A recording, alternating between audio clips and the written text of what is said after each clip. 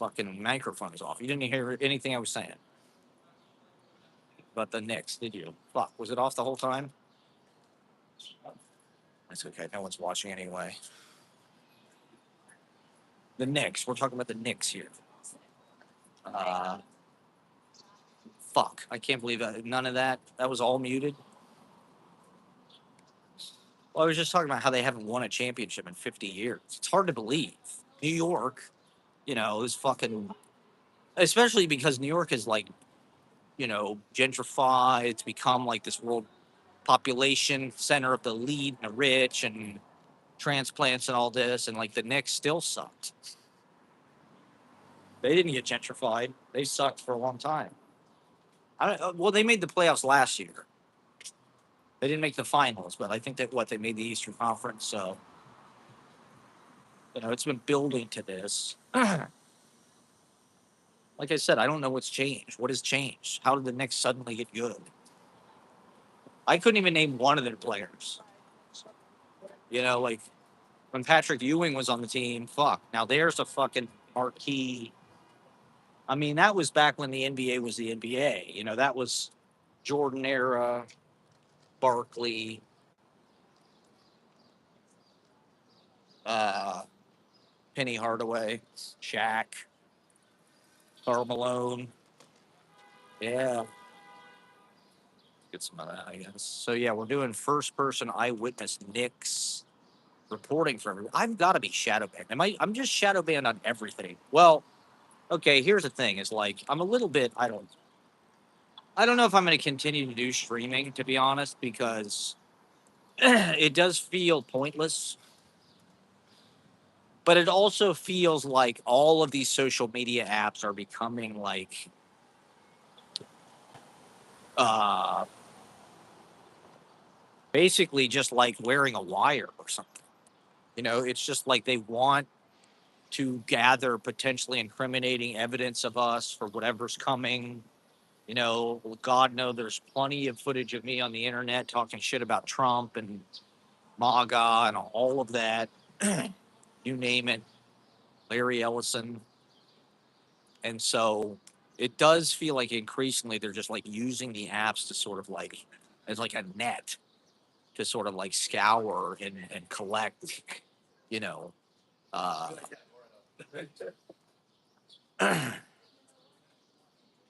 their enemies. It's just like a way for us to expose ourselves.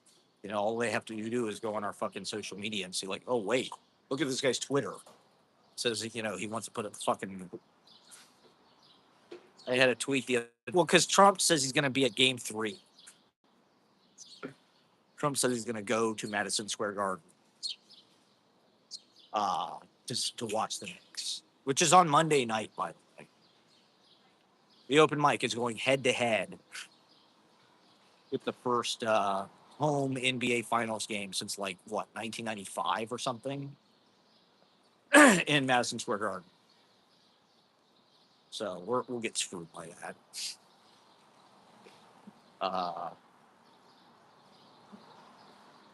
Yeah, so Trump is going to be at the. This is the apartment building from They All Laughed. Peter Bogdanovich. John Ritter smokes a joint, sleeps on the bench right here because he is stalking Dorothy Stratton, who lives in one of these townhouses right here. She lived like, there's these shots in the movie of them like in the apartment up there. So, one of my favorite movies, They All Laughed. Bogdanovich. Yeah, so we're talking Knicks, we're talking Trump is supposed to be at the game. Which, okay, I think they said if Trump goes, that means Mamdani's going to be there, Trump is going to be there, and fuck, there was some other person. I forget. I don't think it was Obama. But I had a tweet about, if Trump does attend the game, the crowd should just bum rush his ass. Just like if they get enough people, they won't be able to stop. They won't be able to stop the will of the people. It's a perfect opportunity. Suddenly, Madison Square Garden, I don't know, is the center of the universe. Phoebe Bridgers just does this $1 concert there. And now it was just announced fucking Taylor Swift and Fuckface are going to get married there. How fucking arrogant. Like, Jesus Christ, man. Like, really? Taylor Swift, Miss fucking like Romeo, whatever, fairy tale, fucking like storybook, adolescent imagination about romance, wants to get married at fucking Madison Square Garden, like Tiny Tim. It's kind of a fucking like, shouldn't she get married at like some fucking castle or some shit in Germany or something? Like, it's just like a hugely narcissistic move, I feel like. And to me, that exposes more about like what their relationship is about.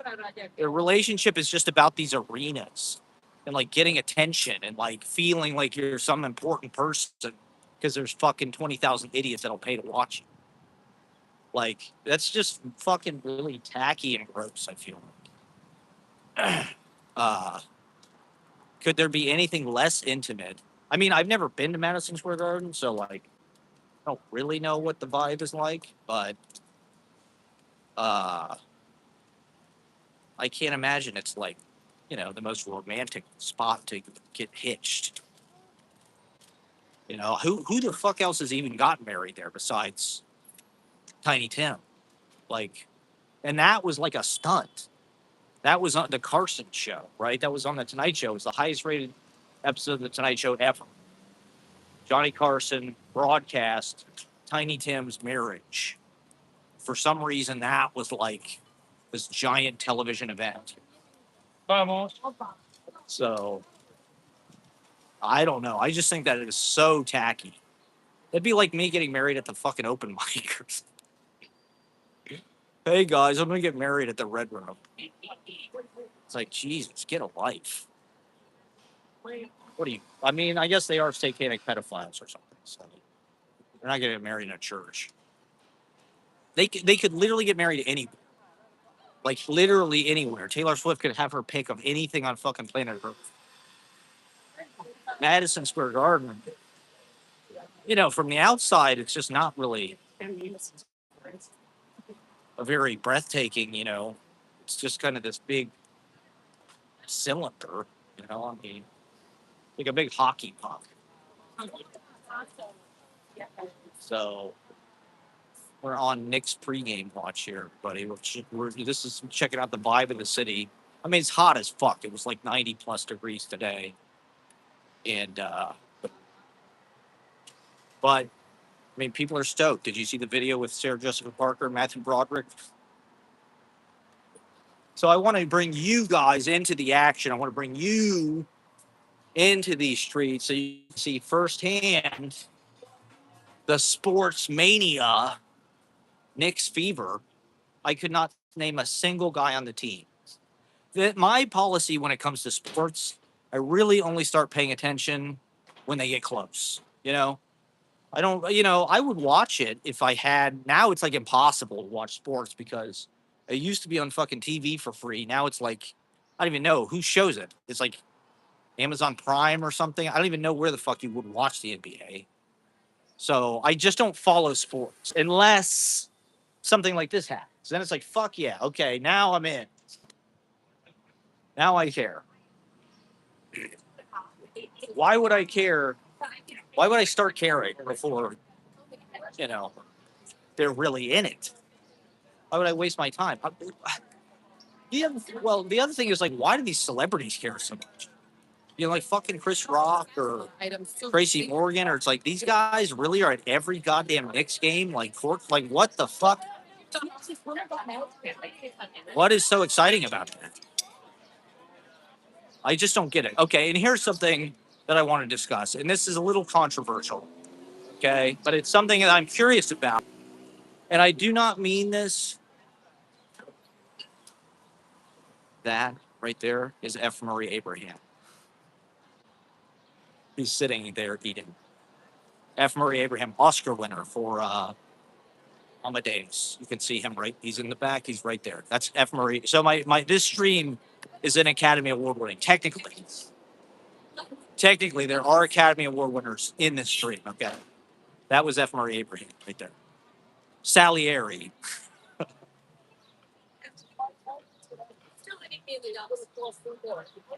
Salieri.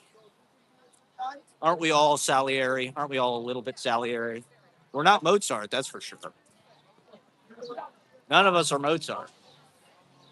But we all can be Salieri. We all know what it's like to be Salieri. See, this is where I watched the Super Bowl. And the Eagles were in the fucking playoffs or whatever. I watched like this place, Wogels. You know, it's good for sports. You need to go where the highest concentration of douchebags are. And so for me, it's the West Village, obviously. West Village, the New Murray Hill. This is where all the douchebags are going to be. Of course, they're the only ones who give a shit. You know, you have to go where the douchebags are. If you want to really, if you really want to experience, you know, sports, you got to go where the douchebags are. And the West Village somehow went from being like a gay bohemia to like, you know, to send all the fucking, you know, jock fucking wannabes of the whole goddamn country. It's horrible. It's fucking atrocious what has happened in this fucking city. All of the worst goddamn people. And they're surrounding me right now.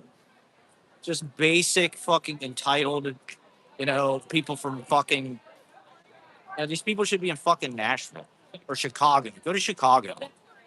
People should live in Chicago. Move to fucking Chicago. Don't come here. It's too late. They're already fucking here. They already got everything. They already won. So you can see, I mean, the streets are alive here. Look at this shit. These people are in line to get yogurt, I think. They're in line to get frozen yogurt.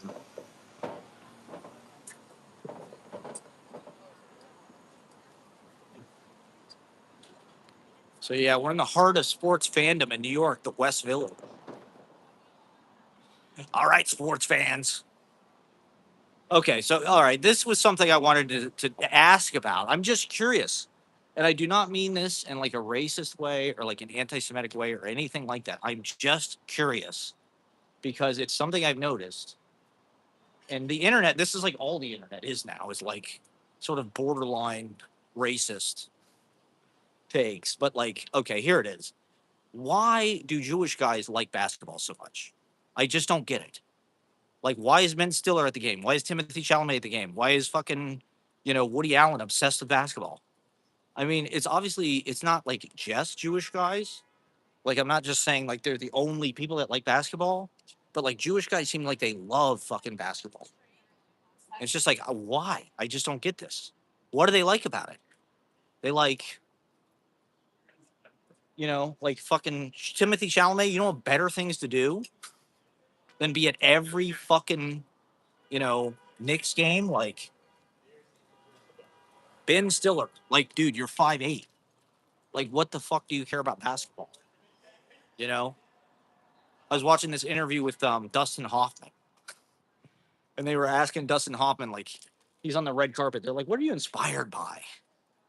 And he's like, well, you know what I'm inspired by? I'm inspired by, like, basketball.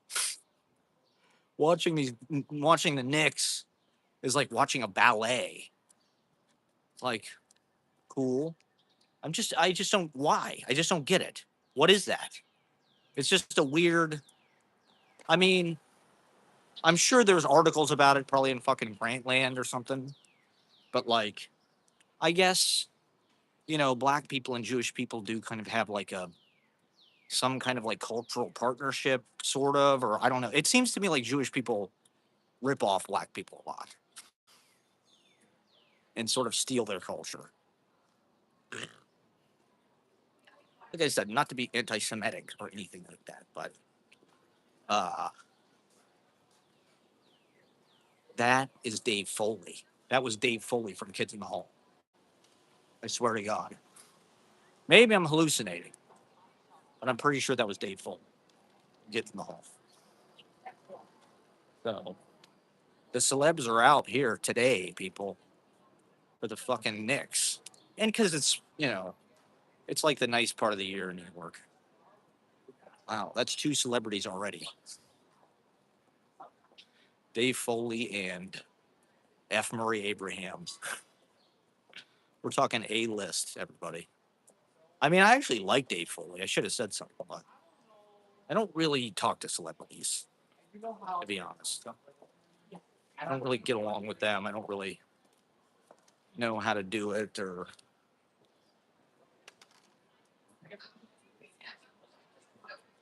wow. I'm just starstruck. Dave Foley. Holy shit. Should I sit here for a minute? Oh, these ladies are gonna see. I go get a bleeper park. Yeah, so maybe are you guys betting? Are you guys online gambling? I'll bet this whole Knicks thing is just a fucking ploy to get people into online gambling. Like, what is the biggest story we could tell right now? Oh, Knicks winning a championship. They're probably one of the longest droughts, I would say, right, in sports at this point. It's like the Indians. Who else? I don't know. The Browns, all of the Cleveland teams, obviously, and then somehow the Knicks, which, like, to be honest, it's one of the most popular franchises in all of sports. There's no reason they should be this bad. It's like it's the brand fucking value of the Knicks is like it's up there with anything. There's not many teams that are more iconic, which is kind of ironic because like how many fucking championships have they even won? Like were they ever good? They won like a few times like in the fucking 60s or whatever, but uh I don't remember the Knicks ever being like, the Celtics or something. The Celtics won like 10 fucking championships with Bill Russell.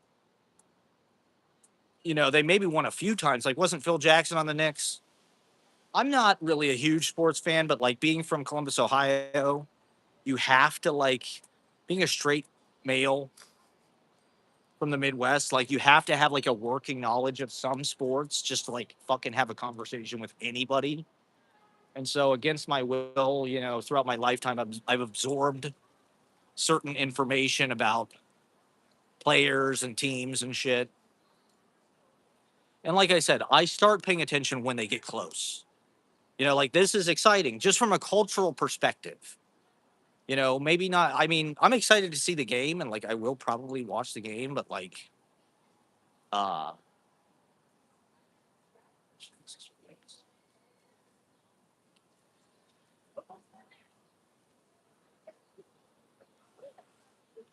I don't generally give a shit. I can't afford ringside seats or any seats. So that kind of takes you out of it right there. Like I can't afford to see the Knicks, or I guess I never really looked into it. Maybe I could have afforded it or something, but uh, I'm glad they're good. I'm glad they're going to win. I hope they do win. If for no other reason than I just want to see the city explode. Like that's one of the best parts about living in New York is like anytime there's some kind of big cultural, like when Trump lost, people are like fucking dancing in the streets. Oh, how great would it be if the Knicks won the championship and Trump died? I think both those things could happen this month. New York will fucking like erupt into just like a giant party. If the Knicks win, it's gonna like the whole city's gonna be a party. And then if Trump dies, wow, it'll be like, what's better? I don't know what's better, the Knicks winning or it's like a win win win win win win win. I think these people are getting ready.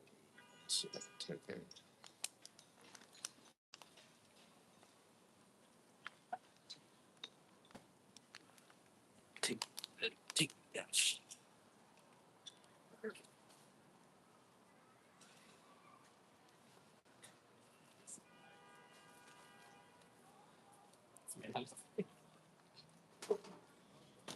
I mean, I definitely get a lot more looks with the streaming now than I used to. People used to not know what I was doing. Now it's like everybody knows what streaming is, and they're sort of interested and they're sort of skeptical.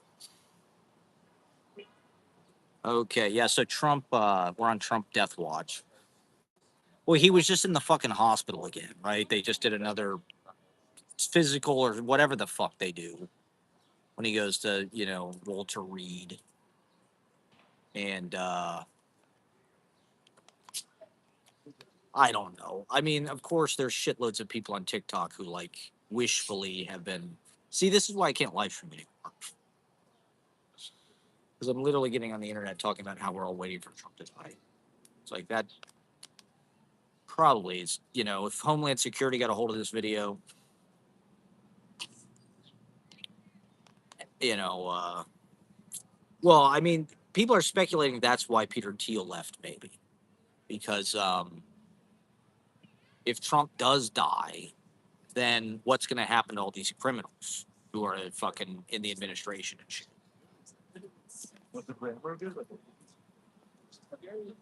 They're going to have to seek justice, or they're going to have to receive justice,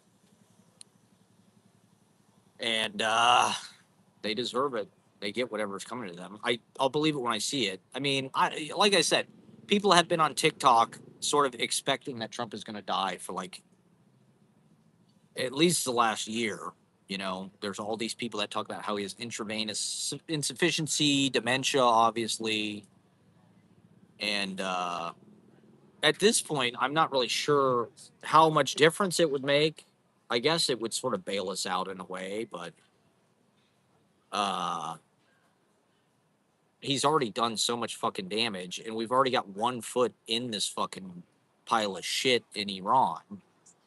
And so I don't necessarily think that's going to be the kind of thing that they can just, get to my guy. Get the car. It's not going to be a quick fix necessarily when the bastard finally does keel over. During the Bush years, my friend who was in the Navy had a voice message that was like, I couldn't even believe, because, I was pretty anti Bush, but like my friend's voice message was just like talking about how he wanted to kill George Bush and this and that. And it was like violent. And this guy was in the Navy. And see, that is what makes America great. Okay. That is what freedom of speech is all about. Okay. George Bush is the president. You're serving in the armed forces, and yet you have the right for your voice message to talk about how you want to kill the president. And there's nothing they can do about it. This girl's got a Patrick Ewing jersey. I wish they would have won with Patrick Ewing. How is there so many talented NBA players back then? It's like Jesus Christ. In the NBA in the '90s, it was like the Knicks weren't even that good of a team, and they had fucking Patrick Ewing. Rockets had Hakeem Olajuwon. Shaq was playing. Jordan, of course, Pippen. There were so many fucking good players all over the league, like legends. Maybe they were just better at like publicizing and making stars. But I mean, who are the stars now? LeBron. It's like a bunch of fucking guys from Europe. It's like a bunch of guys from fucking Eastern Europe who can't even pronounce their names. Or I guess you can. You can pronounce their names because they say them on fucking TV all the time. Djokovic or whatever. It's a bunch of nepo babies and European league players. Yeah. People that shoot 3-pointers. So yeah, I'm gonna be going to Madison Square Garden. I think the game's at 8:30, right? So what? It's about probably an hour away or something. 40 minutes till tip off. So I'm in these streets. I want to bring you guys. Of course, this will be a mix of politics, poetry, celebrities. Obviously, we've already seen Dave Foley and F. Murray Abraham, two of my personal heroes from high school. Oh yeah.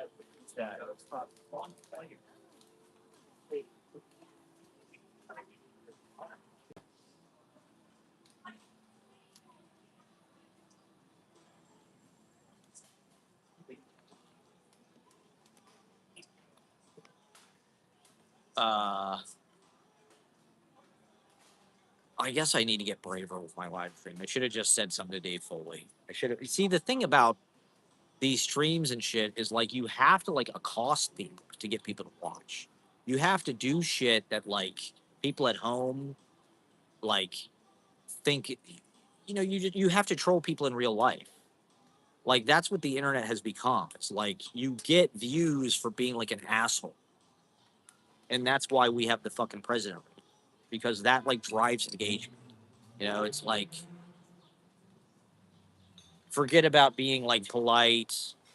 Like my friends were busking in Washington Square the other day, and this guy came up to them and like was like, "You guys are hot, but your music sucks." It's like, and he filmed it. You know, he filmed it. He like insulted them, but like he filmed it, and it's like this guy is acting this way because he's probably got fucking thousands of people on the internet that are like rewarding this behavior. You know, 50 years ago, and this is like one of the worst aspects of the internet is like there's this anonymity that people can hide behind where like they can get in the comments, they can run their fucking mouths, they can say the most heinous shit, they can insult people, they can get into fights, things they would never do in real life because they don't have the guts. You know, they don't have the courage. At least most people don't. But now, from the comment section, you can just run your fucking mouth, insult people, judge people, criticize people, and you get engagement for it. Or there's no consequences at all.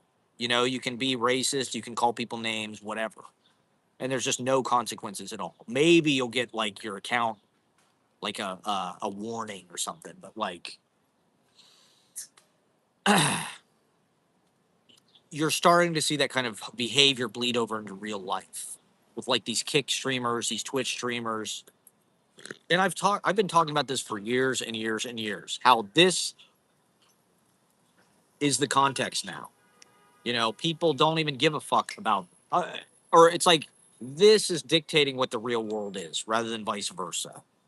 And so people who otherwise, you know, would have had no reason to misbehave, no reason to insult people, no reason to have confrontation. Now it's like if I get a good clip of me in some kind of street, you know, conflict or something, or if I'm just like who was the guy? Adam S was following this guy. I forget his fucking name. Who was on Kick? Who came to the open mic? And that's how Adam S found us. Is like we were on his Kick stream, and this guy at the open mic, he had like a fucking dildo. I don't know what he was gonna do, but he was gonna go on stage to like troll. You know, he was gonna go on stage to behave like a fucking prick because that's what his fans on the stream want to see. They want to see him go out and be an asshole to people and laugh at him. Not that that's what Adam S watched him for, but uh, you know, they've promoted these kind of like, you know, just like repugnant behavior. Our society, for whatever reason, the phone, the internet, the attention economy rewards people being assholes, and it's driving the Trump train, the MAGA thing, his fucking horrible kids, and all the imitators. You know, now there's all these little Trumps running around who are sort of taking after him. It's created a negative discourse. It's created an atmosphere of bullying, roasting, insults. Uh, and you don't really, I don't know. We're all just like so fucking involved with our phones and shit. I mean, even me, look at me. It's like I spend most of my life talking to a fucking nobody. That it's like, as long as you're getting likes, as long as you're getting views, you'll do more of it, you know? You'll figure out new ways. Like, you know, these people that do this shit where they like scare people in the street, you know, to get like a video of them like flinching or whatever. It's like, what the fuck is that? It's just a shitty way to act.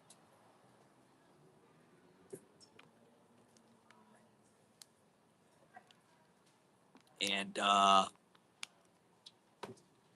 start talking about this. Yeah, so I stopped smoking weed, everybody. So I'm like, it's a new era for the stream.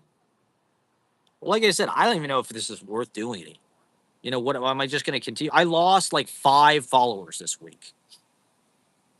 I'm not sure if they were trolls or bots or fake accounts or something, but maybe it was my last live stream, like I was so fucking negative or something. I don't know.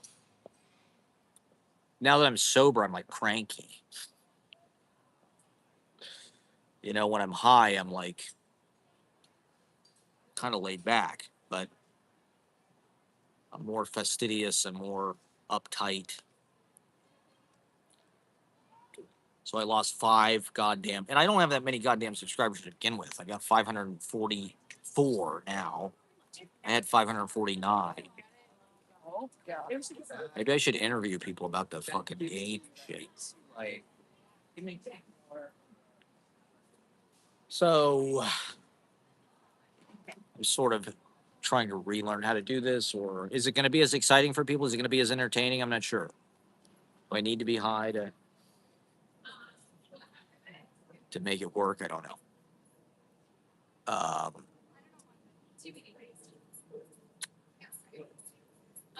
in any case, yeah, I do think the Knicks are going to win, and I can't wait for the party.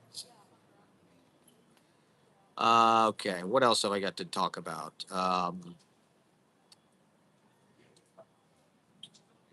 Well, just in general, there's kind of. Ugh, I need a fucking nap. I'm just tired, man. I haven't been sleeping that well this week,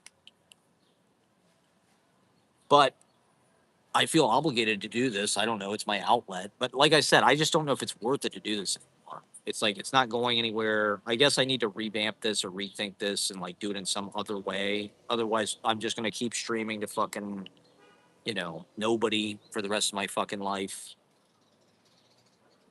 rambling, kind of all over the map. People picking up pieces of insight here or there, but not really on board with the kind of you know uh, meandering improvisation of it all. Wanting immediate value. I don't know what the fuck people want. I really don't. I don't know why so few people watch this. I don't know what I could do to make it more popular. How can I dumb it down? How can I make this more accessible? How can I make this more fun to watch? I don't know. I guess it's no surprise people don't want to watch me just yap about nothing. Yap about my Trump derangement syndrome.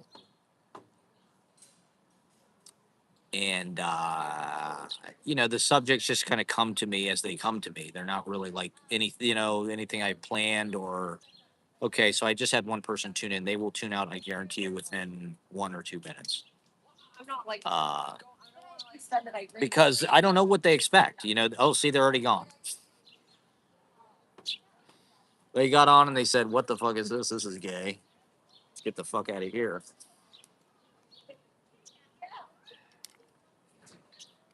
Um, there is like more of an anti AI sentiment and like an anti phone sentiment that I feel is becoming like trendy, or that's the newest trend. Is and obviously it's because of these data centers and shit, and like I get it, like, but it's just interesting to me how hardline people are being about it. Like, right, like okay, Scorsese, right, came out. There was this thing. There was controversy because Martin Scorsese came out sort of in support of AI. He made some video about it, or was some video about how he. I don't know exactly. The example that I saw, he was like using it to like make a matte painting or something like that. Which, like, to be honest, okay, when I was in that editing facility this past year at that film screening, like this is like where Hollywood people like edit their movies and shit. Like Netflix people, they were all talking about AI and how they were using it. They were all using it during their editing process. Maybe that's like Chris Rock was fucking talking about how they were using AI, but the things they were using it for wasn't necessarily like, hey, let's use it to write the script. It was more like post production, like, hey, if we wanted to go in and change the color of this guy's shirt or whatever, we can do that because we have AI. It wasn't like, hey, let's just have AI write the fucking movie and direct it and all that. It was more like a tool that they were using probably to save money, I guess, in post. I'm sure it's putting CGI people out of the job or whoever, special effects people, but the AI actually it costs money. They were talking about how it still costs fucking money to use. You know, like if you want to change the color of a shirt or use the AI to do this or that, it still fucking costs a bunch of money to like, to get the AI to do it. I don't know why, because the electricity it uses or something. I don't know.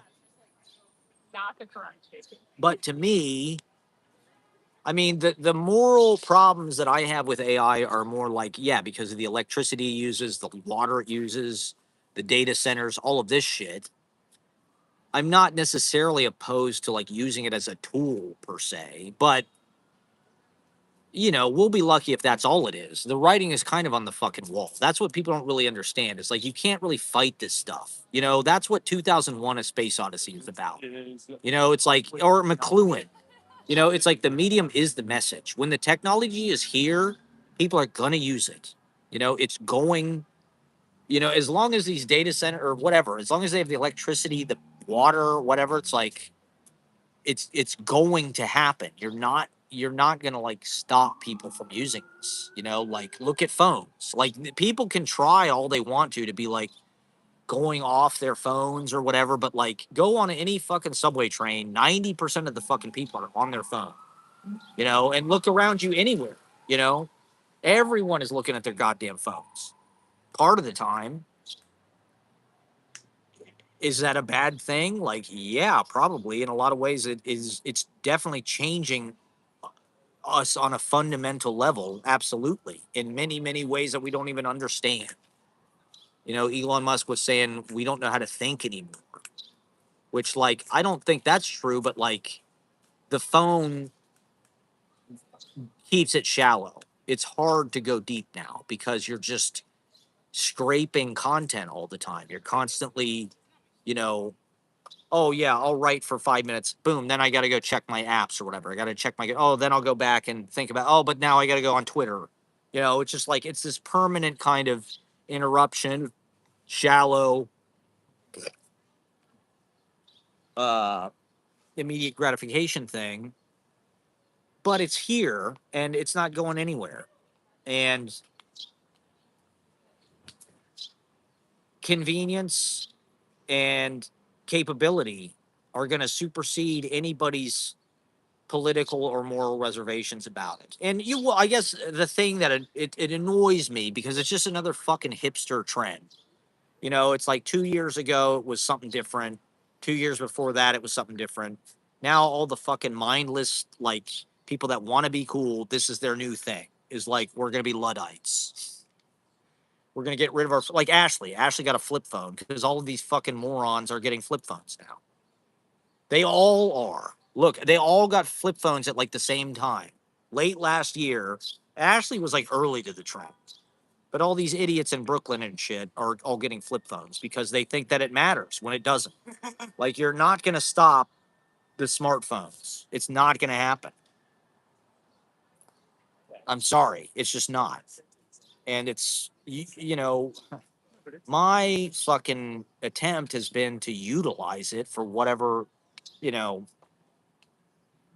it's just frustrating, right? Okay, this is another thing I wanted to talk about was the opening weekend, right, for Hollywood box office was there were a couple movies that were like horror movies. I think one of them was called Blocks or something. I don't know what they're called, but the reason why they're remarkable is because the people that made them were like they're YouTubers, which like it's kind of interesting to me that they're acting like this is some like revolutionary thing because like you know, I had this idea 20 fucking years ago.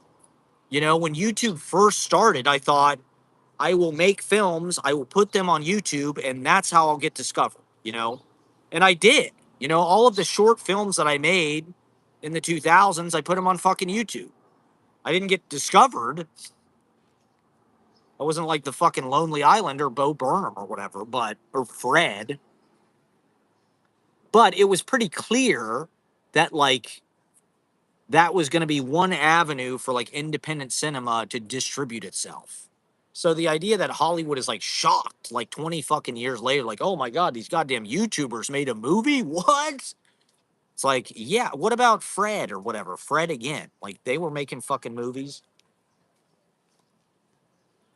And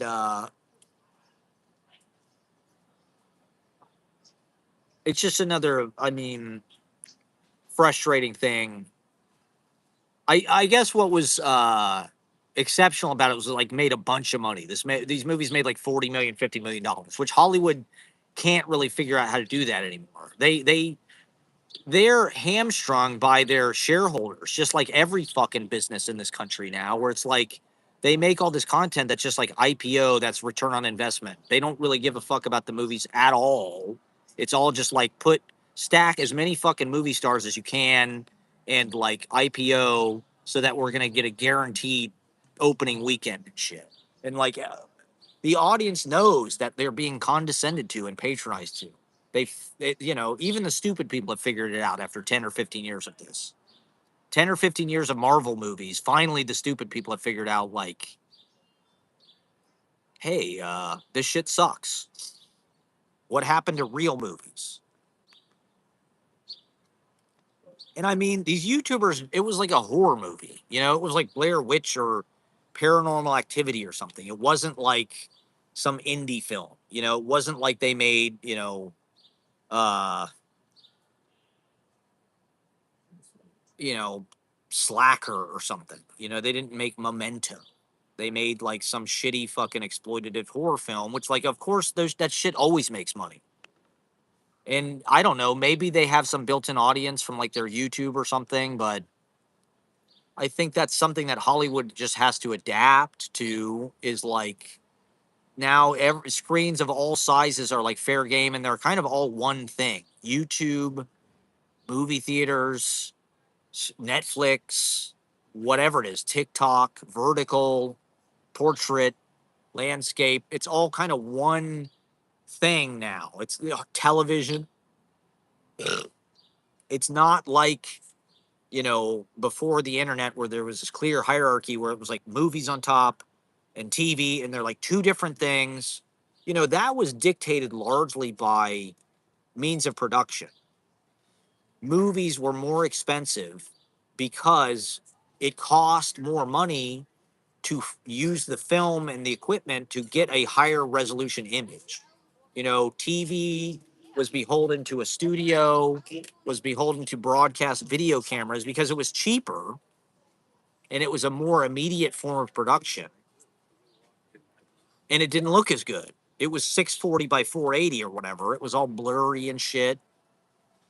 Whereas, like, even in the 70s or 80s, like movies were starting to get more realistic looking, more clarity. And so there was a clear hierarchy. There was a clear difference. If you're gonna, you know, spend more money to get a better look, to get film, you're gonna work on your ideas more. You're gonna consolidate your scripts. You're gonna get an auteur style director who has some kind of artist touch because it costs more. It's a more deliberate production process. Television was cheaper, it was less prestigious, it had a different aura. Movie stars had this fucking special kind of aura, whereas like TV stars, it was sort of like looked down on or something. And, making the leap from TV to movies, it's still a thing, right? Like all these Euphoria kids are like, they don't want to be on Euphoria. They're movie stars and shit. They don't want to do it anymore. They want to get killed off so they don't ever have to work with Zionist Sam Levinson again and his spiritually Israeli show. And to some degree, I mean, those distinctions really don't mean anything anymore because everyone has access to cinematic quality camera equipment in their fucking pocket. And so literally you can make a goddamn TikTok video that looks like, the fucking Sopranos or whatever. Or Goodfellas, or fucking Robbie Mueller filmed it. Um,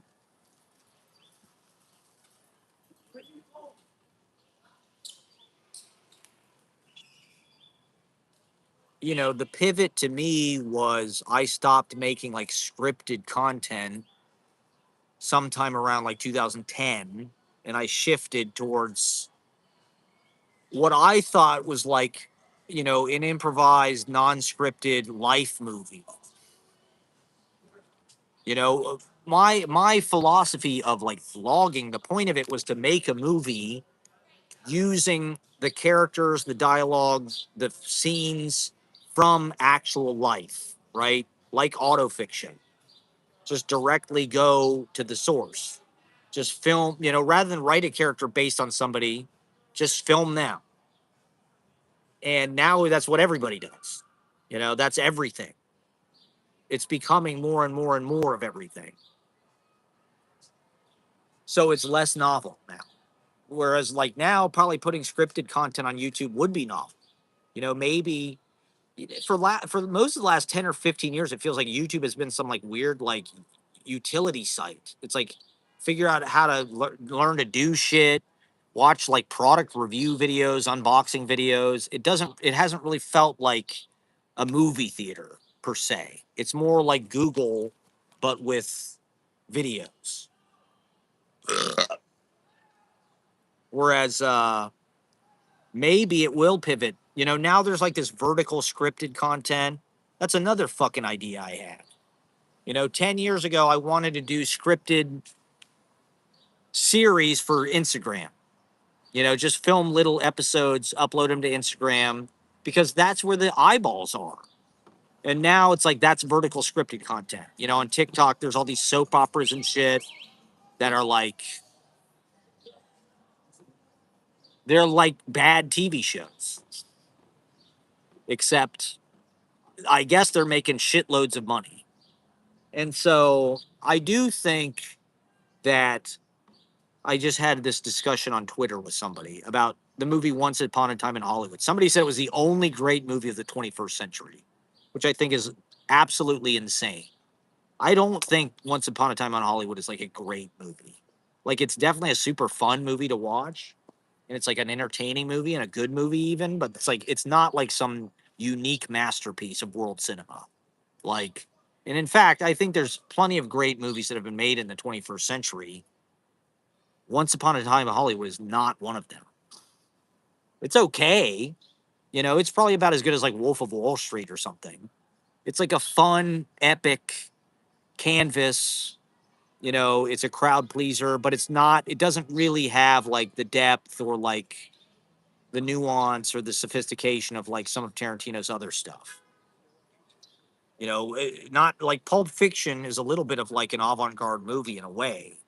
Once Upon a Time in Hollywood is very much just like kind of a popcorn movie. Not that it's bad, like I said, I think it's a good movie, but I do think to some degree Once Upon a Time in Hollywood was like the swan song of Hollywood, of like Hollywood being the monopoly of the film business. I don't think Hollywood will go away. I think LA will always be like a center of filmmaking and entertainment industry. But like I think the era of Hollywood being like the only game in town is over. And the era of Hollywood maybe even they kind of killed themselves, to be honest. Like there's any number of like bad mistakes that the city of LA has made in the last decade that has like killed that business. Like whether it's the strikes, the way that they negotiate with the CEOs and shit. Not that it was a bad thing to strike, but like it just killed that industry. Not only that, but like all of these other places have created like tax breaks, tax abatements. Like why are all these Hollywood productions filming in fucking Atlanta, Georgia? Like that makes no fucking sense. Just because there's tax breaks. It's like, how do the people in Hollywood not see that and be like, hey, we should do that here? We are the fucking film industry. The production should be here. And all of these fucking like union crafts people, they've all lost their jobs. There's no fucking work. There's no shooting days. And so the whole film industry, editors, costume people, production designers, whatever it is, they all went out and got other jobs because there's no fucking way to make a living doing that anymore because they film they film everywhere but Hollywood. It's the crazy part is they're building all these fucking sound stages in New York. Like I went to the Museum of the Moving Image last week, and like Kaufman Astoria Studios is right there, which has been there for a long time. They shot like the fucking Marx Brothers movies there, but Gloria Swanson shot her movies there. It's like it's that fucking old. Silver Cup is out there, but now they're building like new sound stages. Robert De Niro just built some kind of new fucking giant mega studio in like Astoria by the Steinway factory. It's like, don't they have enough fucking sound stages already? Like, how LA can't get anybody to fucking shoot out there. They had to sell Paramount. They have to sell Warner Brothers. And yet somehow they're building way more fucking production facilities in New York and New Jersey. They're shooting, like I said, in Atlanta. They go to fucking Ireland to shoot this shit. Like, how is Hollywood not get a fucking clue? Like, they are literally going to goddamn Ireland to film game shows. Like, it makes no, how is that cheaper? That makes no fucking sense than just like filming in your backyard. If that's what they're doing, then like something is horribly wrong. And to be honest, it probably does have to do with like the government out there. Like, why isn't Gavin Newsom? Why isn't Spencer Pratt? Or who is it? Karen Bass or whatever? Like, what do they have their head up their ass? Like, Hollywood is such a huge part of LA's identity and their economy. It's not their entire economy. Like LA, contrary to popular belief, is well diversified. They got military shit. They've got aerospace. It's a port. There are, there's more than one industry in LA that's like, a foundational part of their economy. But Hollywood is a big part of that. And so to just like destroy it, or the Palisades fire, that was another thing. That huge fire they had in the Pacific Palisades. It's just like LA has taken. David Lynch died. LA has just taken one L after another for the last 10 years plus. It's expensive and it's like crumbling. Like LA is becoming less and less interesting. It's becoming gentrified. It's becoming, uh, uh, cluttered with all of this disgusting new development. But it's also committing suicide as an industry. Like they're fucking just letting the film industry get away from them, which Netflix, it's just another instance of disruption, I guess. Netflix came in and basically, and all of the streamers and all that shit came in and basically just like stole their industry. I mean, Larry Ellison or whatever, Paramount was only $8 billion. These people have hundreds of billions of dollars. So for them to buy a major movie studio is like peanuts. It's literally like if I went out and bought like a bike or something. It's like it's nothing to them. That's not right. That's not how it should be.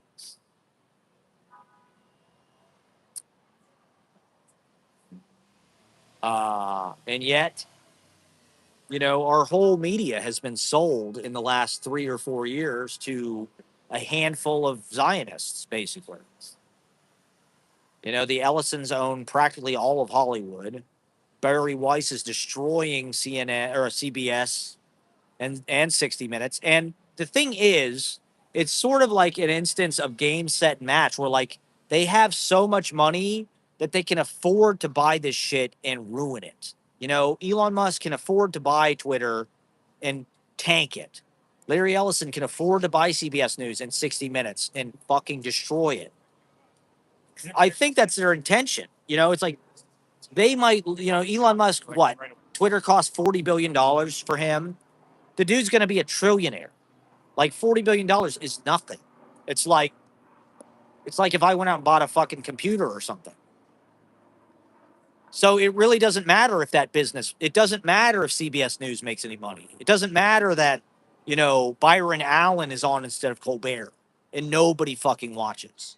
It doesn't matter that, who's the guy that fucking walked out of CNN this week and said they were murdering the show. And I think, I mean, I encourage people like stop watching CBS. Get rid of fucking CBS. Do not watch Paramount. Do not watch fucking CBS. Fuck them. We should be boycotting their ass. They fired Colbert. They killed 60 Minutes. 60 Minutes was part of, just like the standard bearer in this fucking in our society. And it's not going to be easy to replace. It's not going to get replaced by Channel 5 News or Joe Rogan podcast or anybody on fucking YouTube. Because everybody on YouTube, the thing is, they have thrown us into this economy where just like it's sink or swim. And unless you have the life preserver of like your parents' money, you're going to sink probably. Unless you can just figure out some exploitative, you know, um, sensationalistic way to get attention on the internet. And the best way to do that is to go out in public and just do stunts, you know, troll people, cause awkward scenes, basically. Cause like, uh, what is it? What do they call it? Rubbernecking. People are just rubbernecking. That's all the fucking internet is now. It's like, what's that? Oh my God. I shouldn't have saw that. Well, click it again. And so Elon Musk can buy Twitter and put a bunch of racist shit, a bunch of fucking bum fights. It's just like it does. It's his so it's a propaganda arm, is what it's becoming. It's the intention is not to buy it and make it work. The intention is to buy it and make it propaganda. That's what they'll do with CBS News.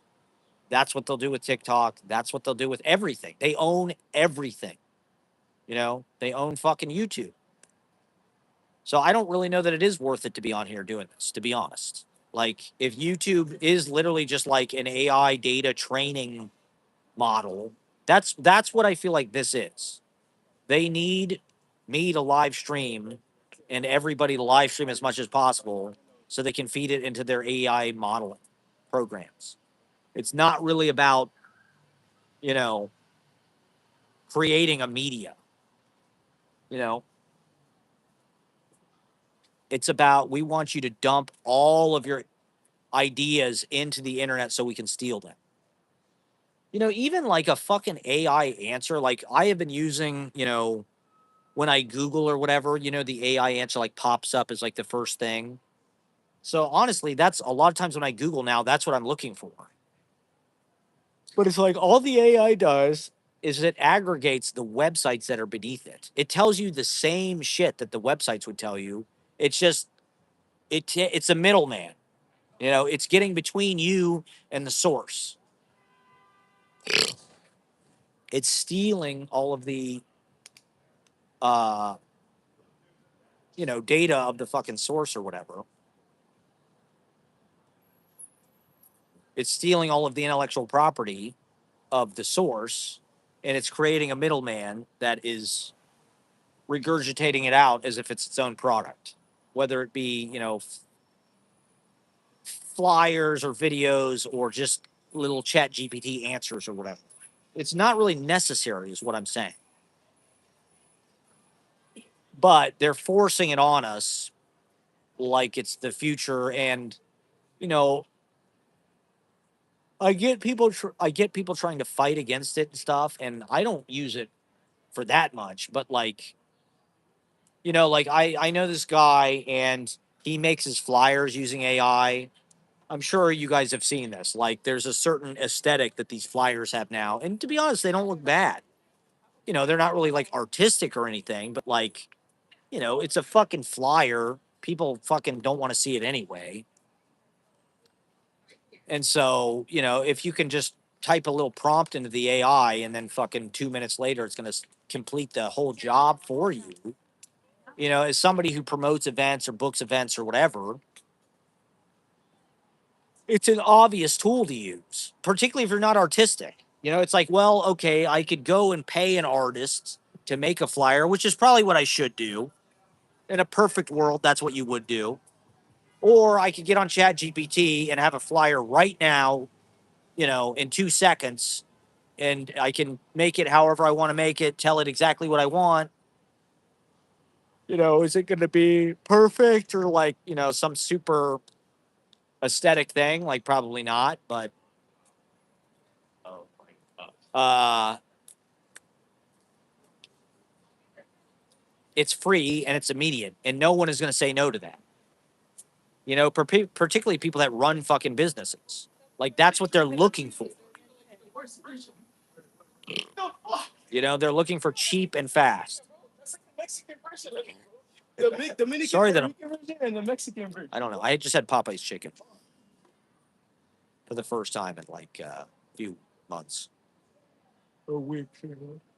Popeye's chicken. Been really tired all week. I don't know why. Uh, but there was some people. He was supposed to do like a show at some place, and they kicked him off the show because he makes AI flyers. They said, "Don't do that. We don't want you to do that. If you do it again, you're off the show." And he did it, and they kicked him off the show because he was using AI to make his flyers. And I was just on I was looking at this literary magazine. I was looking at their submission guidelines, and I scroll down it says, if you used AI to write any part of your submission, I don't remember exactly what it said, but it basically said, go fuck yourself. It said, like, get the hell out of here. You're stupid. We don't want that shit. Anything that literary magazines are doing has got to be some like mindless, trendy bullshit because that's all those people are. Any kind of like art world person, that's all they're scared. They don't want to get kicked out. And so they have to follow whatever the fucking trend is. And they're trying to do the right thing in some weird roundabout way, but like it's also just like bullying. It's just like fucking they want to feel like they're better than everybody else, and this is just the newest cause. And like obviously, like I have big problems with data centers and like the amount of water they use and electricity use, and I do think they should stop building them. And I do think people, if you really want to put your fucking money where your mouth is, like go protest a fucking data center. Like don't like blame some fucking like artist who's like trying to do shows for making a goddamn AI flyer. Like, do I think you should use AI in your writing? Like, fuck no. That defeats the whole purpose of writing. The whole purpose of writing is to do it yourself.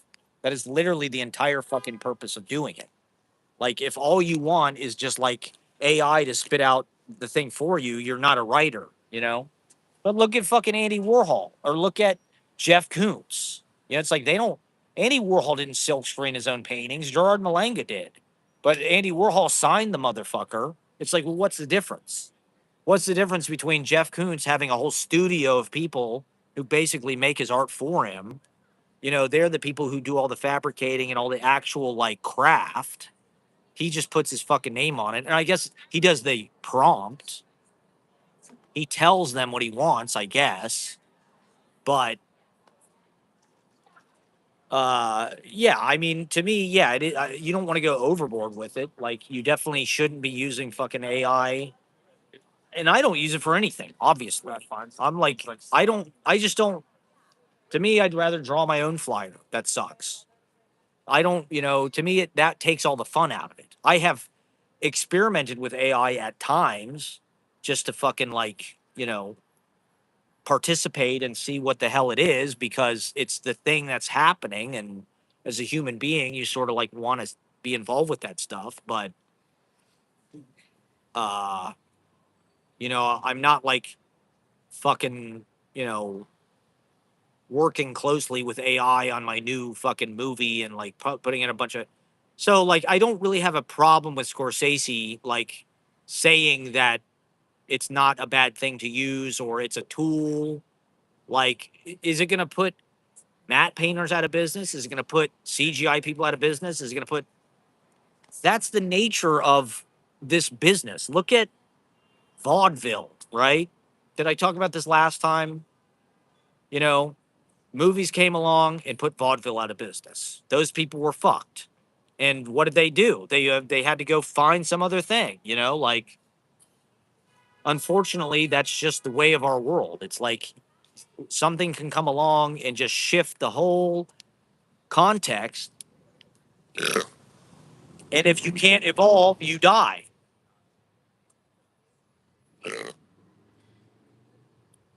And so I don't really have a problem if they want to go in and use AI to like change the color of somebody's fucking shirt in a movie or put a bunch of extras in or something.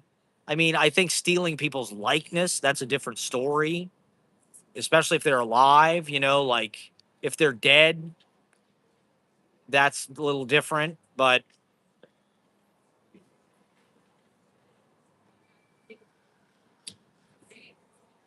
uh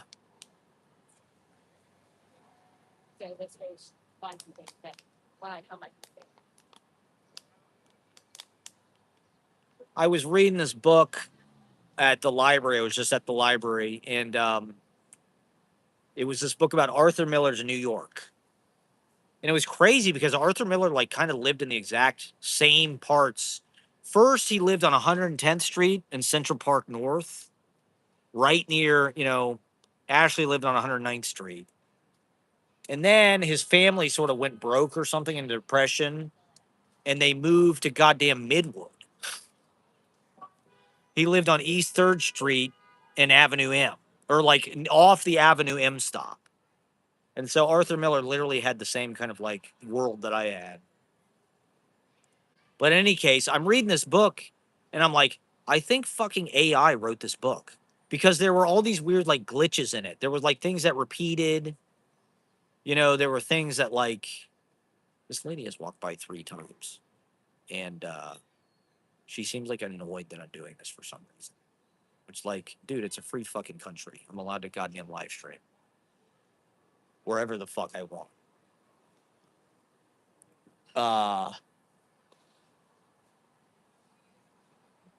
like there were sentences that repeated, and I looked at the copyright page, and it was published in 2026. So it like literally just came out. So I'm like, this book was probably written by fucking AI. I mean, it had a, like an author, but like, did they not fucking proofread the goddamn thing? Did they not copy edit the thing? Like, uh, that I don't like. Like I would never buy a book written by AI ever, ever, ever, ever. I don't care how good it is. I would never pay money for anything made by AI ever, ever. But that's just me. I'm sure there are plenty of dumbasses who would. And so, you can't really fight dumbasses. You can't fight stupid. Whatever the stupid, easy way out is, that's probably what people will do. And it's like Magnificent Ambersons, right? It's that movie is such a good parable just about technology.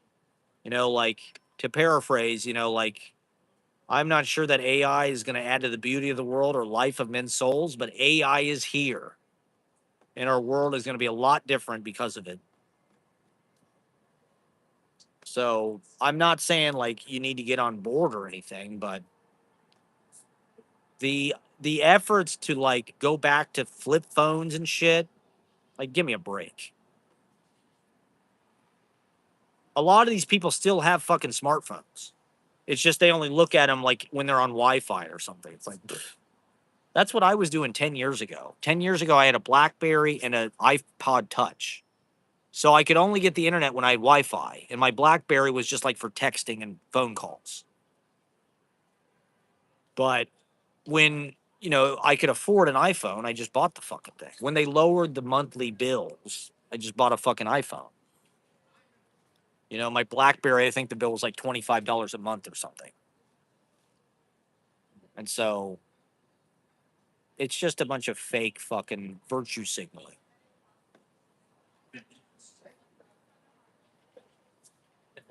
You know, I'm all for like preserving. It's just like with literacy. You know, all of these rich people and these fancy people now, like literacy is like this big status symbol for them because it's dying out amongst the underclasses. You know, people in middle America or whatever do not know how to read anymore. And they don't care. They do not give a fuck. You know, they would rather play Xbox or watch fucking TikTok or whatever. And in a certain way, like you can't argue with that. You know, like whatever the most useful cutting edge technology is, particularly if it's ubiquitous and accessible to everyone, you know, it's you're not going to get people to stop using it. You know, it's like vapes or something. You can tell them that it's bad for you, this, that, whatever. They don't care. It's the newest thing, so they're going to fucking do it.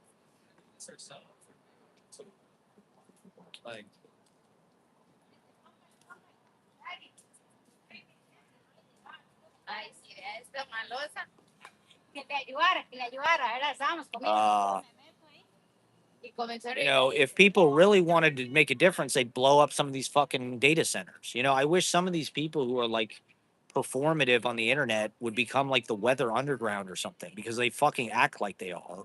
They all act like they're like these radical, like political dissidents. And it's like they're just a bunch of fucking posers in Brooklyn. Brooklyn is like poser central. Every fucking buddy in Brooklyn is a goddamn poser. And everybody in Manhattan is just rich. They wouldn't even know how to be a poser. So, what else? What else is going on? Let me check my syllabus here. This is exciting for you guys. Thanks for tuning in. Well, just get the AI to do it. You know, at a certain point, I'll just program some kind of AI agent to just live stream for me. I'll just put in all my YouTube live streams into some kind of fucking aggregator. It could probably spit out my opinions as good as I could. Okay. Oh, yeah. Okay. This is another argument I got into on the internet. Speaking of fucking posers, there was this person, they had a tweet about supposedly the number one most searched term on Pornhub was trans. And I said, that's definitely not true. And they came back and were like, oh, yeah, you're right. It was number two. I confused most viewed versus most searched or something. And so I looked at Pornhub's like year end wrapped or whatever. Their year end. And the thing is, and according to this article, the number two most viewed category of porn was trans after I think lesbian. Lesbian was number one, trans was number two. And then I think like, you know, maybe I don't remember what number three was, but like, you know, like threesome was way down on the list. Big boobs was like way down on the list. You know, there was a bunch of like hetero things that were like way down on the list. And I'm like, okay. Pornhub, I definitely think has an agenda. And I do think that they're woke, for lack of a better term. Um, I heard that they take out certain categories because they don't want people to know how popular they are, like teenager or barely legal or incest. You know, last time I remember hearing, the number one most searched porn in like most of the United States was like incest porn. Most of the United States, like people were searching for like fucking their stepsister or whatever, which is so fucking gross. I can't even believe it. But that to me sounds plausible because, well, I don't know. I think to some degree, like maybe people who are into that stuff, like look at a lot of it or buy a lot of it, like maybe people that are into incest porn just like,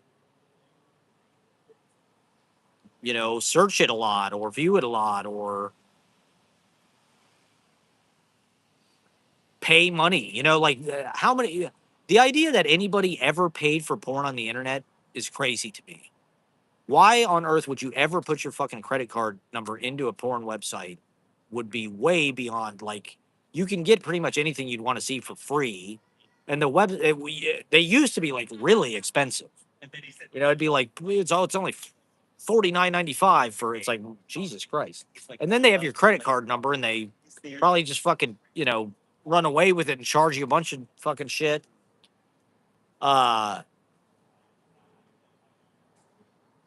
I mean, and well I'm not trying to be transphobic by talking about this. This is part of the tricky part about all of these woke issues. If you discuss like the complexity of it at all, it just makes you sound like a bigot or transphobic or whatever.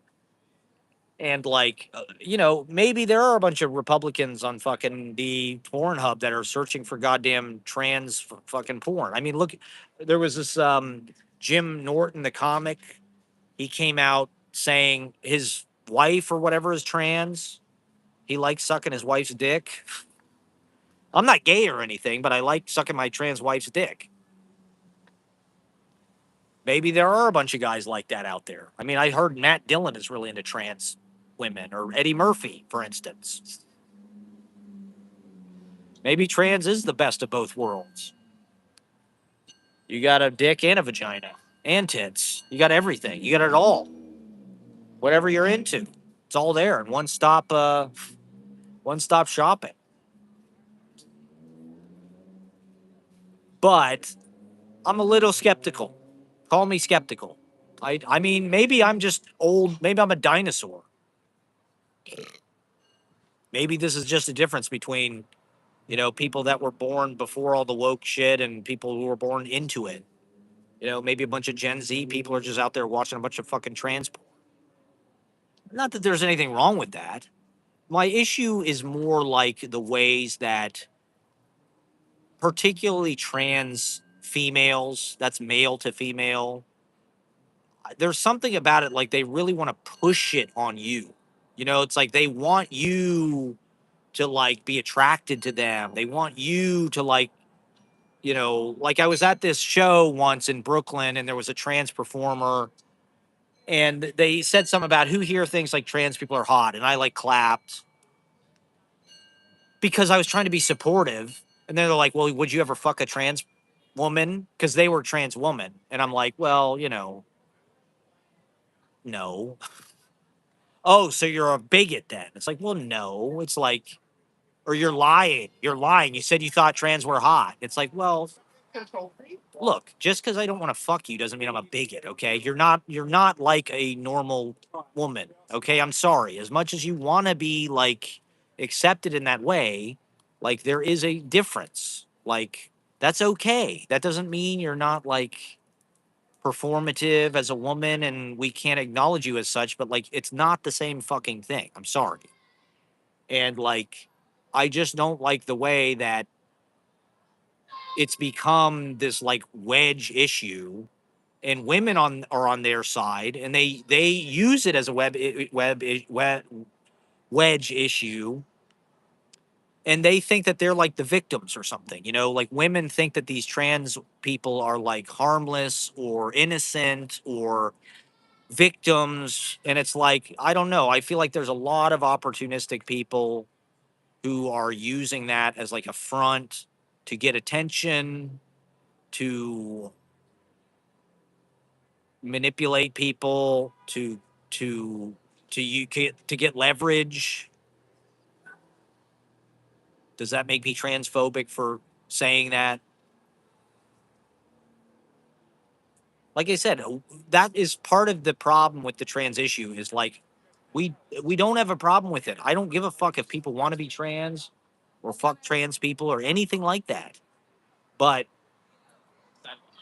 uh particularly among like Gen Z and younger, it's like it's become like a status symbol. And so people are attracted to it just for like the attention that it brings and just for like the power that it gives them. That's really what they're into. They're into the fact that suddenly they're not invisible, suddenly they have an identity, suddenly it's like a drug, they feel like euphoric because of all these things.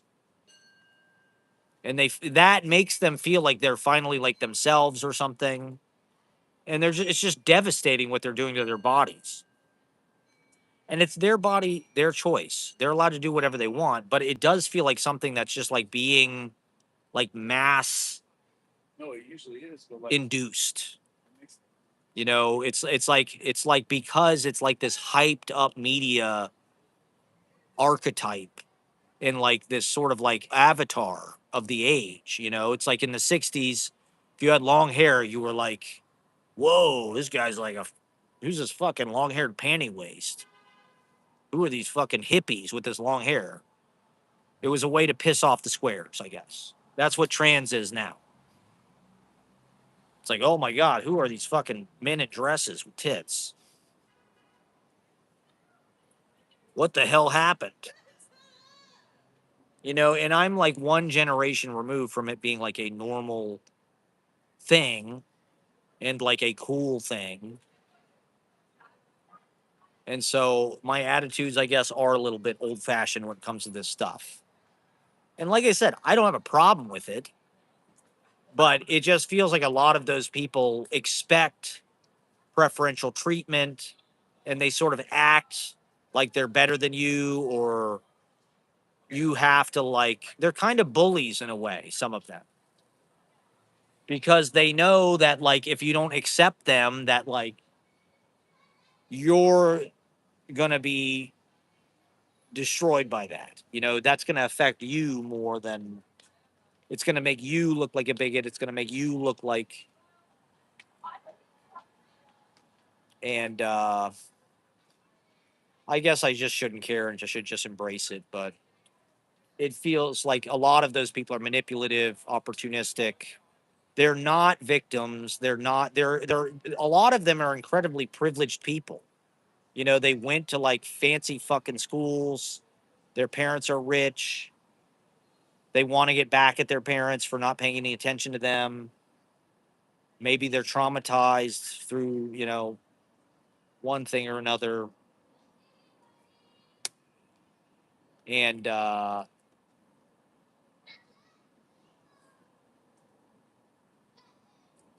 they want the status that brings.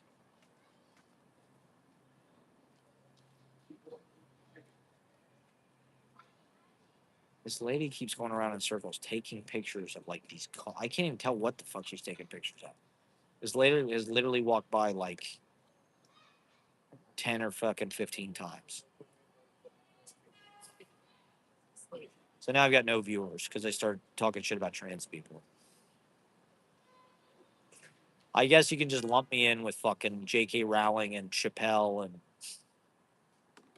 no, not really. I mean, like I said, I don't have any problem with them. They certainly have a right to be whoever they want to be, and good for them. Happy Pride. But I don't feel that impulse at all. And so I don't really, that doesn't make me a bigot, just because I don't want to fuck trans women or something. No, thank you. Not interested. Not even a little bit. That doesn't make me a bigot. It's just my preference, okay? It's my preference. My preference is for women with vaginas that are real. That's my preference. Who smell like women. I probably shouldn't be saying this on the fucking internet. It just makes me look like a fucking asshole. But so this is just another example of just like I really just don't. think that that is factually true. I think that people are going to take that statistic and like run with it as indicative of like, oh my, well, the thing I was on all these trans forums trying to get to the bottom of it. Like, is this actually true? Because if it's actually true, then I want to see some evidence. Like, did the fucking New York Times report this? Did fucking, some kind of reputable source, or like, where are you getting this information? Like, where the fuck did you read? And it's like, well, Pornhub reported it, first of all. And I think they just want to be progressive. They want to be woke.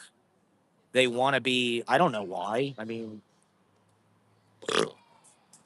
they're a porn website. They're probably fucking, but libertines.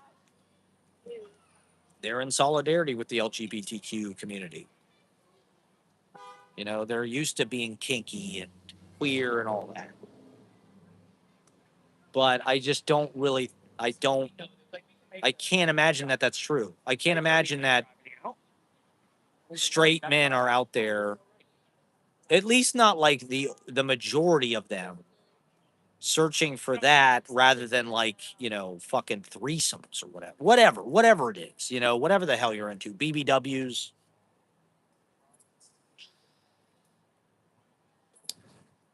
Whatever, the list goes on. Doggy style. I think it's very au courant, and it's something to report that differentiates this year. Like, oh yeah, of course, 2025, yeah. I mean, I definitely believe that, like, the thing they said it was the second most viewed category. They didn't say it was the most searched thing. So I don't necessarily think people are like typing that into their search bar. Maybe they were, there's categories like on the side of, you guys are on Pornhub, you know what the hell they've got. So they've got like categories. They've got, hentai, ebony, whatever the fuck it is. Uh, you know, and maybe people were clicking it, and in fact, I would definitely believe that more people are clicking it than like before. I definitely think maybe the results have gone up, probably a lot, but I really just don't think that, based on my experience with men, I just don't think that. I certainly don't think like more than, you know 10 or 20% of men are searching for that type of thing, tops. God knows I'm not. I mean, maybe I just need to enlighten myself, but I'm from 1985. No, thank you.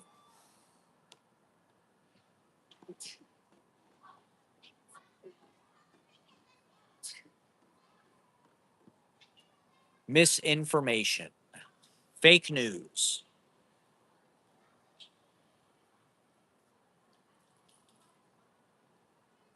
Um, yeah, I mean, Elon Musk is supposed to be the first trillionaire, right?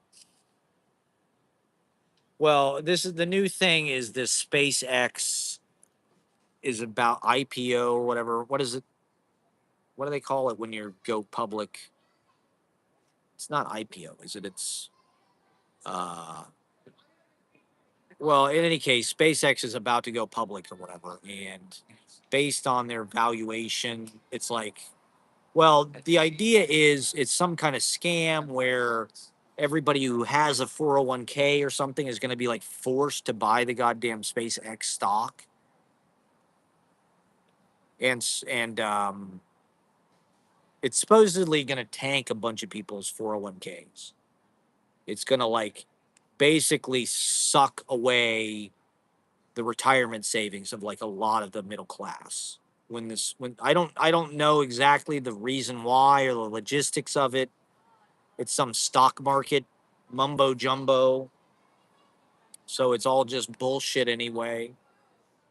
It's all just a fucking scheme. It's all scam. It's all a fucking scam. And so yeah, it just seems to me like this is just another scam where they figured out how to transfer wealth from, the majority of the underclass, the middle class, whoever got a 401k and is relying on that for their retirement savings. It's basically just a way to steal their retirement, which is what these fucking people always do. You know, I've talked about it before. At Megu, the guy who owned Megu, this restaurant I worked in, he got kicked out of Japan because he stole all of his employees like pensions. That's what they all do. And so this is just some kind of sophisticated like finance, uh, you know,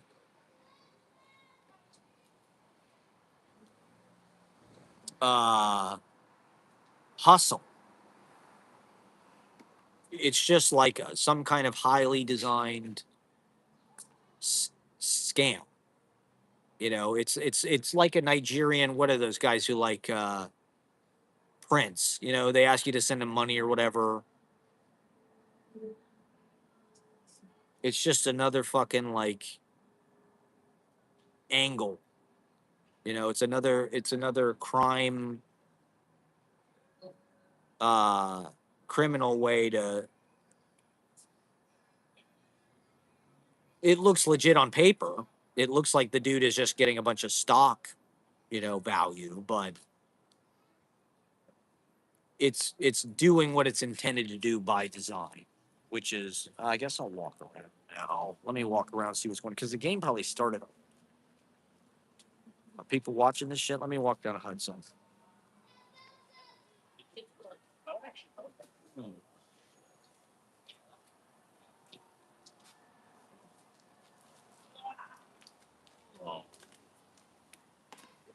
See, airball. That's how good I am. Let's see. Let's see what's going on. New York is alive.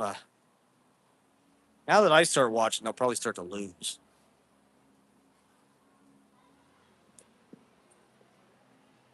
It's my fucking sports luck. What happened to Bruce Halliday and Adam S? They couldn't handle my transphobic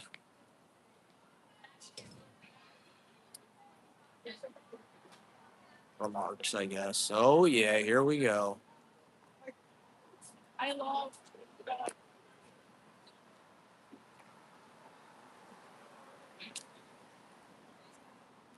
This is the nexus of douchebaggery in Manhattan, the West Village.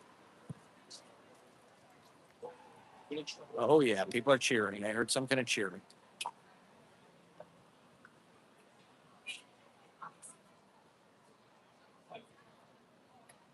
Oh shit.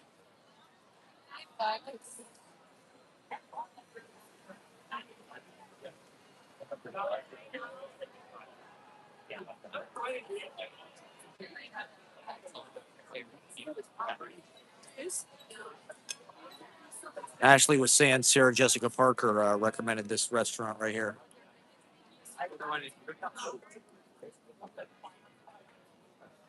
Here's all the douchebags at the White Horse Tavern, a once respectable literary landmark.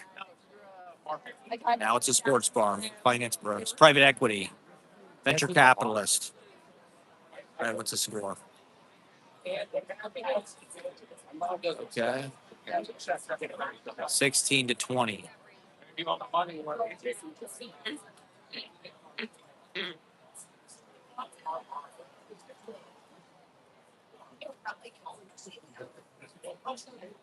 So the Knicks are losing. See, I told you. As soon as I start to pay attention, they're gonna lose. It's just better. Look at how many fucking empty places there are, man. It makes me fucking sick to see this shit. I just cannot stand it anymore, man. Like, I don't want to live in a fucking town with a bunch of empty storefronts. You know? Just because, like, all these people live their lives on the fucking internet and, like, international.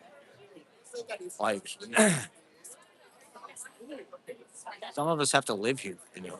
New York isn't just like a fucking place where we touch down to crash for a little while between, like, fucking European vacations.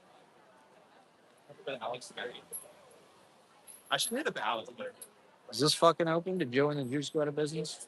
I think that's a venture capitalist thing.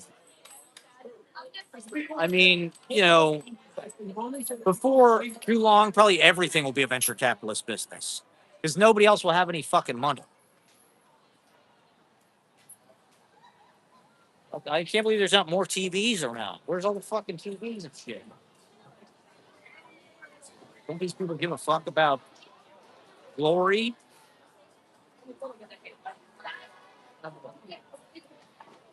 Don't they care about sports immortality?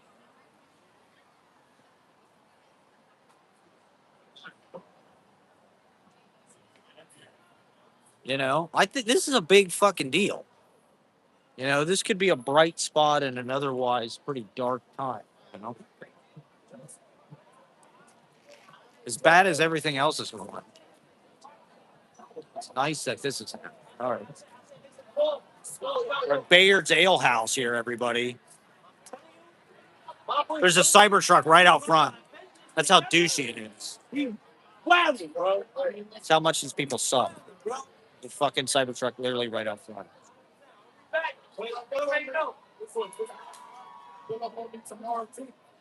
Yeah, yo, over here, bro. Let's go. Dennis, by the way. Elvis. I got you, by the way. This place is fucking packed. This place is always packed. All right, it's only the first quarter.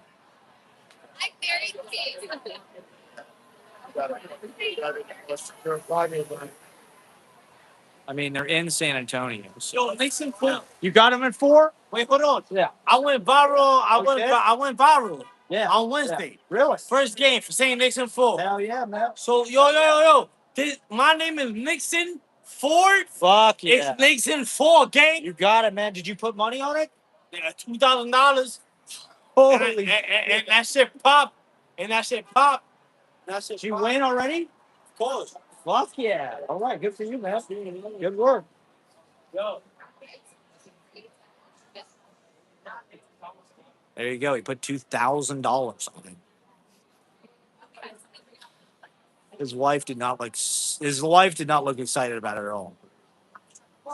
She looked kind of upset. Or whoever that lady was.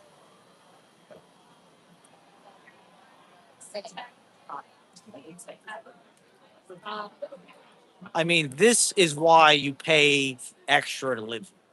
You know, shit like this. Because the city is just like this giant organism.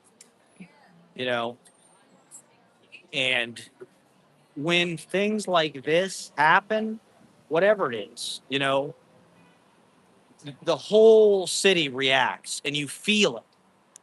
You know, like when Trump got elected, the next day, the whole city was like a fucking funeral. It was nuts. It was so quiet.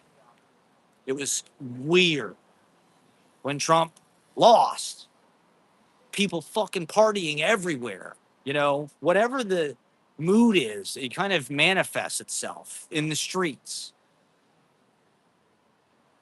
And that's why you come here, you know? It's exciting. That's part of, you know, being alive. It's this group pulsation. Guess I really need to go down there.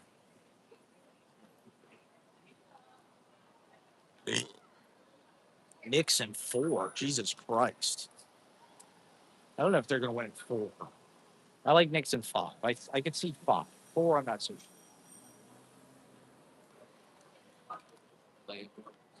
I mean, Monday, when they play here, it's going to be fucking insane. It's going to be like fucking absolute craziness. Honestly, about the guy went viral for saying Knicks in 4. I guess I should have got him to say it again. Maybe I could go viral. That all it takes. Knicks in 4. Knicks in 4. I put $2,000 on it. I kind of want to just do a survey of like how many people are gambling. How many people bet on the game? How much money did you put on? I'm not gonna watch.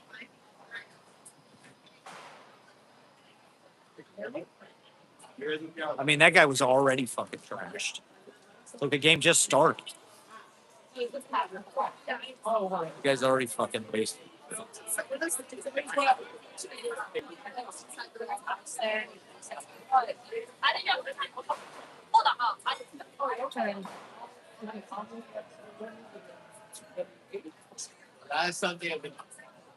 Well, the gay bar's not watching it.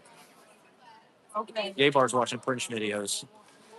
They don't want to see a bunch of fucking 7 foot tall muscle dudes like sweating and jumping all over each other. These guys are fucking working. Look at this shit. These guys are literally putting up scaffolding. It's fucking almost 9 p.m. on a Friday. And they're putting up fucking scaffolding. And there's still goddamn morons lined up for industry pizza. How fucking sad is this? And I actually asked her if we could on the stage. Sure, she's like, no, I want to be sponsored. See, the sad part is these people are the people who have all of the money in our society. And look at what they're doing. They're lined up to get fucking pizza.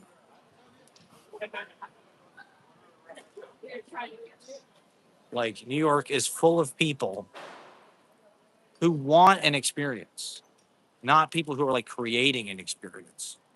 You know, it's full of a bunch of unoriginal, boring people that can't think of anything more interesting to do on a Friday night than fucking wait in line to get goddamn Lindustry pizza.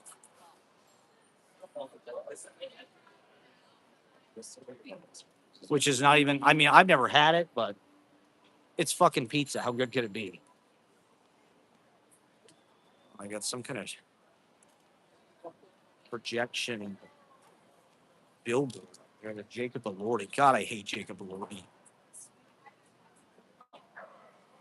He fucking sucks so bad.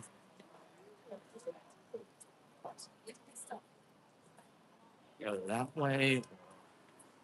Okay, this way it is. Okay, so that's not a store. What the fuck? Man, how do I have nobody watching this? I've got to be shadow banned as fuck. I seriously think they just like stopped putting my stream in like the feed. Because that's what I'm saying. I don't even know if it's worth it to do this anymore, to be honest. Like, it takes a lot of time, and it's like it never builds anything, you know? And even when I'm like right and insightful and like really nail it, even if I'm fucking hilarious, it doesn't really seem to matter. No matter what I do on this, it just does not seem to matter. Like,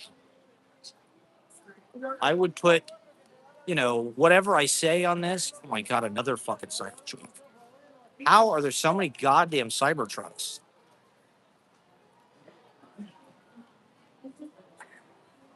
It's just, that's a sad commentary.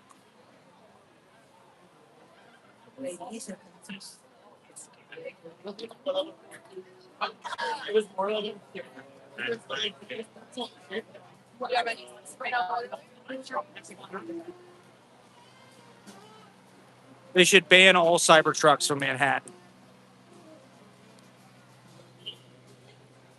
Yeah, tonight would be a good night to busk, I think. Actually, there's gonna be so many people out, and like, people are looking for action. Like Bob Peasley. Maybe we'll get married at Madison Square Garden.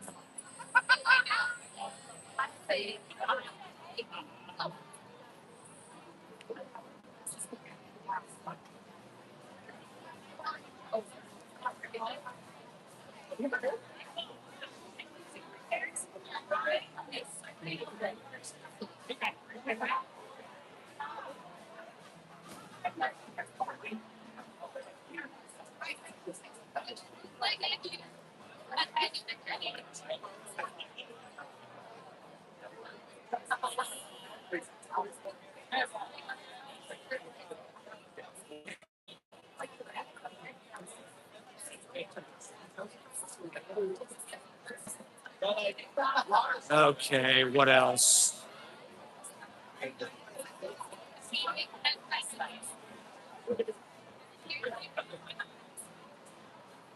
What the fuck else happened this week that I need to talk about? Anything? I'm sure there's tons of shit. I talked about the YouTube filmmakers.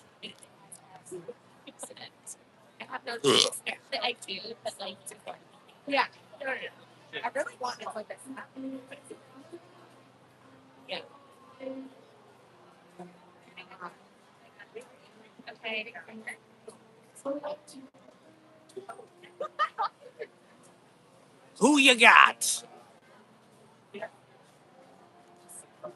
I wonder what Kornheiser is. Kornheiser at the game? I wonder.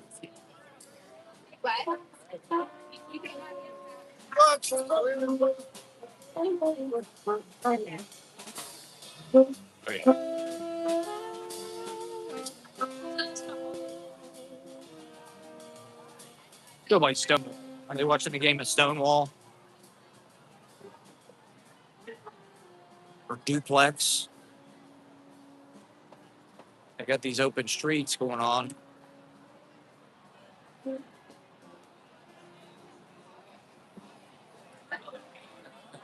Who you got? How much money did you put on it? $2,000. This is a sports bar. Kettle of fish. Yeah, see? It's like fucking packed in there.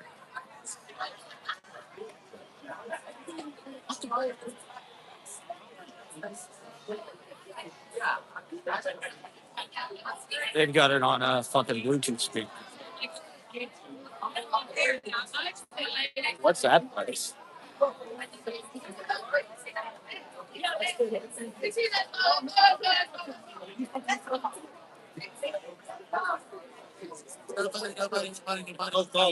Okay, I got you. I'm gay.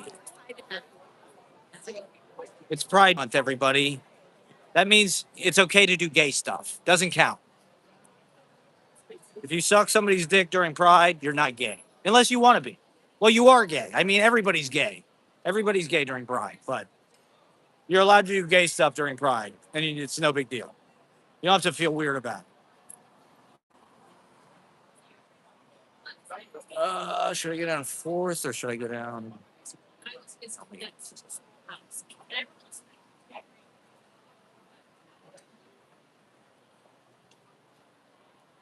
Yeah, so this Arthur Miller book, he's talking about how he moved to Brooklyn Heights. Arthur Miller moved,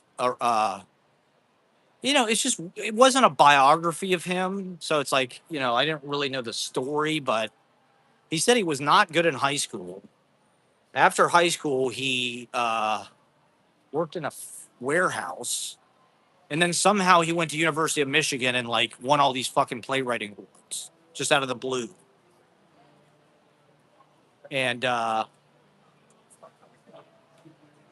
he was talking about in 1940, he moved to Brooklyn Heights because at the time it was the cheapest neighborhood in New York City.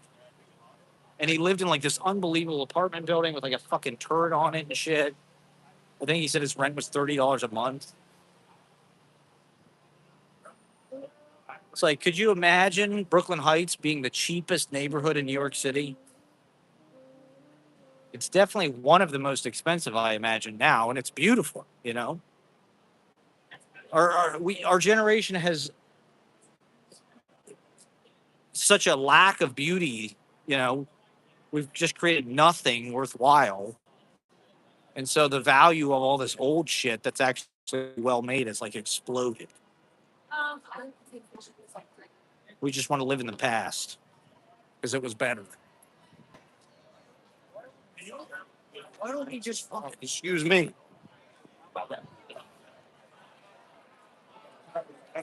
A Spaniard. Don't get any TVs there. Oh yeah. A tiger can't see. I haven't.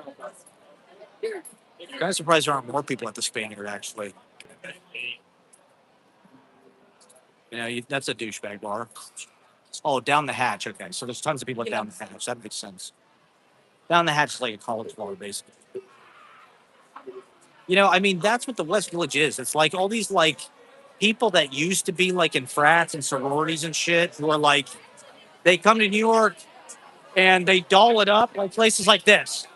Like this is basically a frat bar and like a douchebag bar, except it's effect like it's some kind of like you know, pomp pomp is kind of like fancy the park game. You know, like it's fucking just it all has like Kentucky Derby vibes.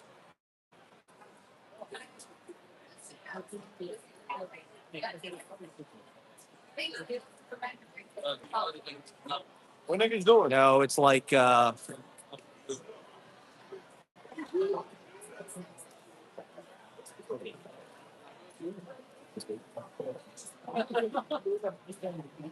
people are fucking four-faced liar. It's not even a bar, really. Yeah.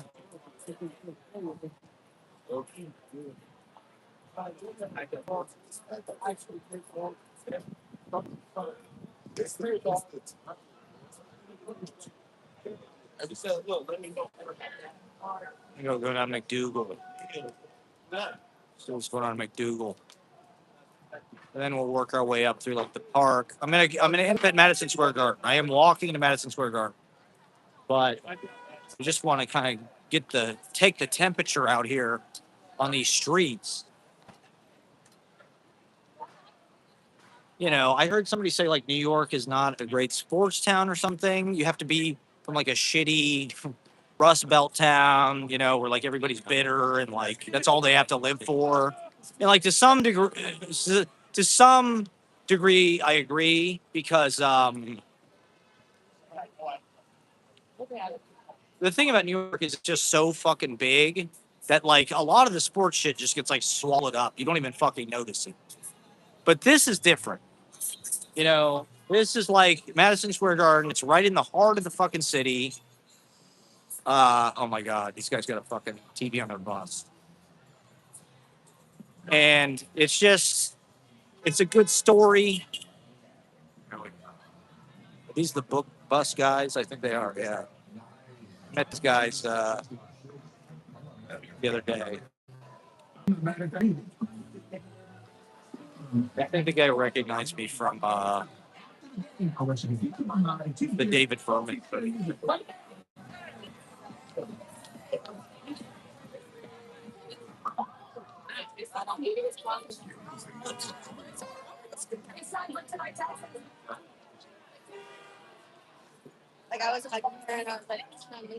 Scary movie. They made another one of these fucking things. What happened?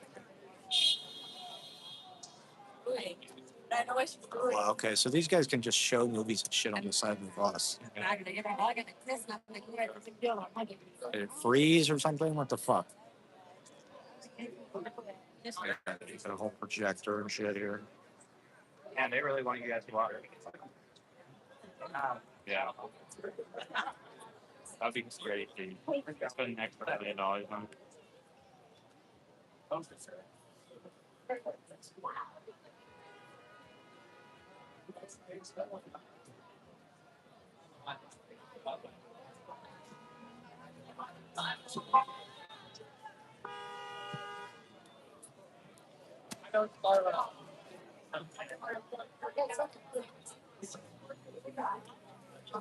What's going on? It's gonna work or not? There.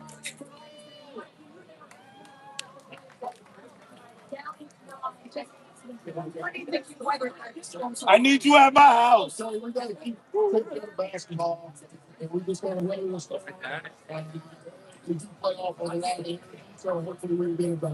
right, so now they're kind of loose.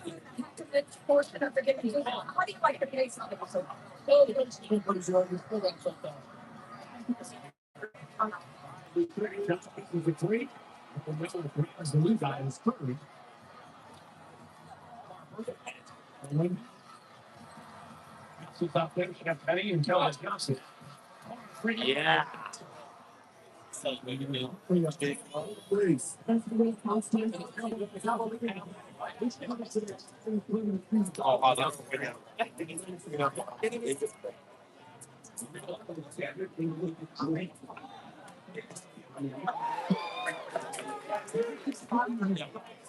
Hey, you want to come this side, right?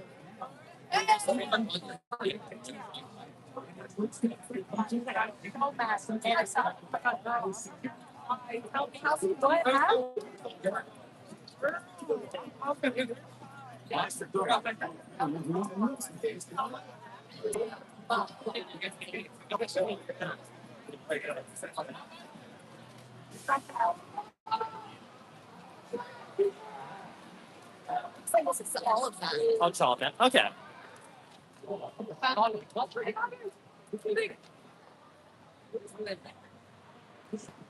There you go. Kenny Graham's West 4th Street Pro Classic.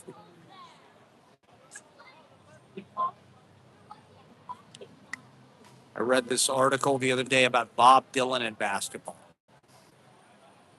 Apparently, Bob Dylan likes playing basketball. Play basketball here on this court.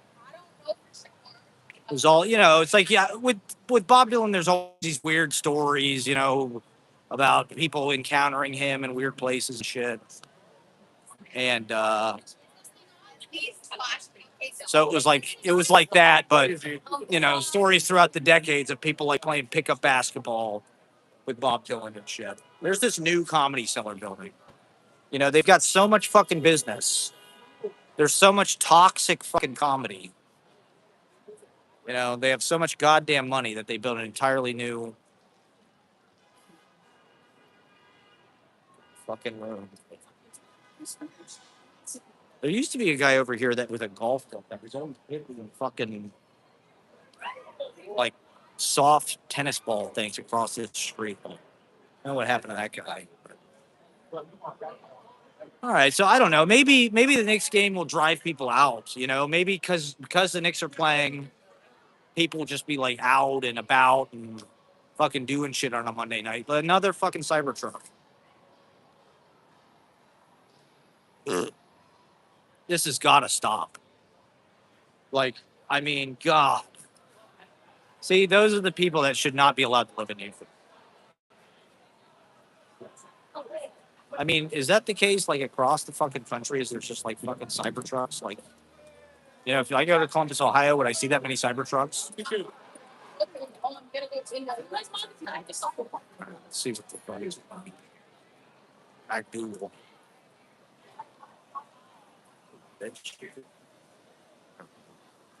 Cafe Regio.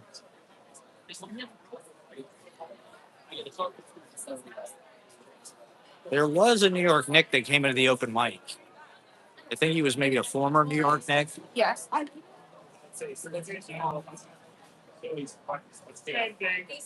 difference to see. All right.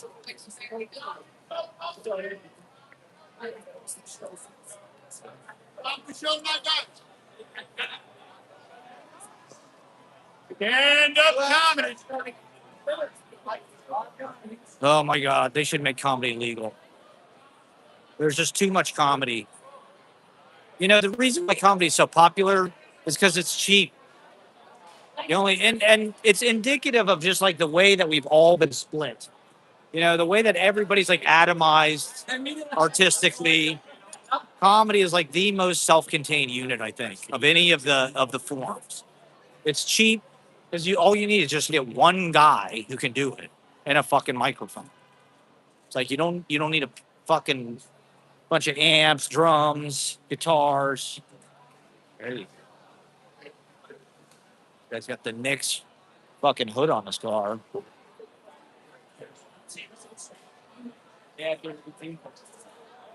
at that. The Empire State Building is fucking Knicks colors.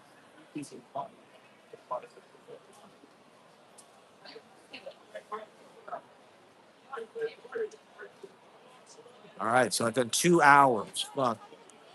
I don't know how long I'm going to do this tonight. I'm going to do I'm going to walk to Madison Square Garden and see what happens. But I'll walk up. What street should I walk up? Maybe 7th?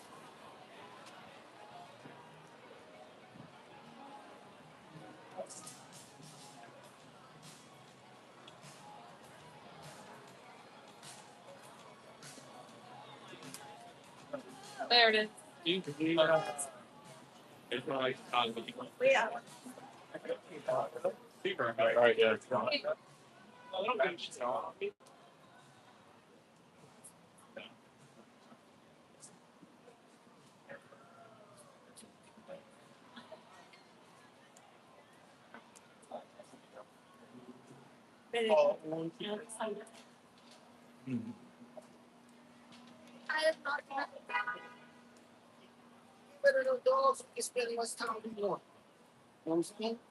Okay, comedy shop. It looks like they've got some kind of TV or something. There's shitloads of people out front. Comedy shop.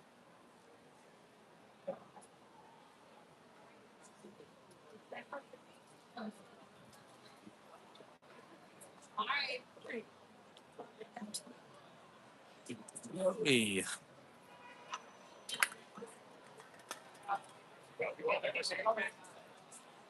I don't need to. I don't need to run anybody What's up? there. Me too. You too.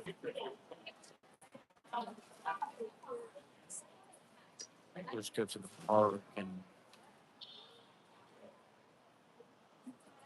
up 7th Avenue to Madison Square Garden.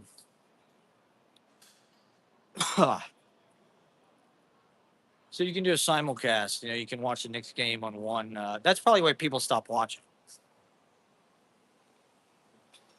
Because the Knicks game started. So they clicked out to watch the Knicks game. Well, I mean, it is the goddamn NBA Finals. It's not just like a Knicks game. It's like the whole fucking country's watching this. And like I said, it'd be a good story if they won.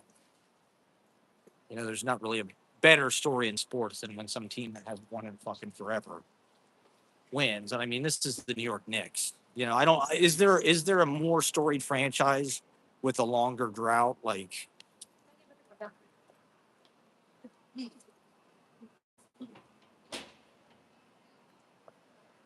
well, this is a sports bar.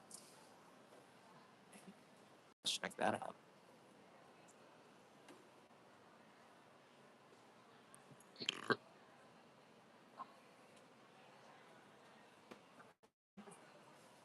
Real nice.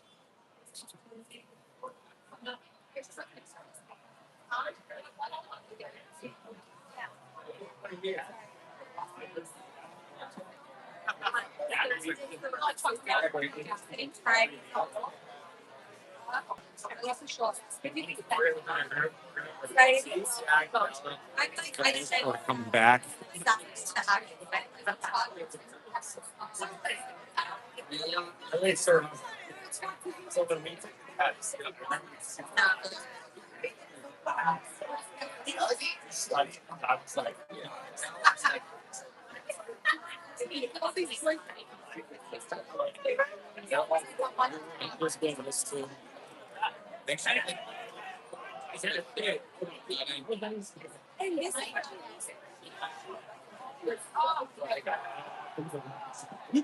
All right, people are yelling. Something good probably happened.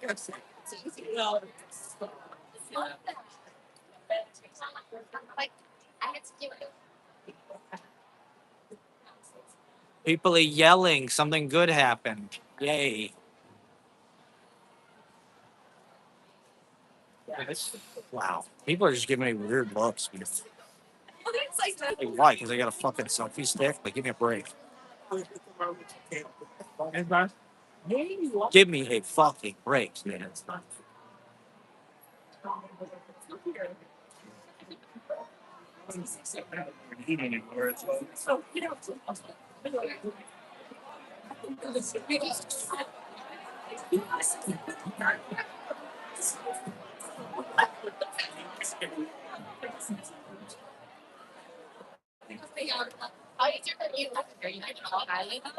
a line to get into this fucking place.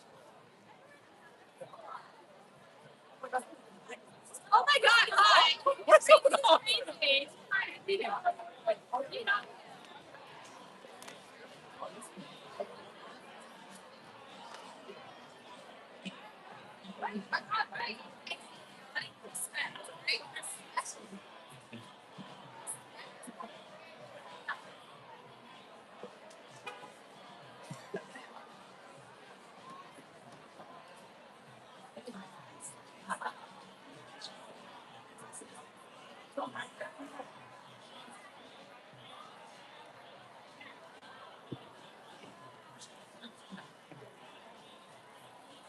Wow, wow. Is this where people are fucking bar hopping?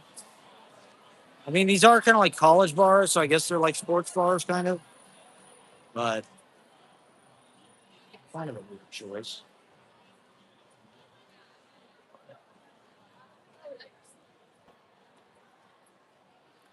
I just don't want to get these weird looks from people. They act like they've never seen a selfie stick before. Never seen somebody streaming before? Walking down the street filming themselves? I mean, come on.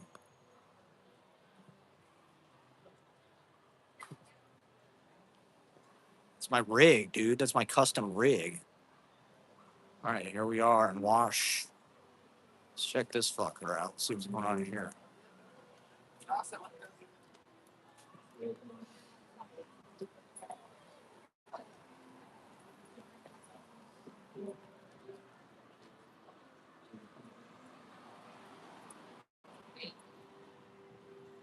I'll see you guys soon. Okay.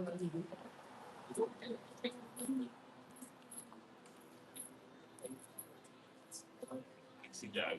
You're in the meeting with the best. It's a double triple. I can go on the under.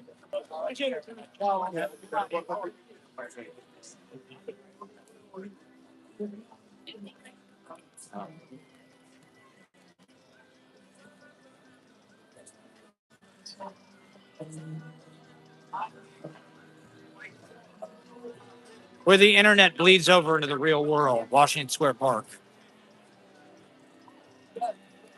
Whatever you're doing on the internet, you can bring it here. You know, try to sell it to people at a table or something.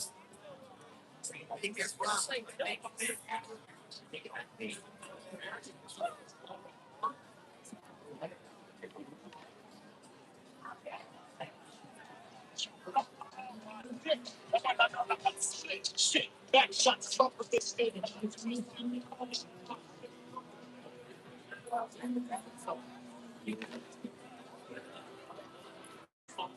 Dude playing creep, of course.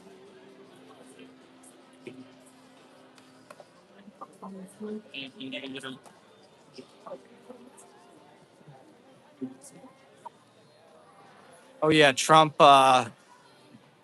He refilled the fucking. Uh,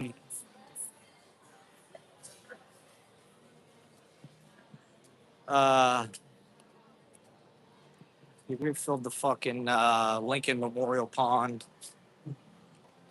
the reflecting pool or whatever.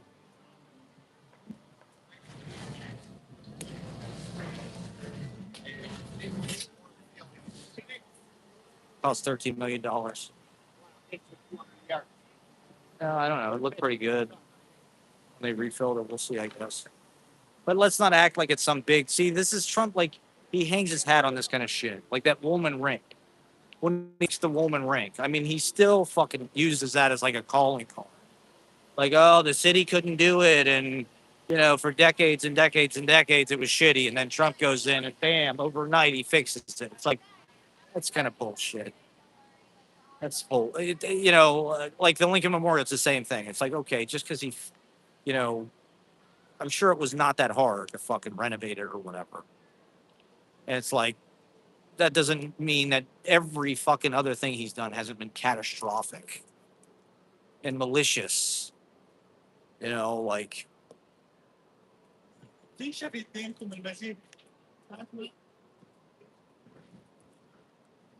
I'm sure there's some fucking, but good for him. Good for him for fixing the Lincoln Memorial, the reflecting pond or whatever the fuck it is. He said he wants to establish a Trump promenade. Ay, ay, ay. So I guess, he's taken it as upon himself as a pet project in these last years of his life on Earth to just fix up Washington, D.C., I guess, according to his own specifications.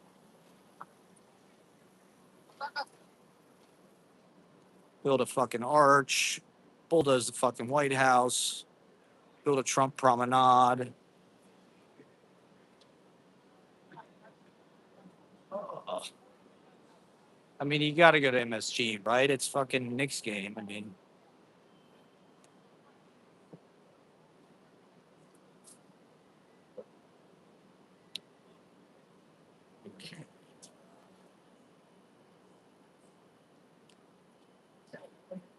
what now?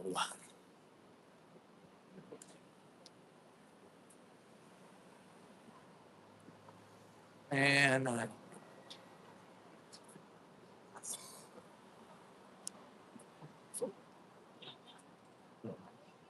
well, the other reason I'm done with streaming, or like it just it feels like now everybody knows what this is, and it's like more people are doing it, and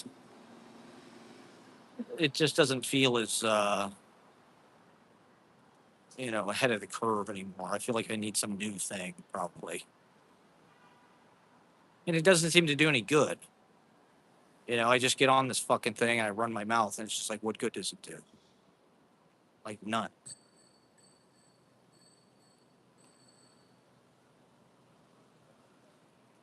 It's just kind of a fucking distraction, just kind of a waste of time. I'm going down this goddamn street already.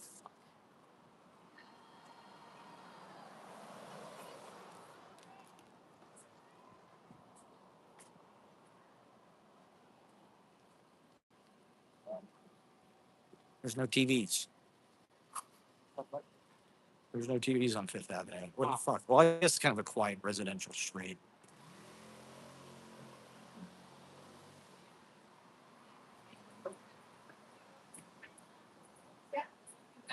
I don't know if it's still being used. I hope so. I actually keep asking.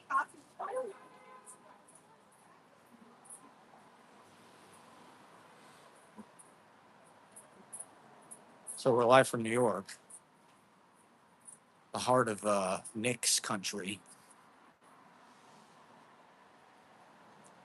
As you can see, just Knicks fans everywhere.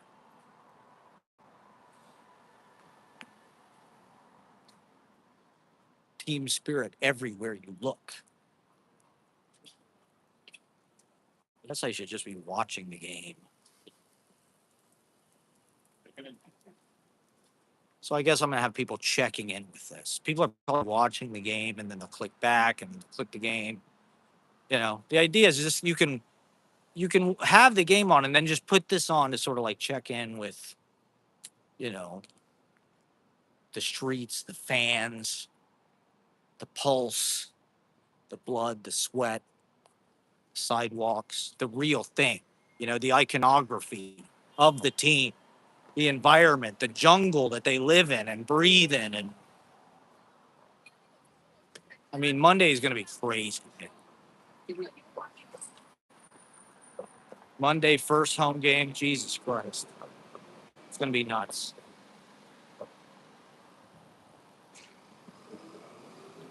I'll bet people's jobs will give them a break and shoot. They'll probably give them a day off work, or, the next day they'll cut them some slack. So it could be wild on Monday, everybody.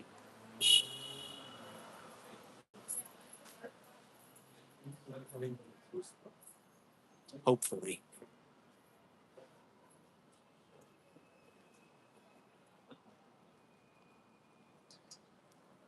I mean, whatever kind of architecture that is fucking blows. These like new buildings where they sort of like bubble in and out. Like that shit sucks, man. Looks ugly.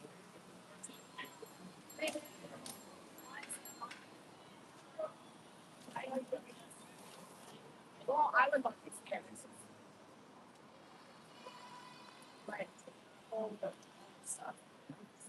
All the stuff about my The news. and I I wonder what the audio. The audio's ah fucking YouTube. God damn it.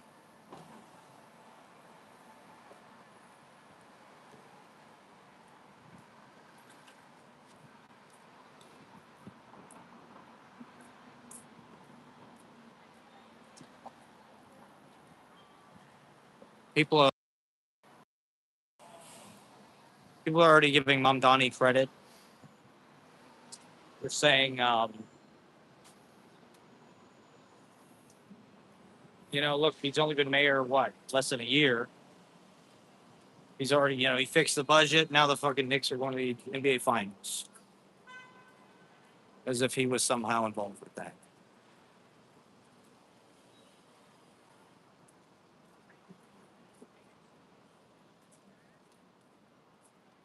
I like Mamdani, but I think his fans are fucking.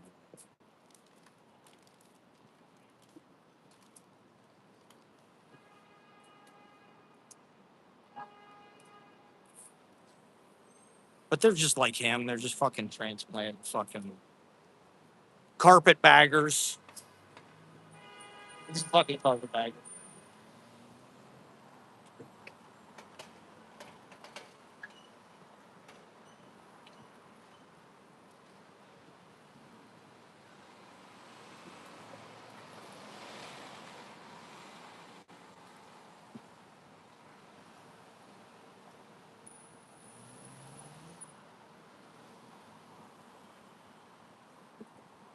Oh, yeah. Okay, so now what? Do I have anything else to say about politics or life? Uh, Not really. How do they stop smoking weed? You know,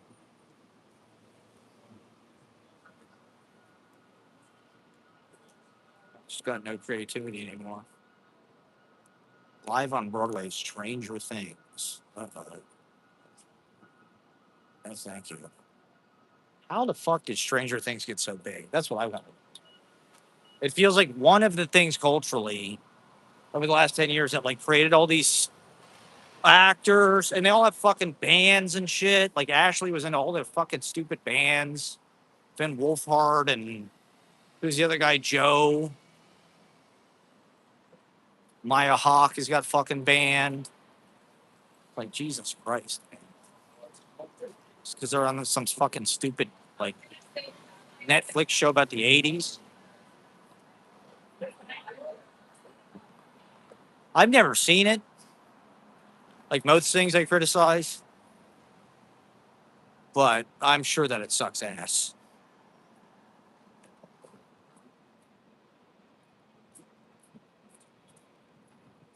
Okay, not a whole lot of action here on Fifth Avenue.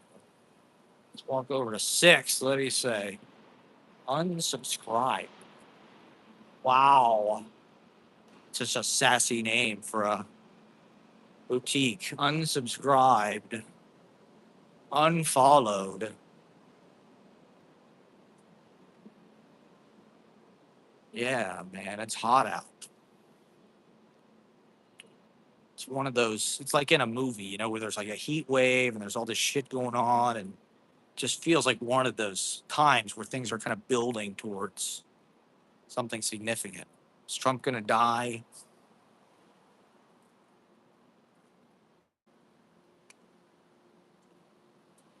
I mean, I just think that would be too easy, If Trump died, although I don't think the people who are behind him would know what to do, but they've got to have a plan. Like at this point, they got to kind of know that he's about to die or something. And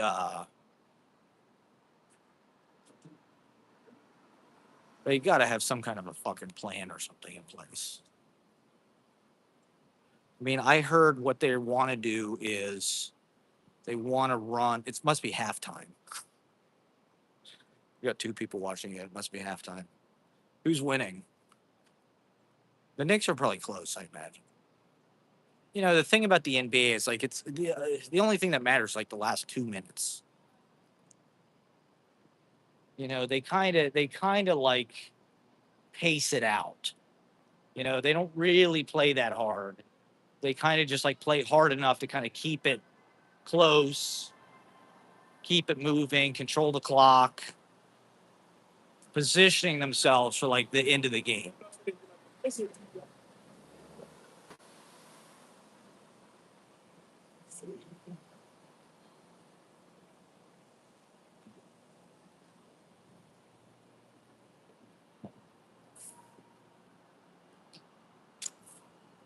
But like I said, I don't really watch that much.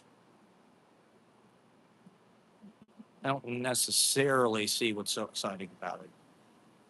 What did she say in Annie Hall? What's so exciting about a bunch of pituitary cases trying to put a ball into a basket? So yeah, kind of. It's just a height contest. Why would I be interested in that? I couldn't imagine anything less, compelling to me.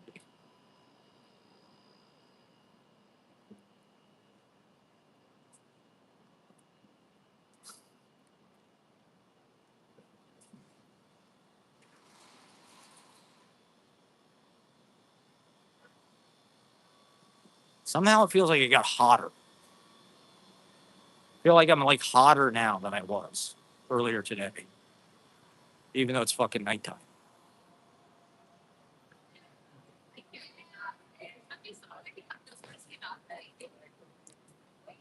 What's the car? Yeah, yeah. I could have got my belt. No, you're not. You're not. And, okay, fine. I feel you should got you right. And now flex your eye. Okay.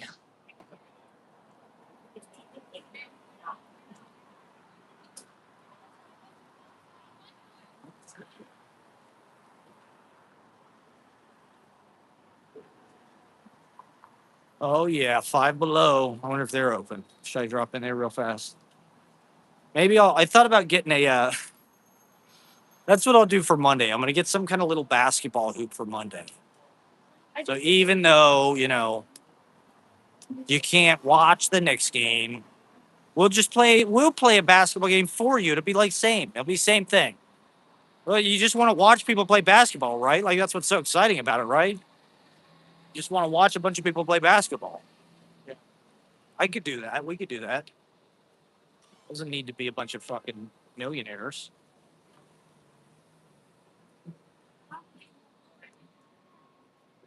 All right, so we're moving up through Chelsea now. 7th Avenue, 18th Street. These were all like the department stores and shit.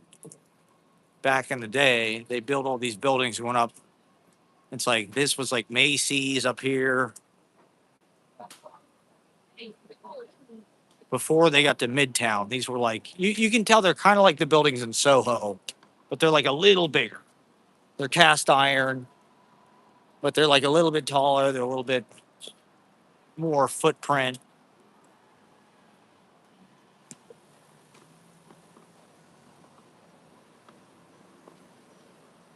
A container.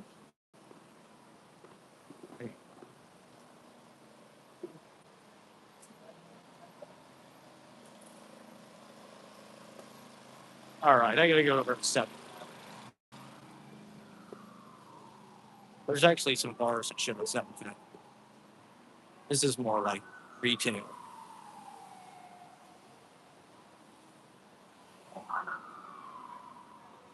Fucking Marshalls is open.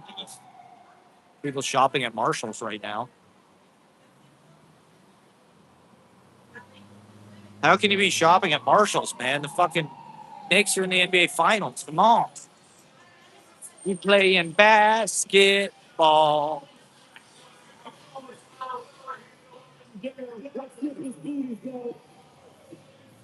Strippers' booties go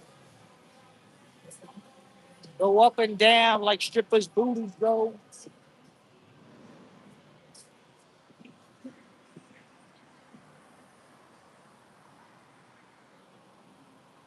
Slam dunk that motherfucker like King Kong.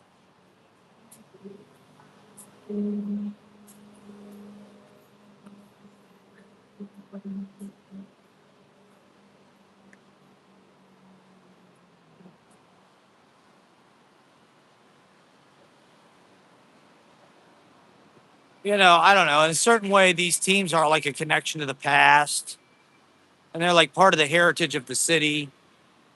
And it's kind of, like these old cities, Philadelphia, Chicago, Boston, Cleveland, their teams are old. They feel like vintage. In a lot of the country, it's like you don't have that feeling. Everything's new and shitty. The teams suck. Tampa Bay Devil Rays,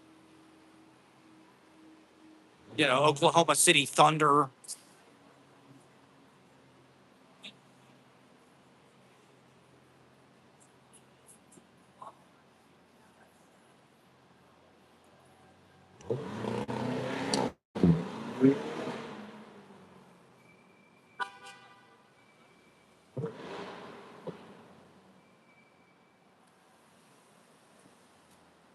I like the old teams, the old cities. Boston Red Sox.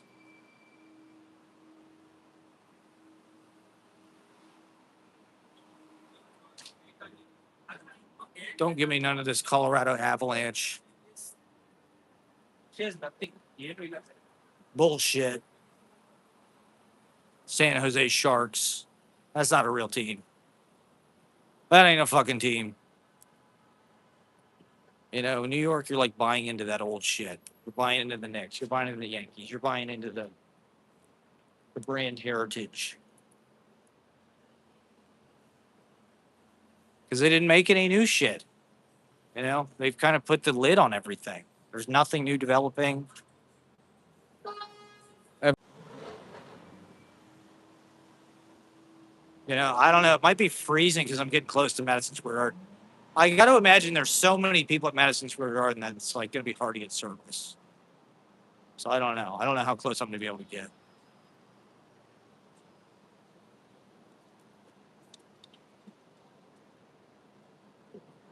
Not that this is necessarily the most compelling content. Just watching me walk. This Peter McManus. They used. Ooh, I missed the score. They used this as an exterior on Seinfeld. I think it's the restaurant where Warren Littlefield, played by Bob Balaban, gets food poisoning.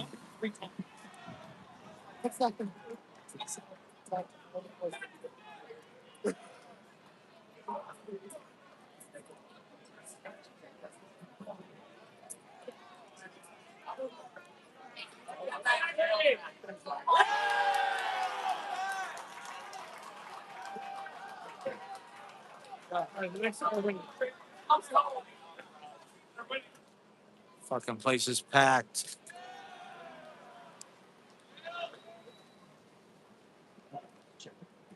Place out of fucking business. Place out of fucking business. Place out of fucking business. Oh no, not Merci Market. Oh no, that's still good. So I lived in Chelsea. I lived one block that way, basically. Oh, I never should have left, man. Not that I had a choice.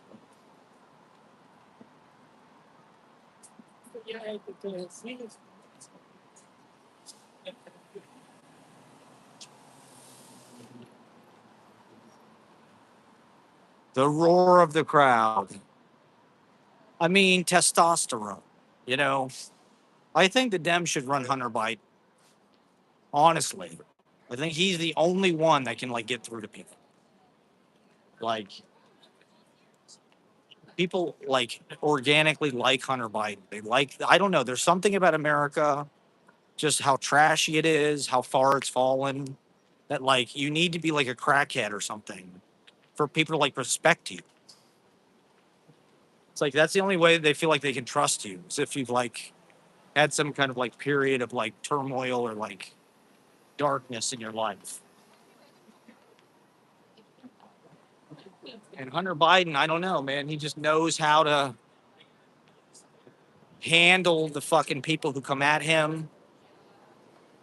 And if you look at him on Twitter, he's just like judo chopping all these fucking people that try to attack him. And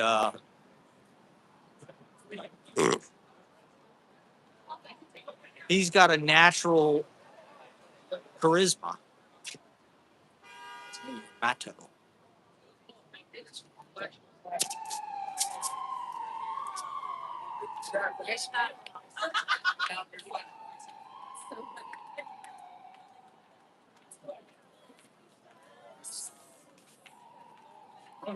8-bit bites.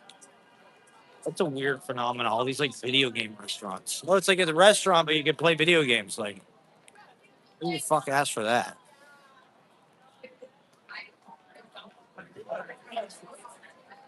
Copper. Okay, they got it on laptops.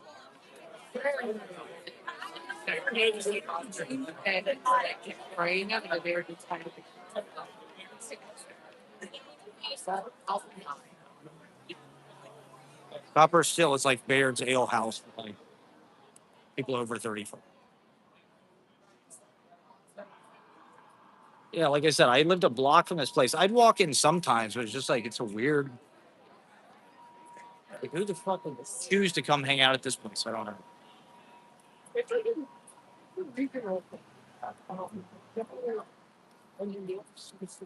Chelsea has a lot of nice pubs, you know, kind of like Irish bar shit.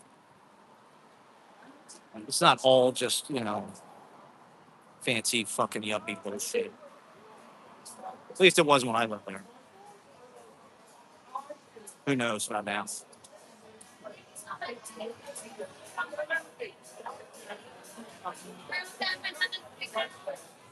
Well, I hope my reception holds out. I hope that I don't get fucking. I've got 38% battery left, so it'll probably last, I don't know, another hour, maybe hour and a half. I don't think I'll stream that long, but all right, we're getting closer. Oh, it's a Chelsea hotel. Let's walk by the Chelsea hotel. That's what he's saying. See, a place like this, Jake's Saloon. It's like kind of hip. No. Are we going to the L? Yeah.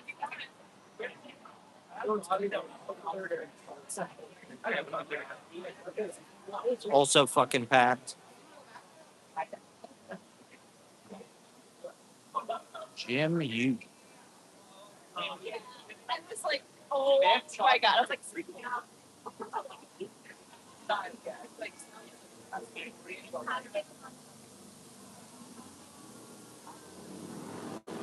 Gotham Comedy Club. Cafe Chelsea. I don't know what the fuck that is, but okay.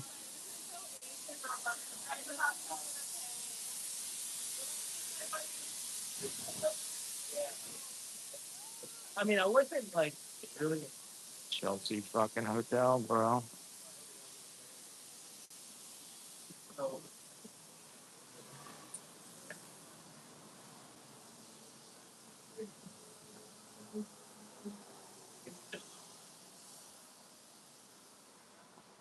Hey, should I walk up 8th Avenue or 7th Avenue? Fuck, I should go back to 7th, probably. Madison Square Garden is between 7th and 8th.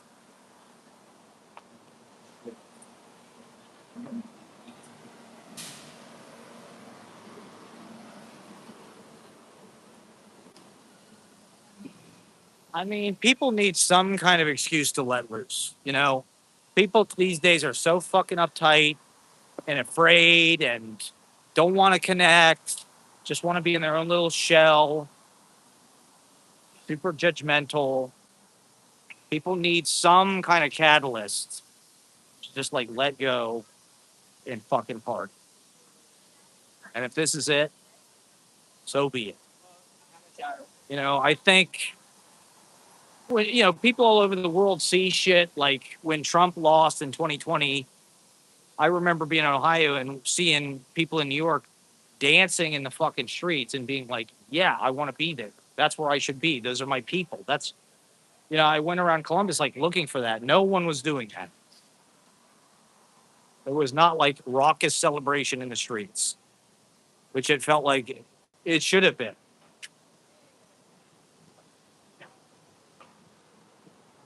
And in New York, you know, if the Knicks win, it'll be the same fucking thing. It'll be just exhilaration, exuberance, jubilation.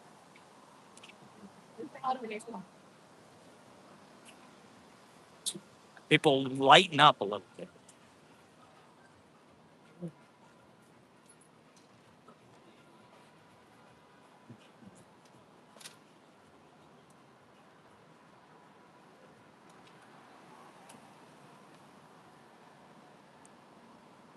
If that's what it takes, and so be it.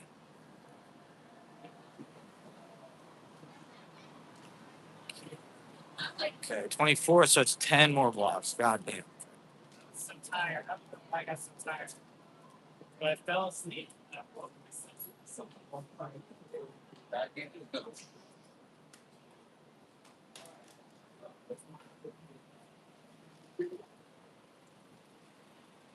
I mean, it's pretty remarkable that, like, in a city like this, you just walk and you can be at fucking Madison Square Garden.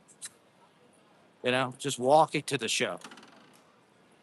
I mean, obviously, shitloads of trains go there, but Why are you putting me alive? it's also just like woven into the goddamn fabric of the grid. So there's just like this flow. It's like a mecca, It's like a mecca. There's this flow into it. For anytime there's a concert, anytime there's something like this, sports, Westminster Dog Show, wrestling, whatever it is. Madison Square Garden, the mecca of pro wrestling. Think about how much shit went down in Madison Square Garden. Rock and roll concerts, MTV Movie Video Music Awards, Billy Joel, Louis C.K.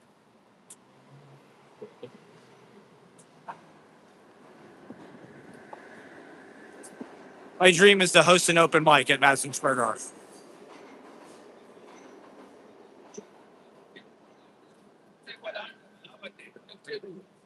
No, I would love to do my live stream at Madison Square Garden. My dream.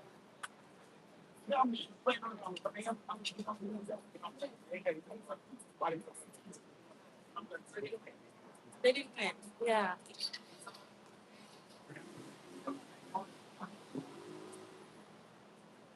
There's FIT. If you go to FIT, you can just walk to fucking Jalen Brunson. That's one of the next, right?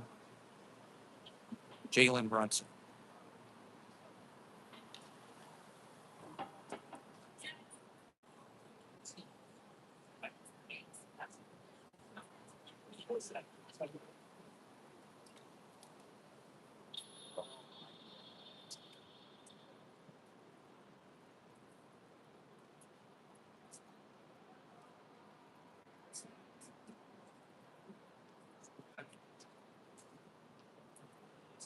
And now this fucking.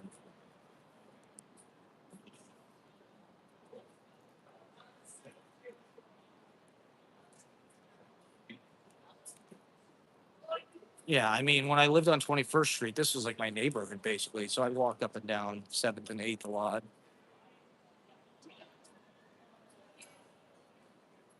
It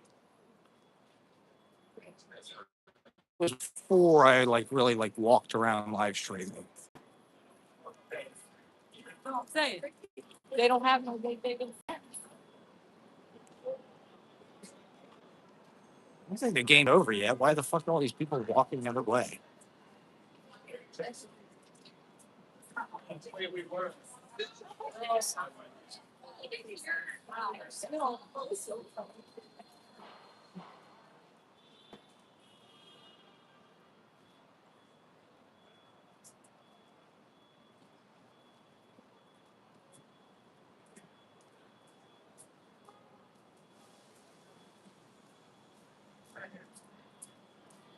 The pulse of these streets. The New York Knickerbockers.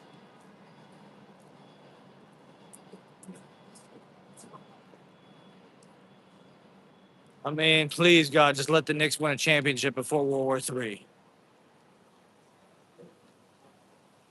Before they blow us all to hell with nuclear weapons. This used to be like an improv comedy bar. There were all these improv because the UCB training center was like up here. This used to be, well, fuck. I think this used to be, fuck was it called? Mustang Sally's or something.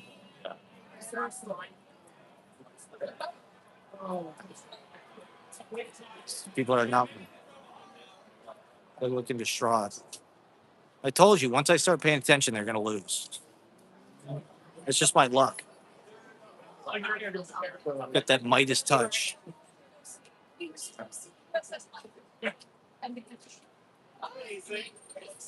All right, here we are. We're getting closer. Can you feel it? Oh, that's Mustang Sally's.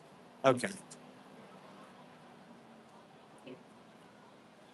Mustang Harry's, what it's called.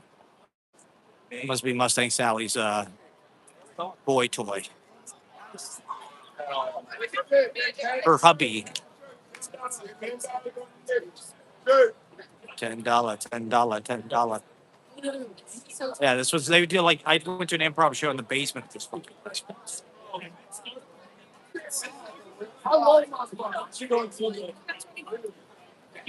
Maybe I could book a show here. I should get up at night there. And then people are lost on the street.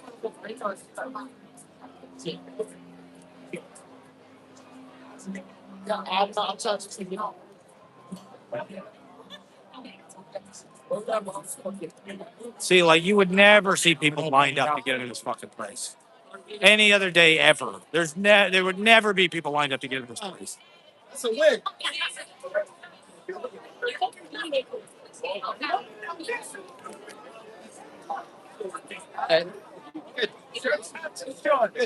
Alright. See, it's getting way more fucking packed and insane. Oh, me neither. Because we're going to that mecca of basketball where they haven't won a fucking championship in 50 years. All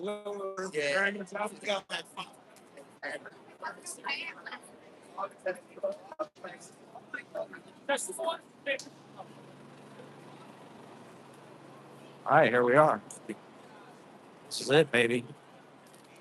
We've arrived.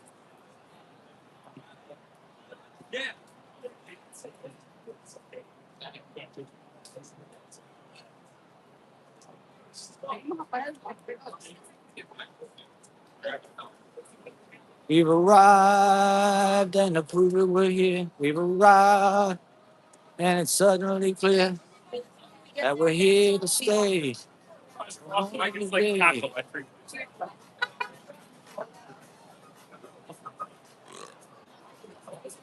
There it is.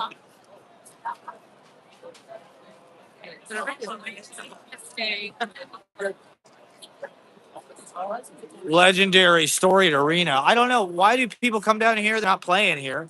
Doesn't really make sense. You know, they're in a whole different fucking city, but for some reason, just feels right.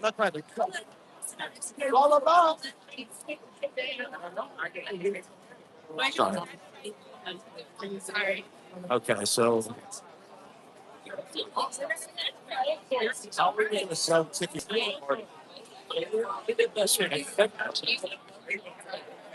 Yeah.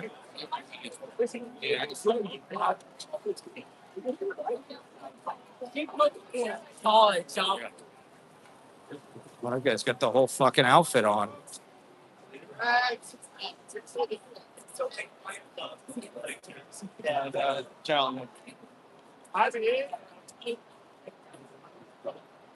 We've arrived and the proof that we're here. We've arrived.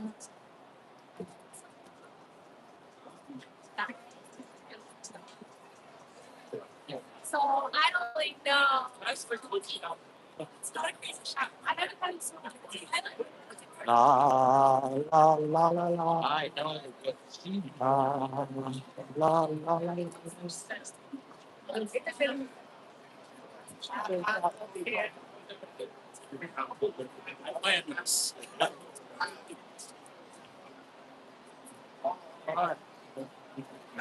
to think of it.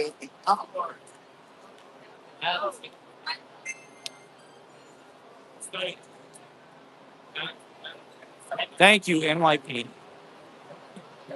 We see big music. There's like that. See, right across the street, you got the parking lot.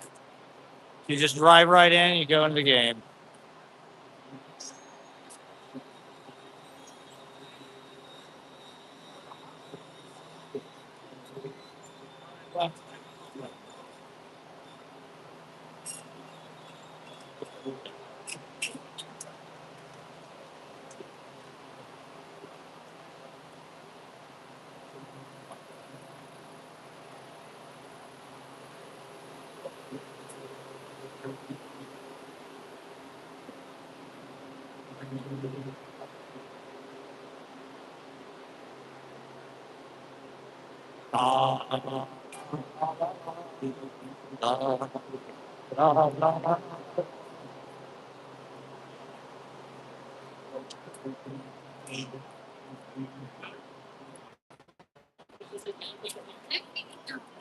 How the fuck are all these people?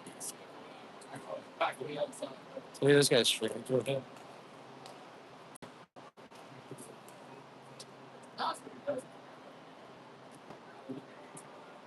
He's got a bunch of fucking engagement. Look at all the people watching his shit.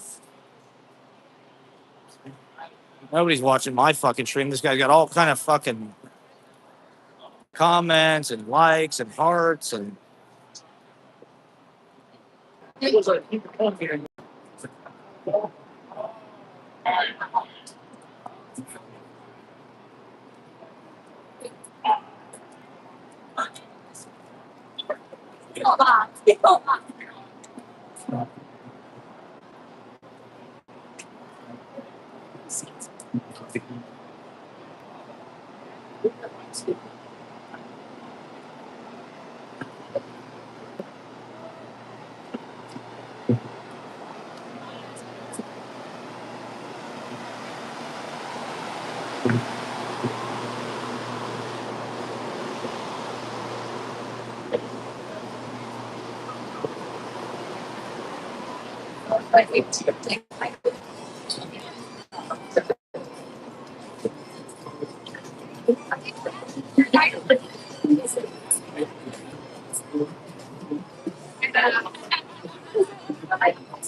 So I think we're little. ah, well, fuck. When you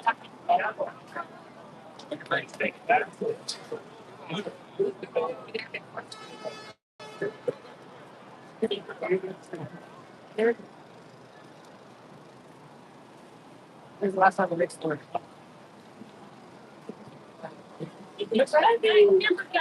Go out the BBQ.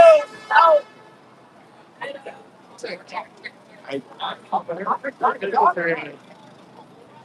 Come on, scream. Let's say something.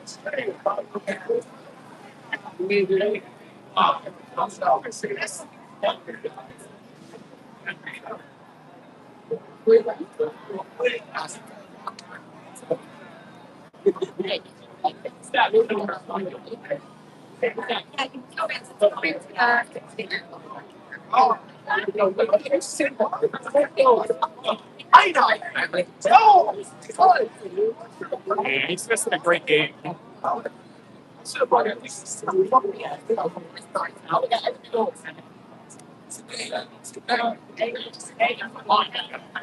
Okay.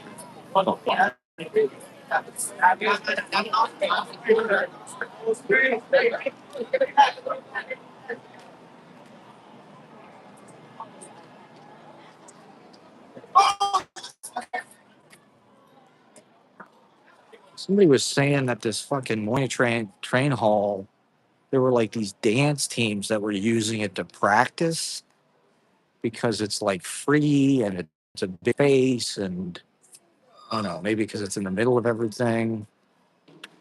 So maybe I'll just come in here for a sec. Fucking figure out what the fuck. Let me sit for a minute. I'm kind of tired. I gotta get some water for Christ's sake. Jesus, this is kind of nice. Oh, that's nice. Okay, not bad. I think Zuckerberg paid for a bunch of this because Facebook was gonna like, build some kind of fucking campus down here or something. So once again, just private wealth bullshit. Not something that the public can afford.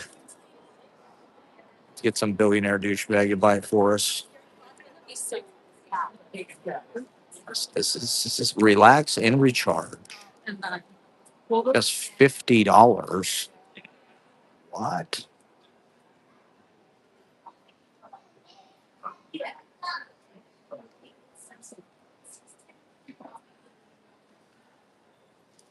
This fucking water over here.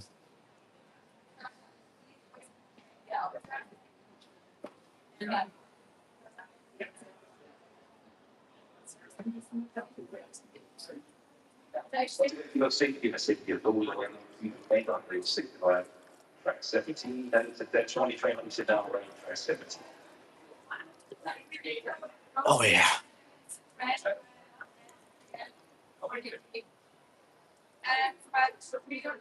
Okay. Of course, there's no fucking place to sit anywhere unless you're a customer. If you're a customer, you can go over there and sit.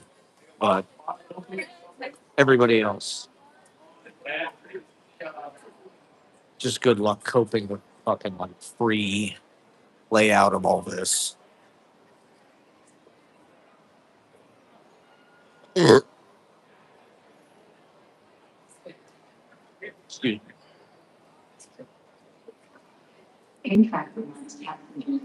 It's Knicks colors, everybody. They should have the fucking game on in here somewhere. There you go. Oh shit! I could take the train out there somewhere. Okay, let me just fucking sit here. I'll figure out my next play.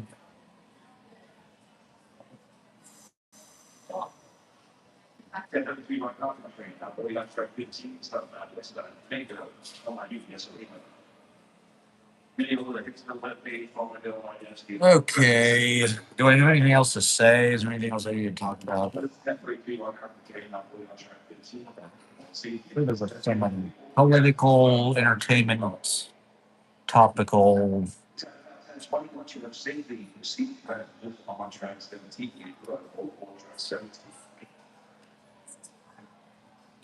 Some kind of new billionaire fucking news that pissed everybody off. Some kind of Trump fucking, stunt. Well, okay, so this is one thing is the House, right, voted on this resolution about the war, um to vote against the war.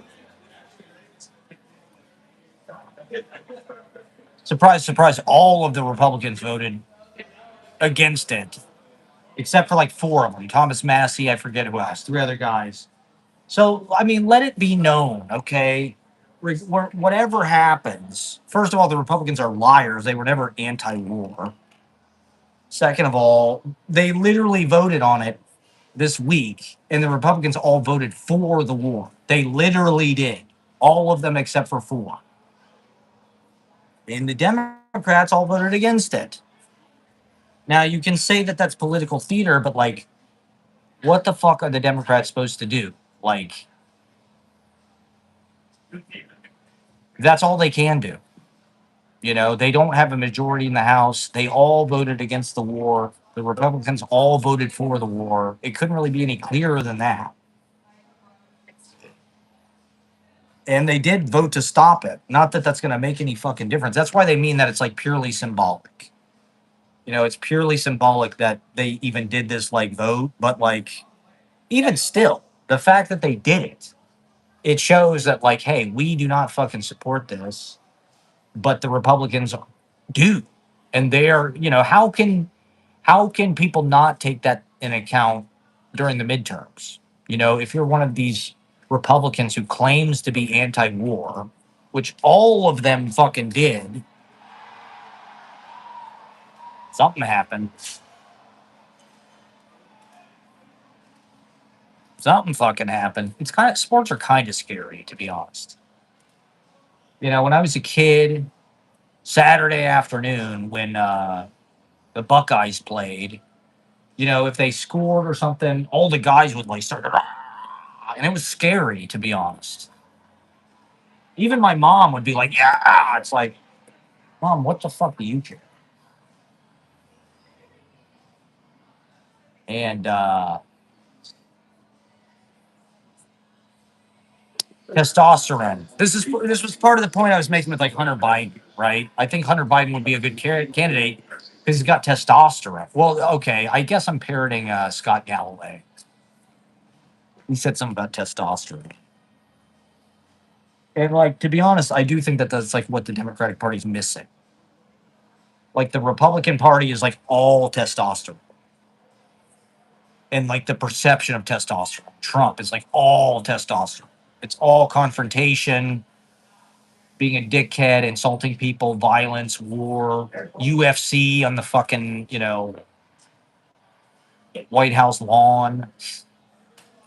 How great is it? They have finally made the White House a backyard wrestling venue. The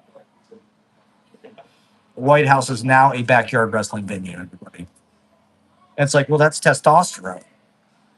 UFC guys fighting, kicking the shit out of each other. The Democratic Party needs to figure out a way to get some goddamn testosterone in the party. And I guess that's where I feel like kind of at odds with everything. Is like there's just no place for any kind of like masculine energy. Okay, something else happened. Hunter Biden is a good example of like a liberal guy who like has masculine dominant energy. He smokes crack.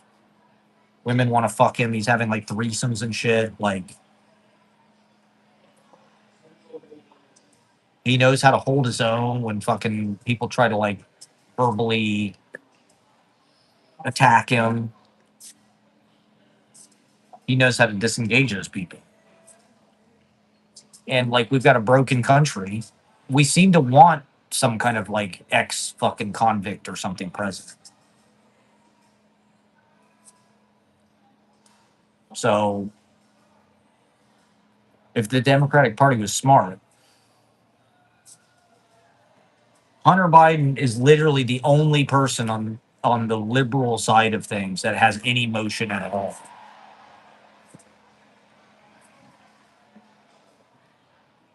And so I think they would be smart to like he could be the next Trump. He could be the next outlaw candidate. Sexy bad boy. Let's get Hunter Biden a reality show stat.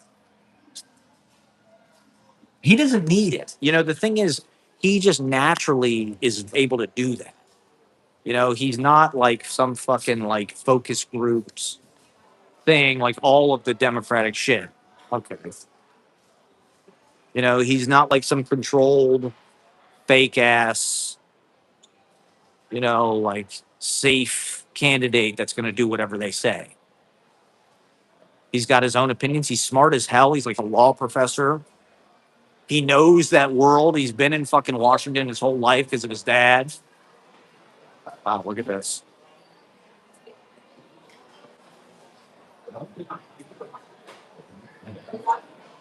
I guess these are people waiting for trains and shit. They got nothing better.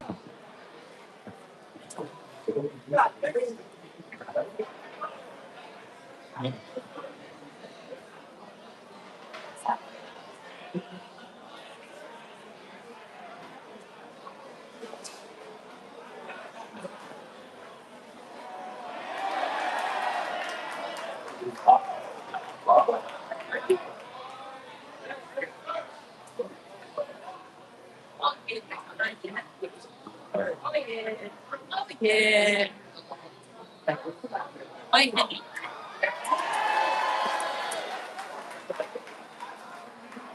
What's his fucking score, man?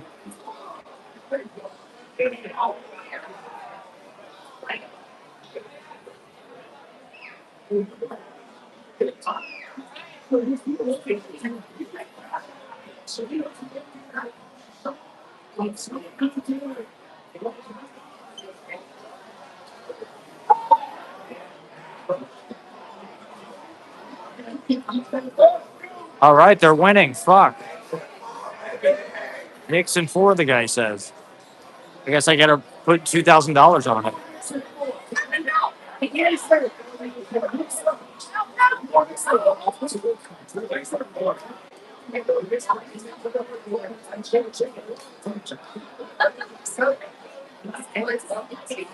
Fuck, man, they are a good team. I don't really know how, but they are.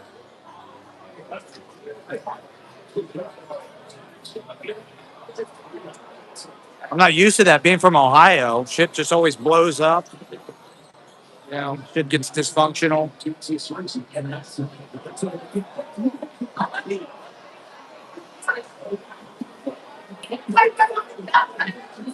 Fried chicken biscuits. God damn, I would love to find a fucking chair. How great would that be?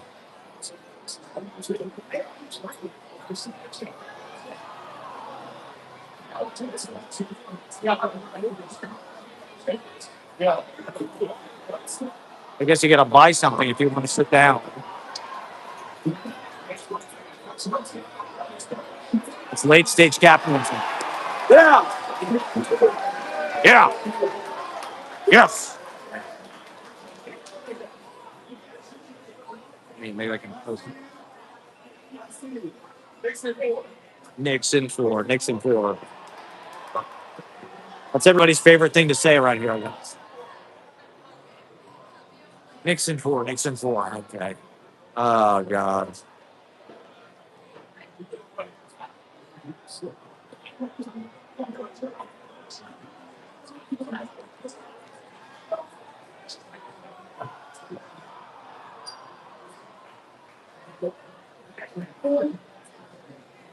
All right. Well, fuck. Let me see if there's a place I can like post stuff to.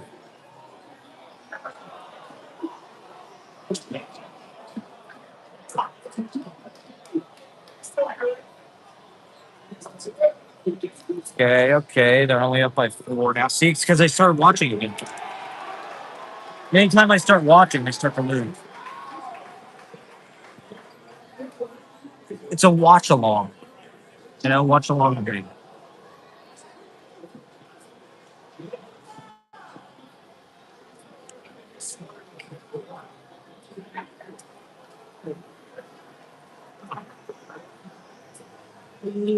Yeah.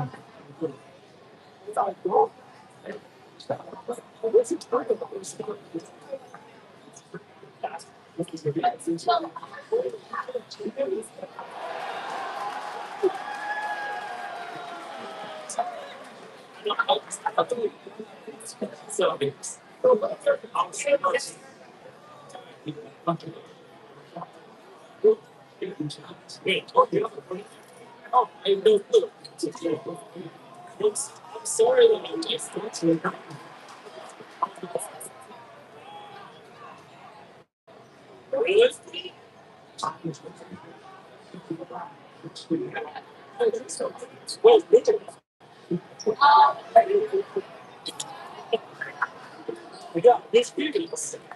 But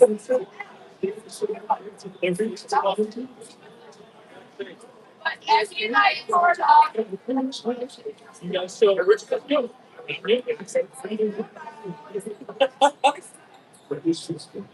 With the burger place?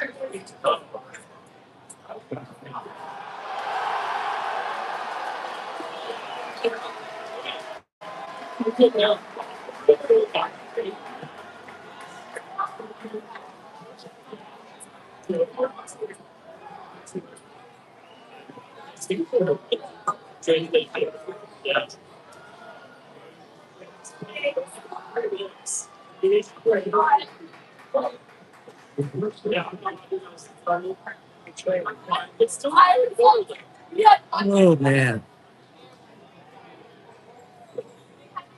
it's not a fourth. it's almost like chess. Anyway, they're kind of positioning themselves for the end of the game.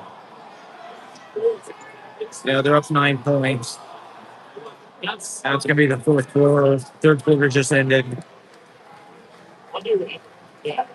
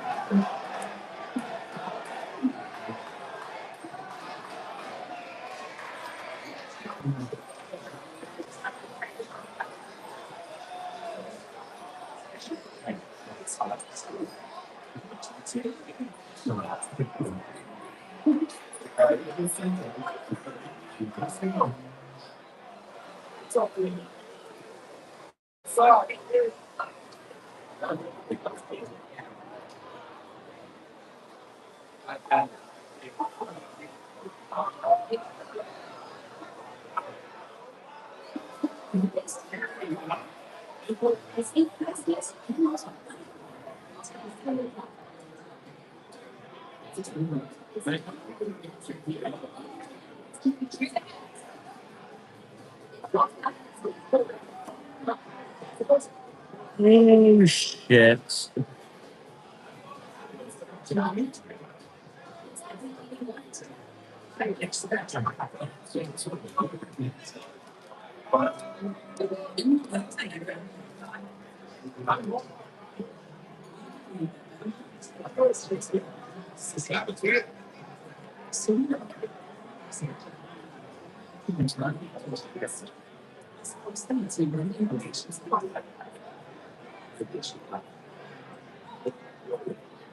Oh yeah, I went and I played frisbee golf last fucking Sunday, and I was playing with this guy from Poland.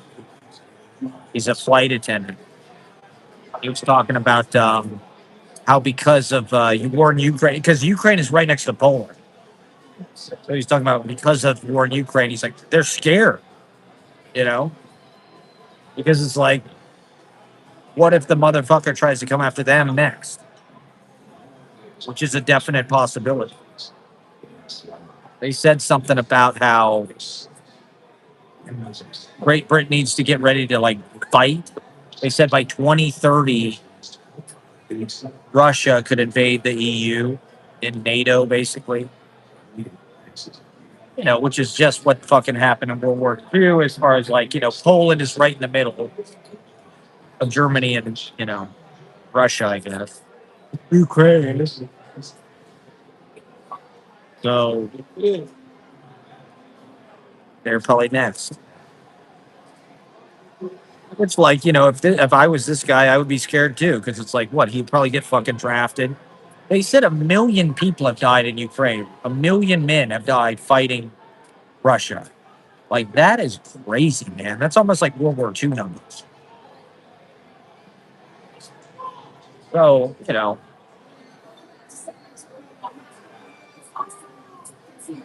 I wouldn't want to be fighting in that fucking war.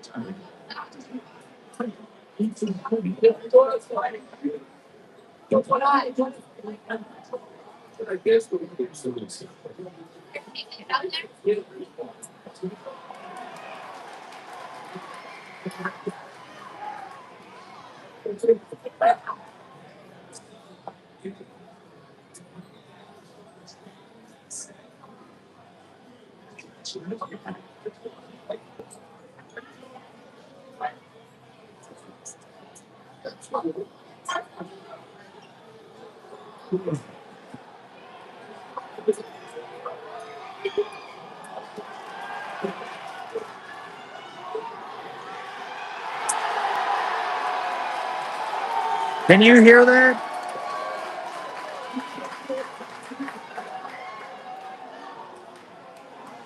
I put a TV on that. Man,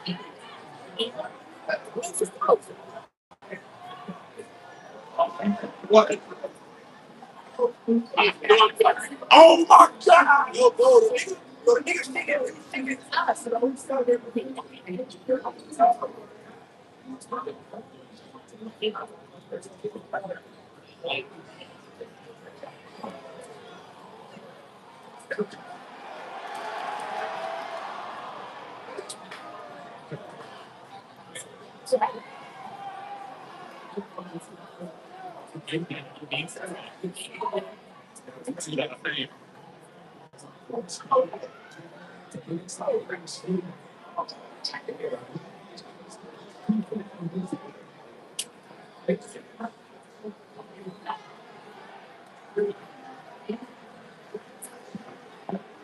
Yeah.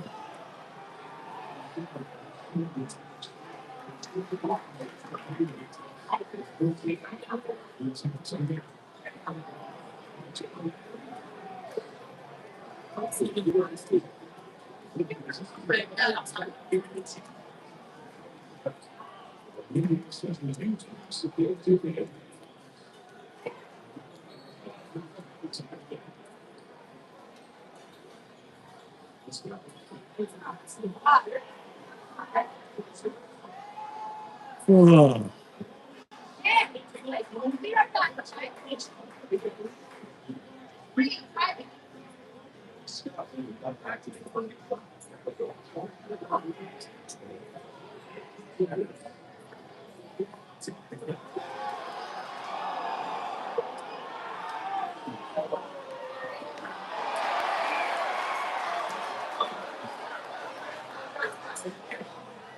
It's the fourth quarter. So people are starting to gather. Sort of like watching at an airport.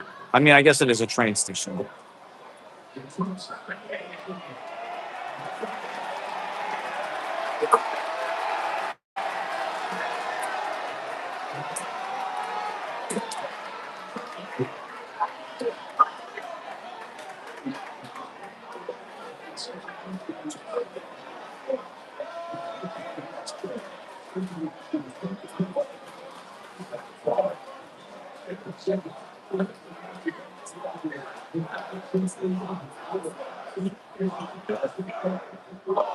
Not the Spurs.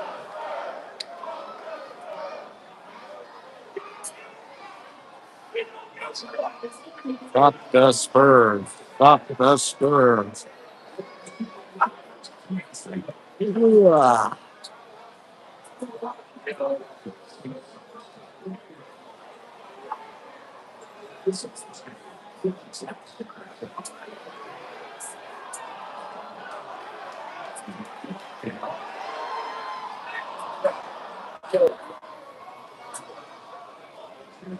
I have 20% battery left. So hopefully that'll last till the end of this game. I'd like to get the end of the game. 9 minutes left.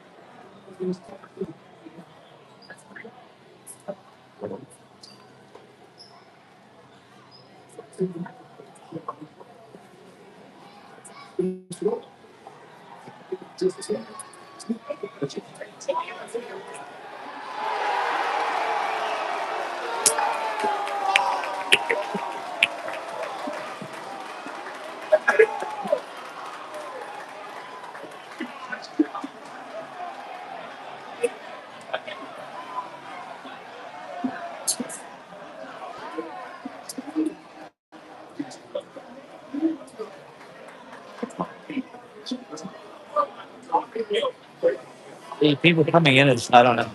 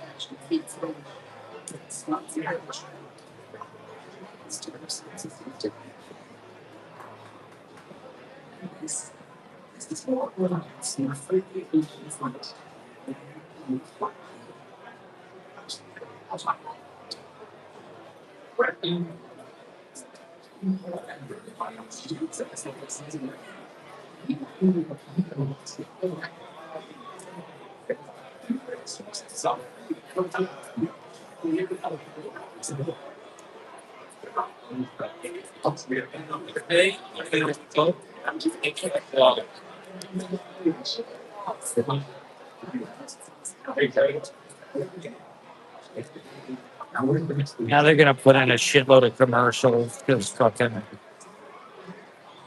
drag it out forever. What the hell time is it anyway? 10:50 for the next spot. Hopefully it'll be done by like 11.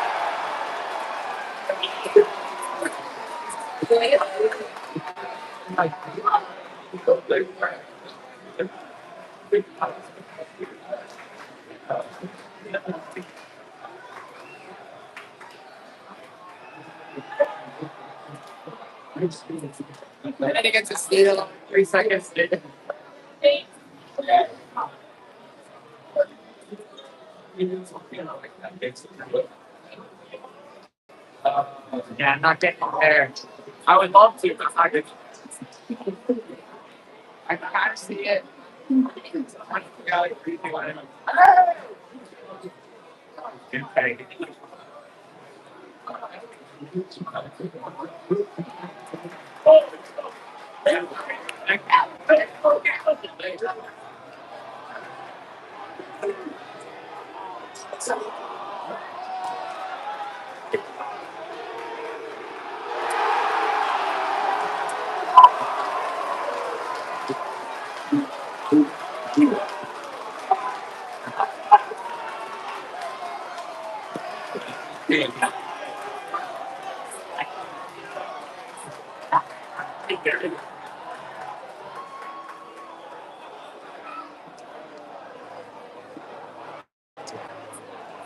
Crazy to have something hearing and then I don't know what.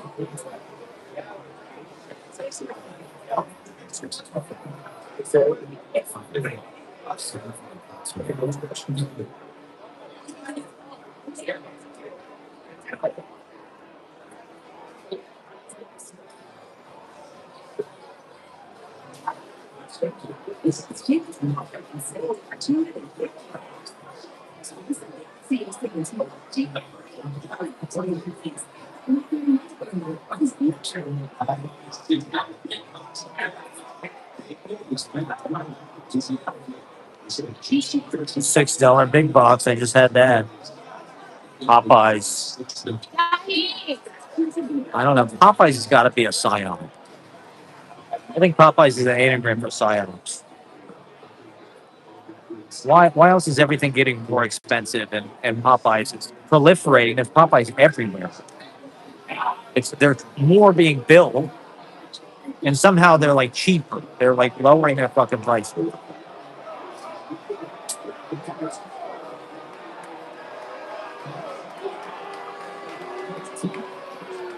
They call them timeout.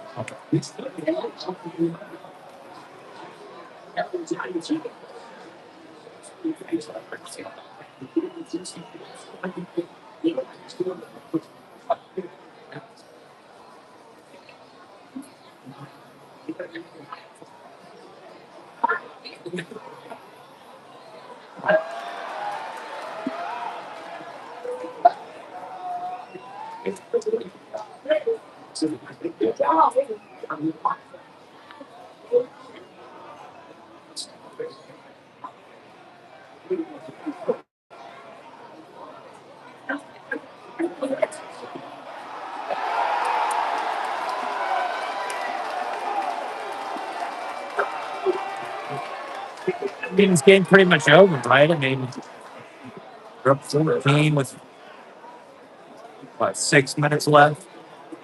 Pretty much over. Got to kind of run the clock out.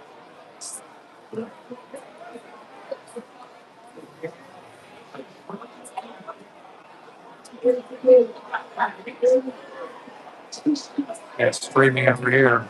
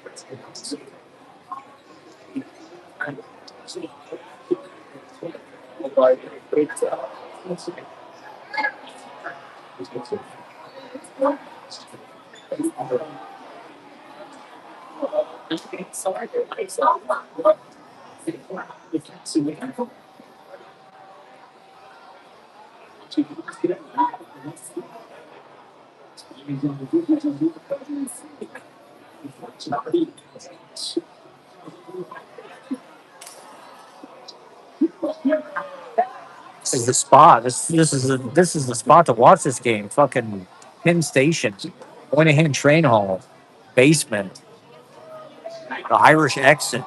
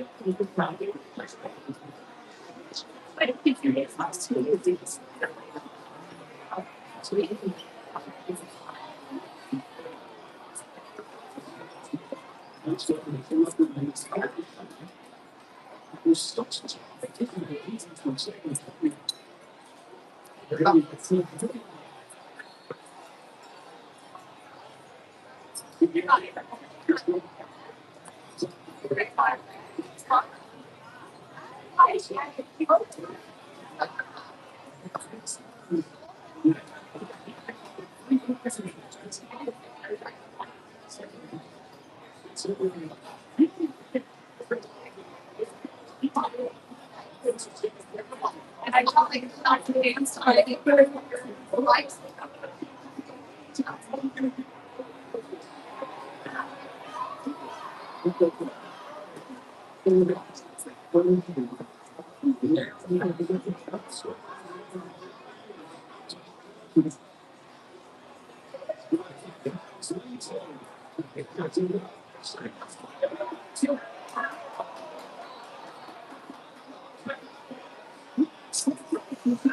It sucks. You get the foul and the fucking 2 points.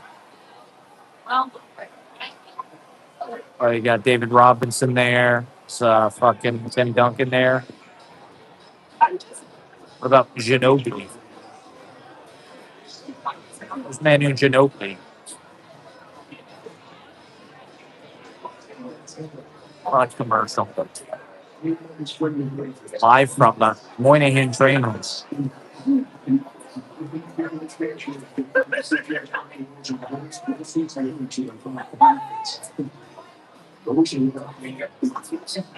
Larry Craig, supervisor for that.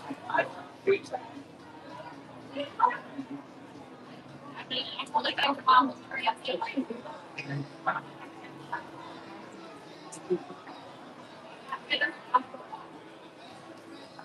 Close friend.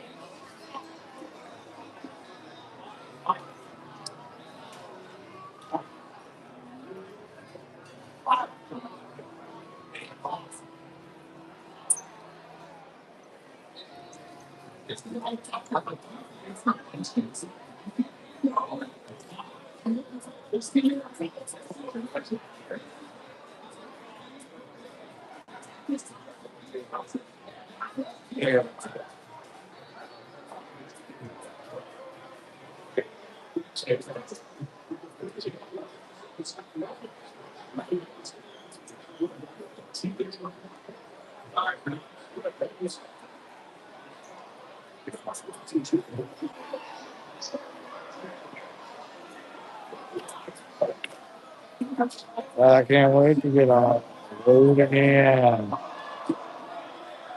Uh-oh. Uh-oh. Fuck, I hope they don't go to overtime.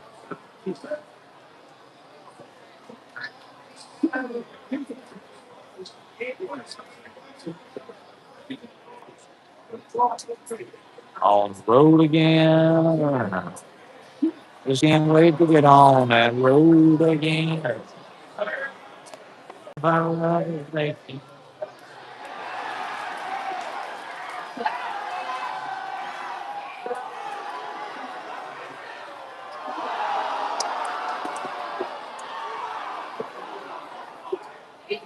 Uh-oh. See, I'm bringing that Ohio luck. I'll bet they blow it. I'll bet they fucking blow it. Shit, it's tied now. God damn it. See, I spoke too soon. Fuck, bro. What is that, 2.5 minutes? See, it only starts to get competitive toward the end of the fucking game. How could they let that happen? Where the fuck is Timothy Chalamet, man? Where the fuck is Ben Stiller, man? Come on, do something. Chris Rock, do something.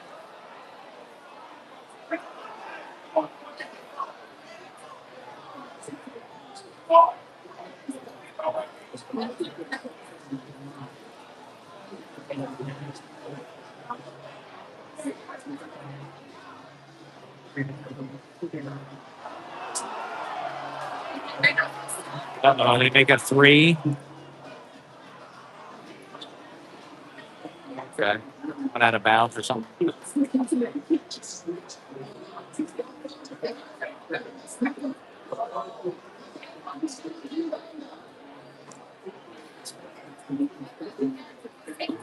Wait, where is that?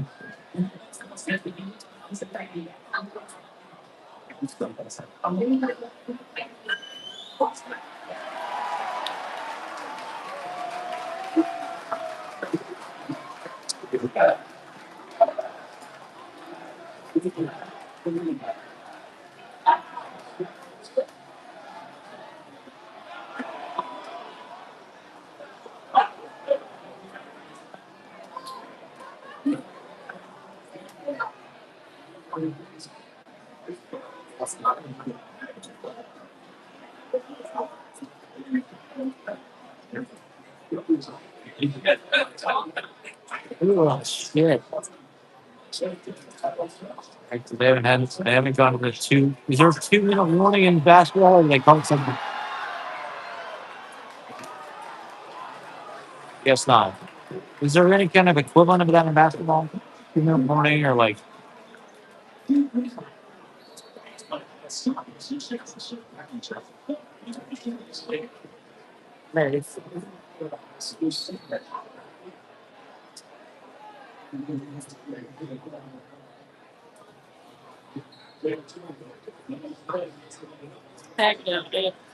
Thank God I don't have any money back on this game.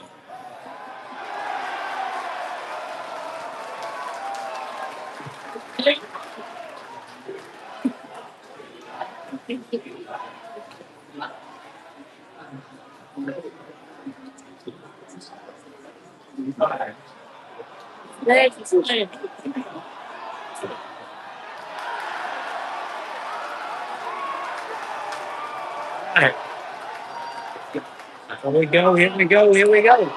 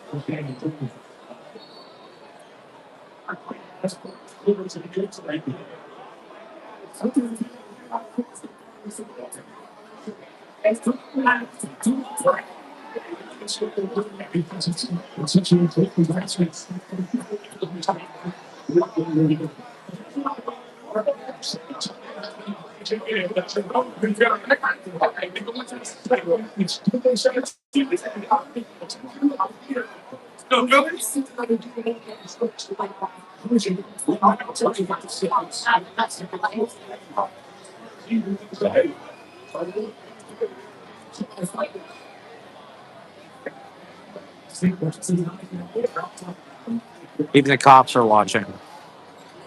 Something cops actually care about.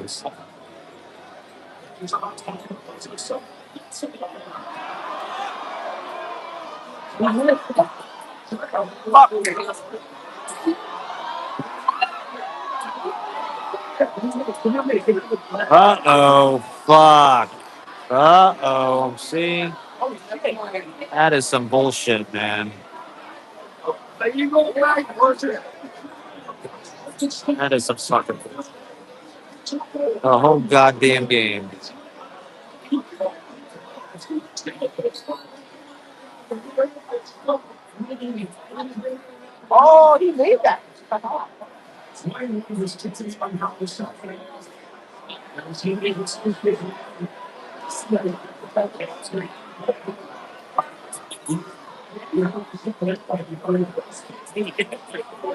Alright, guys.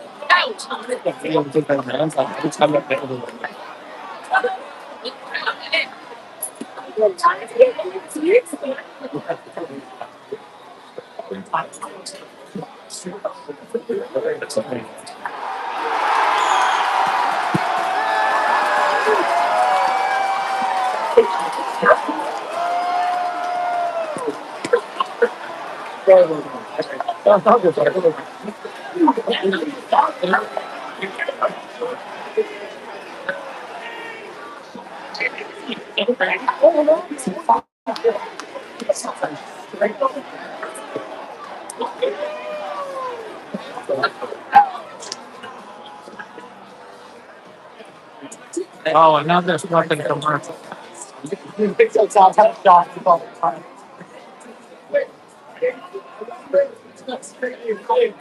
Hope that's dead out of the sleeping like Another fucking commercial. This guy's got the NW Wolfpack shirt. I'll see this guy's rude. The stacks full.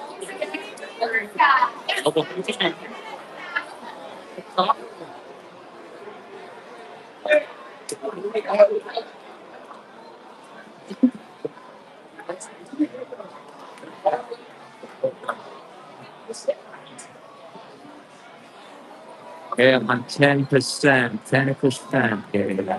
Grita! Grita! Oe, oe!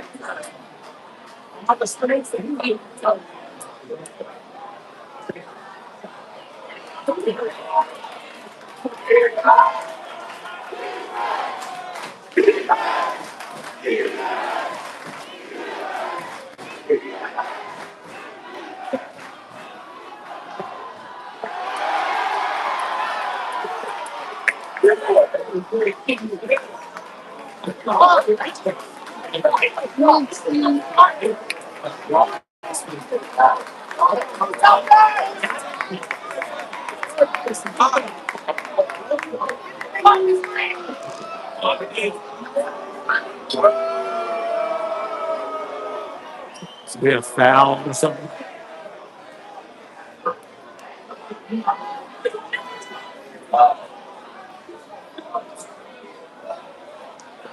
A foul.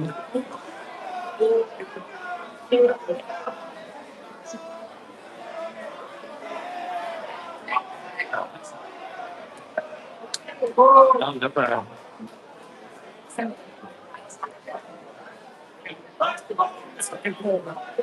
Yeah.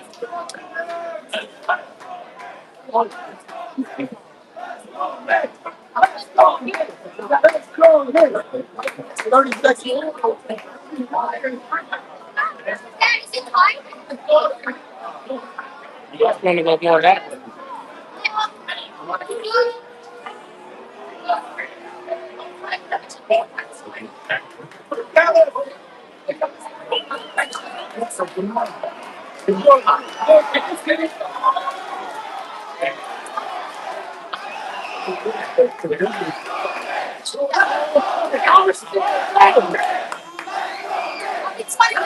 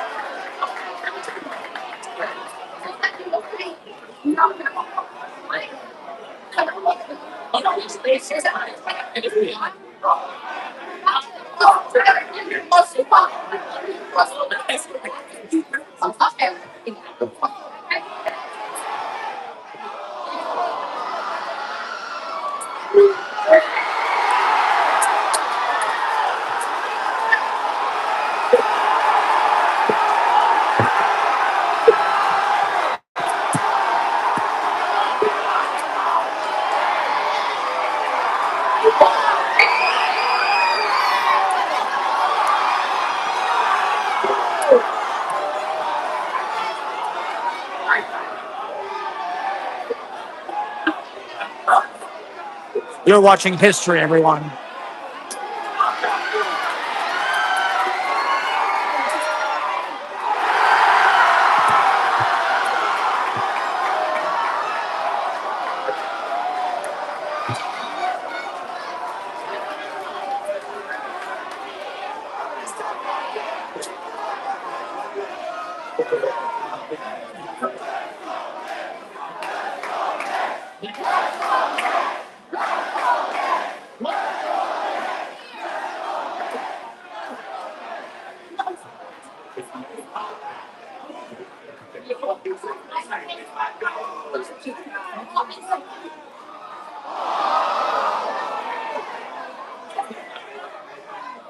He missed him.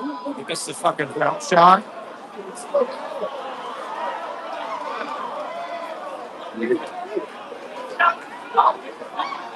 I can't see.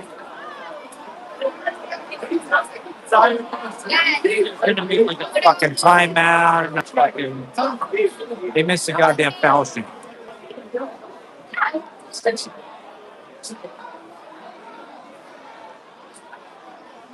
Trying to get a good angle on this when it finally is over. I can't see the score or the time or anything. So, I can't really.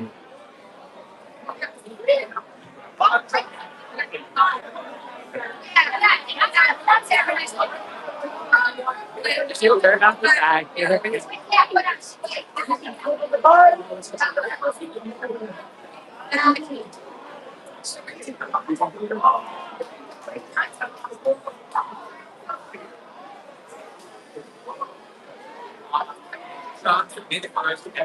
Yes.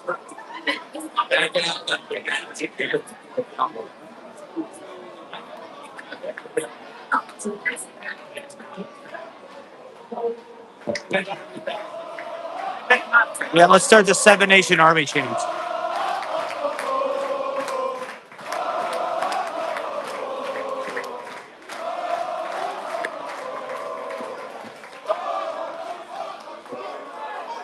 We won! We won! We won! We won! We won! We won!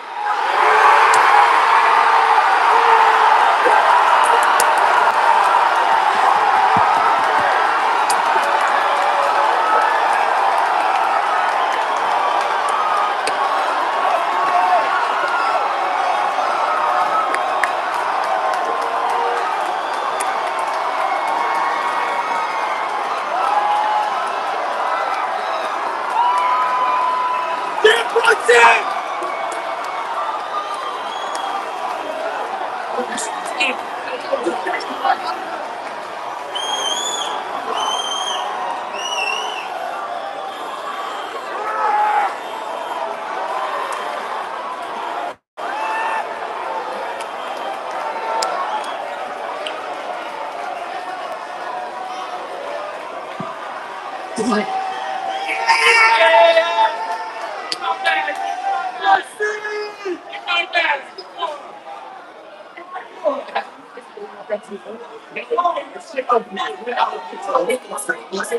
There you go. You're so.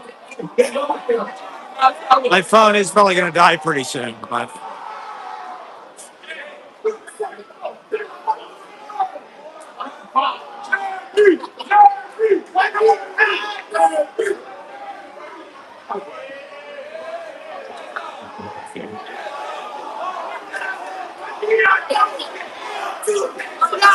Yo, we up two! We up two!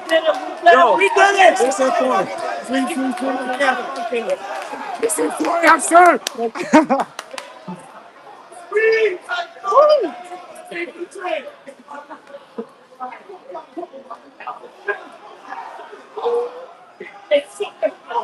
those guys were. Should I go that way or?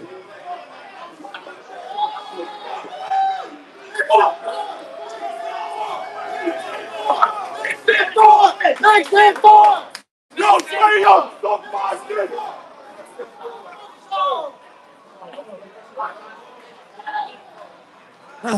I mean, winning both fucking away games. It's fucking crazy.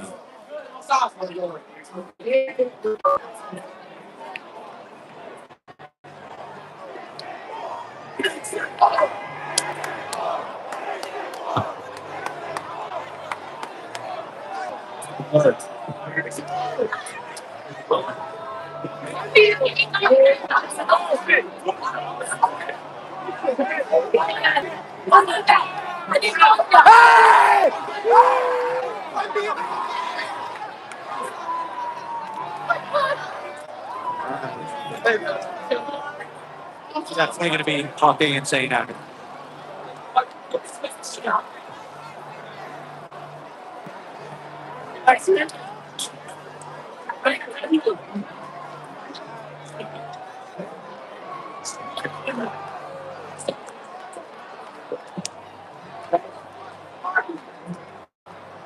Yo! Yeah.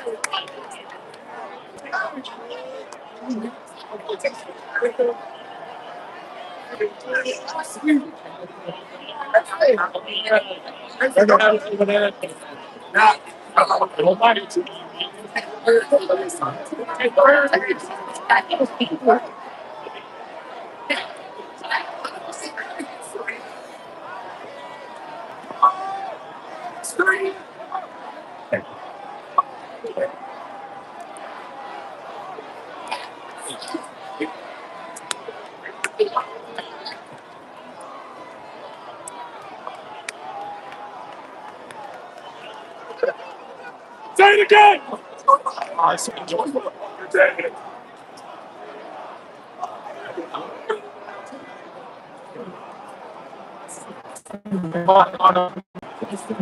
Definitely smells like beer. Smells like college.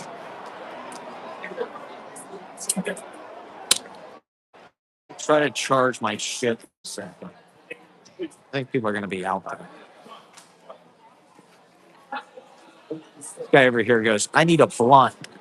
I need a blunt right now. I need a blunt to the face immediately. Fuck yeah. We won. I need a fucking blunt.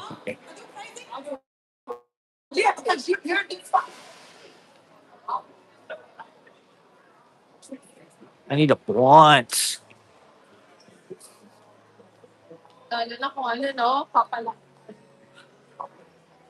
I need to take a blunt to the face immediately. I need to get, I need to get stupid in here.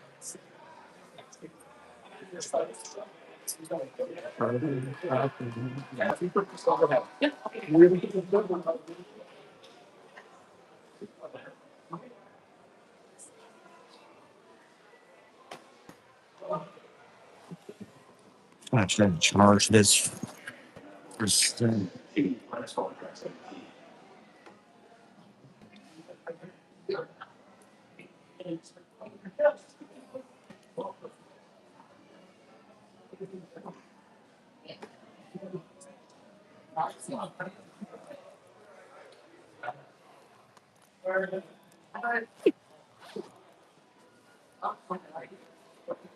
I need a blunt.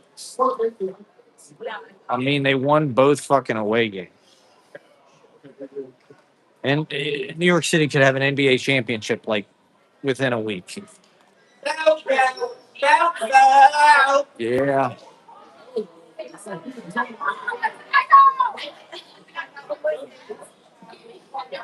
I need a fucking blunt. Look, everybody's gone.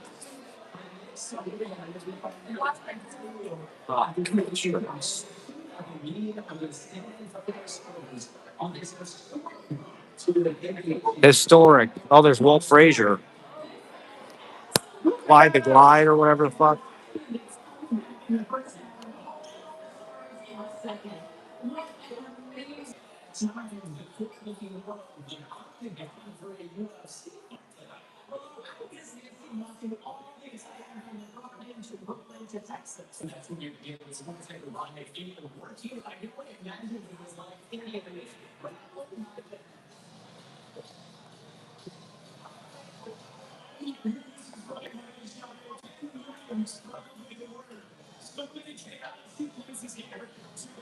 Fuck happened?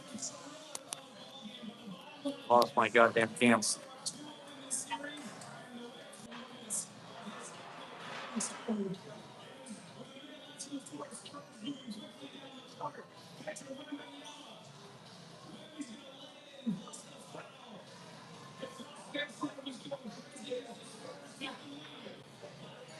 I just charged this for a minute.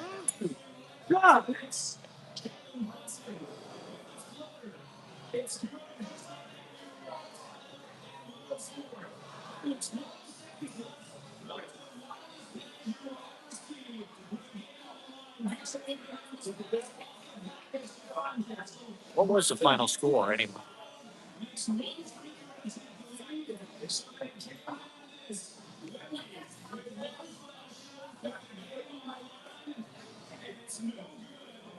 No fucking goal.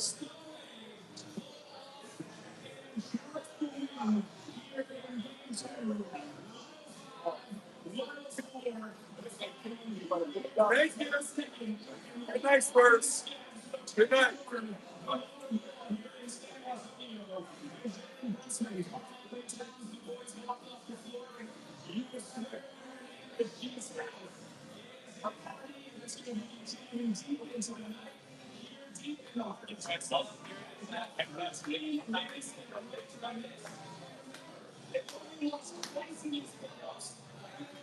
Jesus Christ. They've only lost twice in the playoffs? It's insane. How do they get so good? That's what I want. The Knicks have been like so dysfunctional for so long.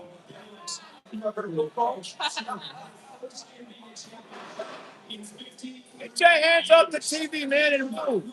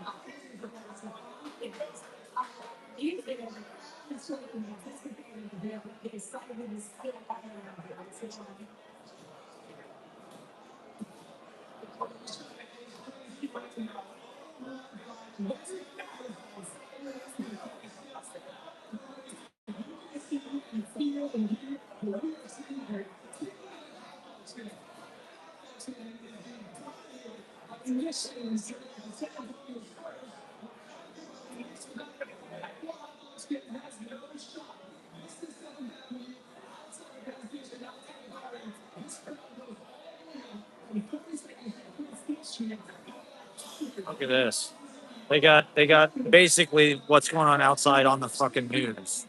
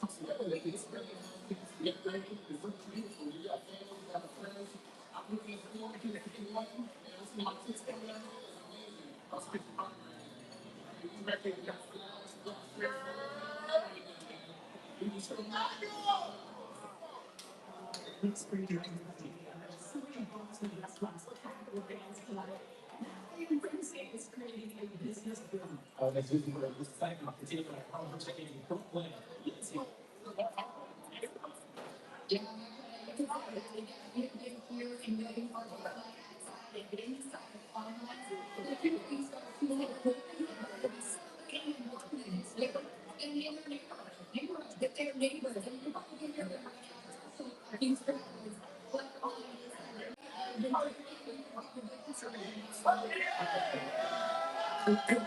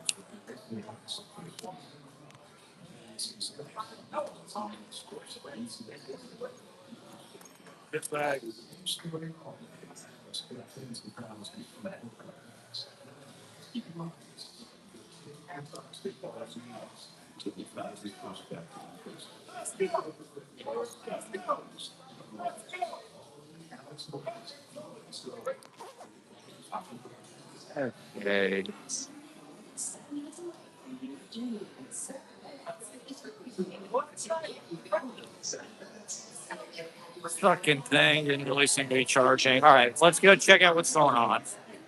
The energy in the city is electric, everybody. The energy in the city is positively electric. Fucking, what was that drinking? Remember where that drinking fountain was that I had a drink out of?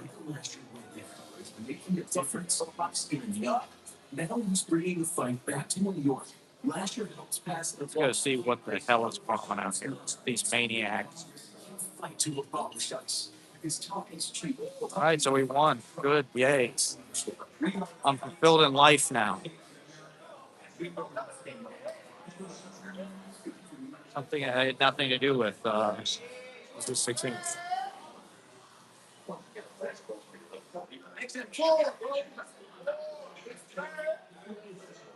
Knicks in four. I keep hearing people say that. The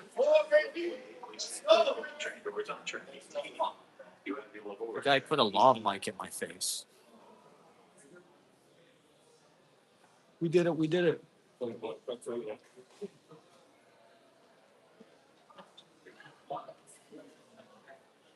Yeah.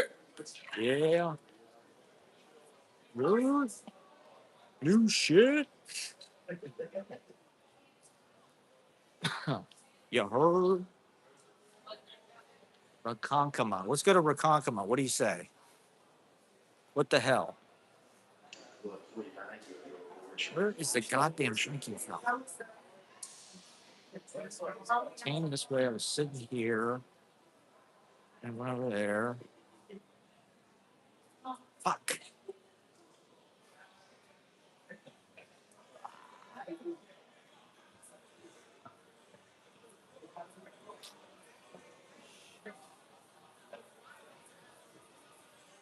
People coming back in. Let's go see what the hell's going on. So, these maniacs. Fucking New York Knicks fans. I mean, New York is a fucking basketball town. That's the craziest part about the fact they haven't won the fucking NBA championship in 50 years. Like people in New York like really fucking care about basketball. Fucking Spike Lee and Phil Jackson. Phil Jackson, anyone?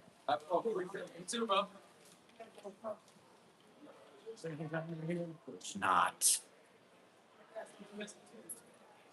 It's cool math. Let's see. There it is, baby. Thought it was 6, but it's not even finals. Might have to be Phillies.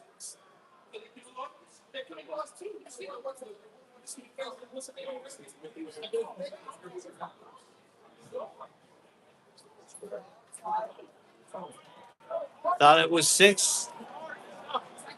Might have to be 4. All right, let's see what the fuck is going on over here.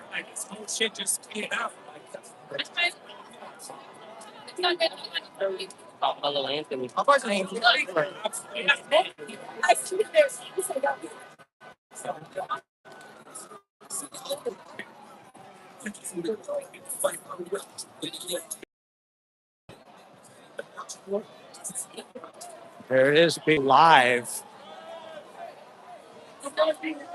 There's a guy.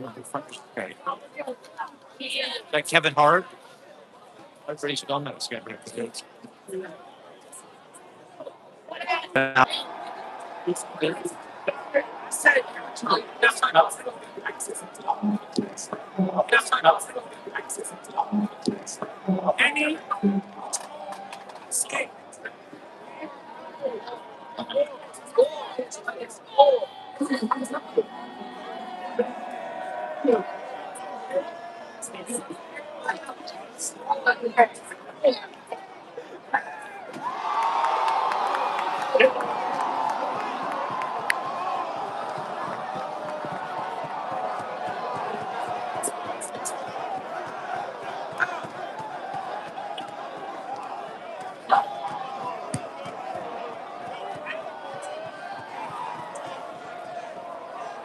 Hey, Dan.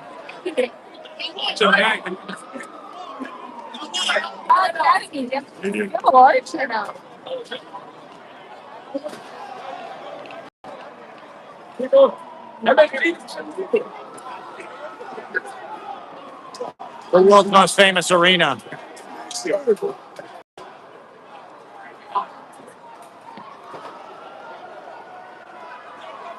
You guys got a fucking Jalen Brunson cut out.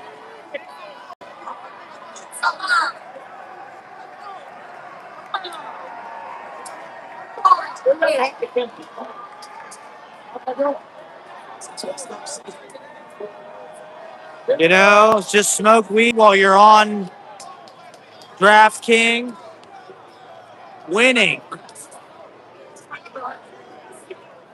Well, not only did the Knicks win, hey, if they win in 4, maybe they got that $2,000 is going to make a shitload of money.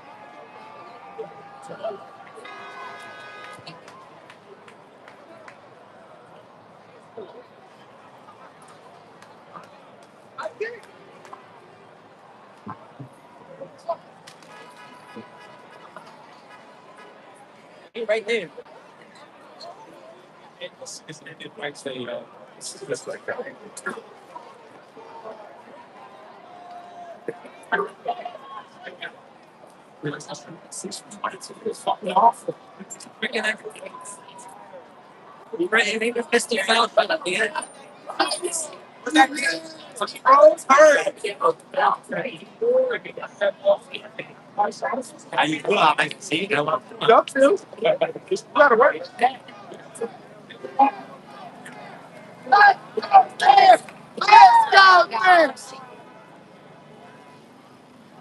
I do want to try to get a drink of water. We got to go back in. I'll try to get a drink of water. Yeah, you got it. You got it.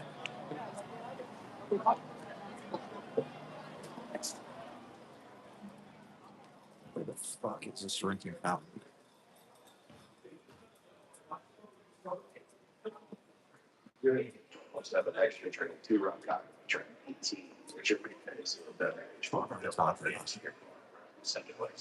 Yeah, I don't know. It was surprisingly there are not that many people up there. Really.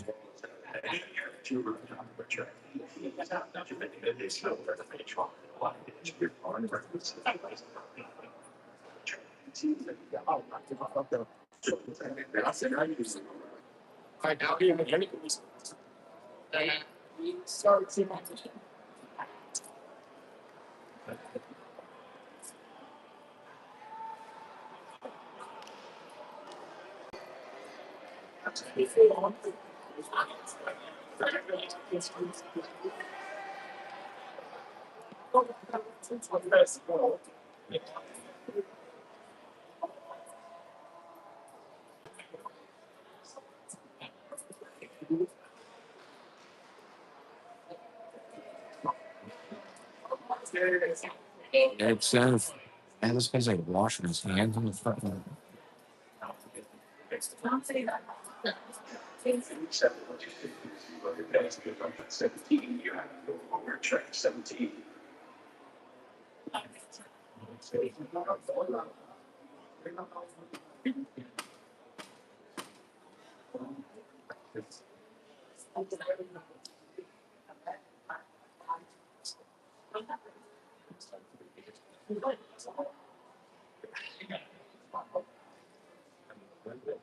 Okay,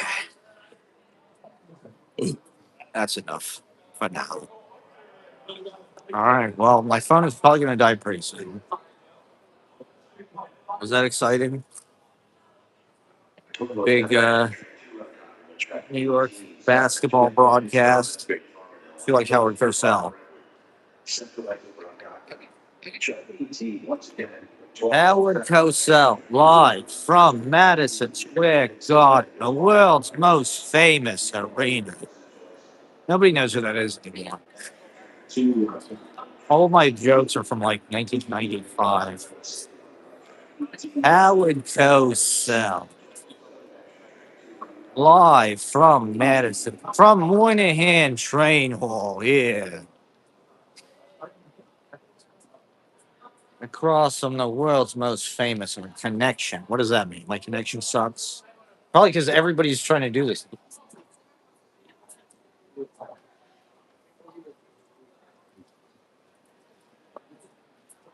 Very bad connection, it says. I've never gotten that message before. Very bad. Not a whole lot I can do about that. Moynihan Train Hall here in New York. I got a very bad connection here. Okay, well, fuck. Let's just go see what's going on out here with these hoodlums. Sports fans. I mean, it's all kind of just an excuse for people to go break shit. No. Wait. Act a fool. Where's Howard? See, now everybody's got the phones out. I had my fucking phone out for like the last few hours. Everybody's got the damn phone out. Shout out to Jalen Brunson.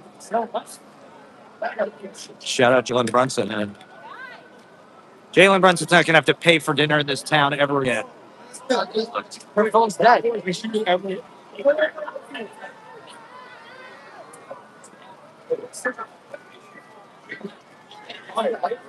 See, this guy's streaming.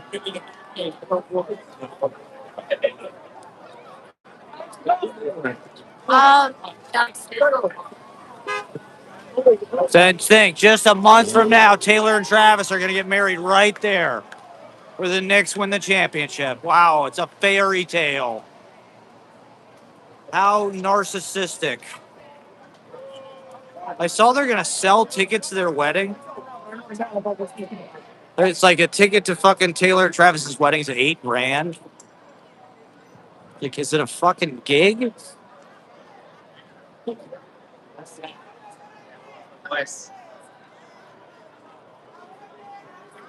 Apparently so. Very bad connection. I've got a very bad connection here. hey. We gotta go back.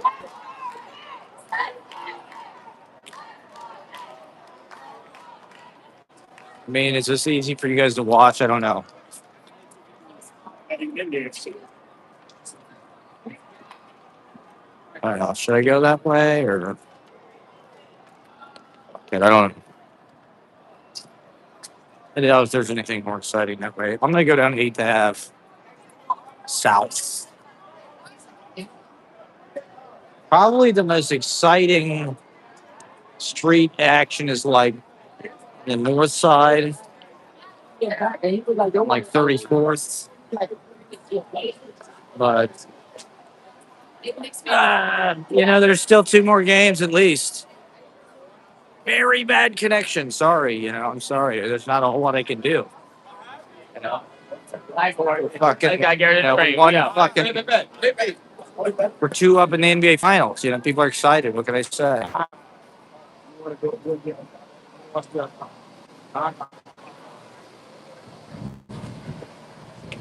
That's a stretch like Tahoe or something. Stretch 80. Jalen Brunson.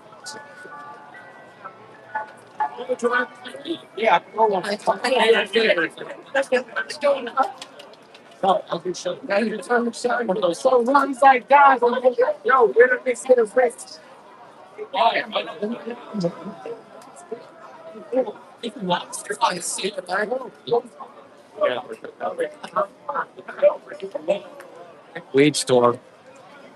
Oh, the Barstone, baby. I bet they've seen a lot of basketball history.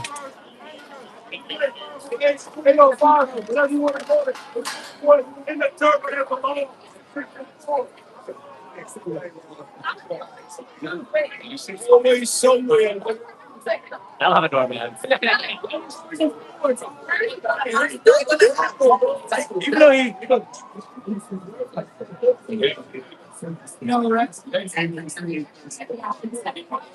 Rare serious injection site reactions and so about side effects. 99.9% of people stay at each other. All right. Moggen convention here. Well, I think We're Knicks maxing.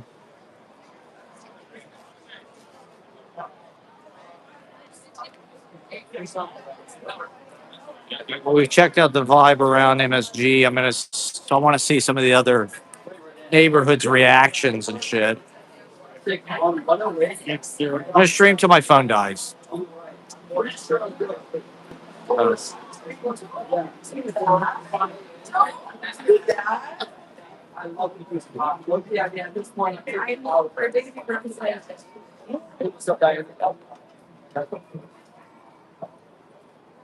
I'm walking to my God.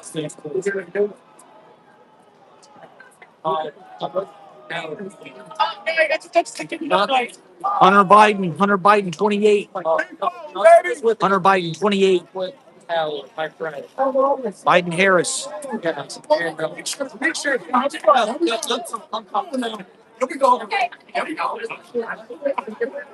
Do you think Hunter Biden should run with Kamala Harris's stepdaughter?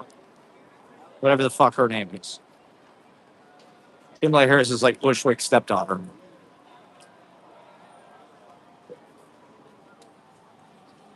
Fettuccino, Italian. It's very good.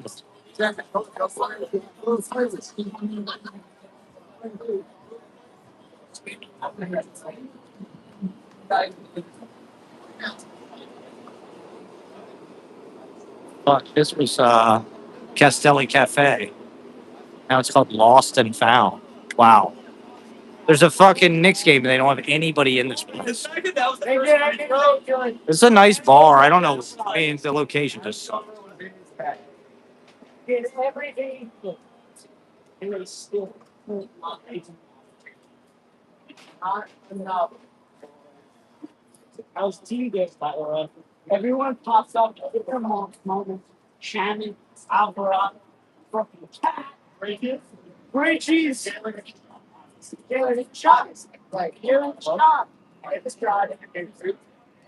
Very bad connection. Very bad connection. That's what you say. That's your opinion, man. Why do you have to be so negative? I mean, this, who knows what this is going to look like later. So it'll probably be fucking choppy. And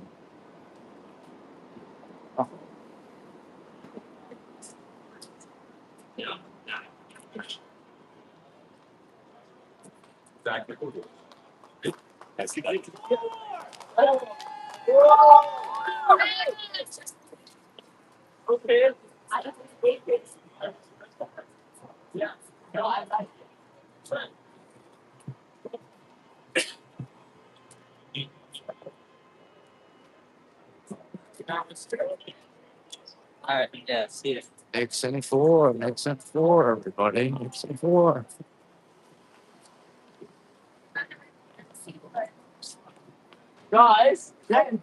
Boys, should we get something for yours? Like, sparkling water.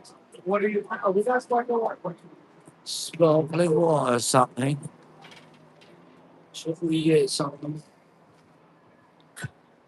I need one from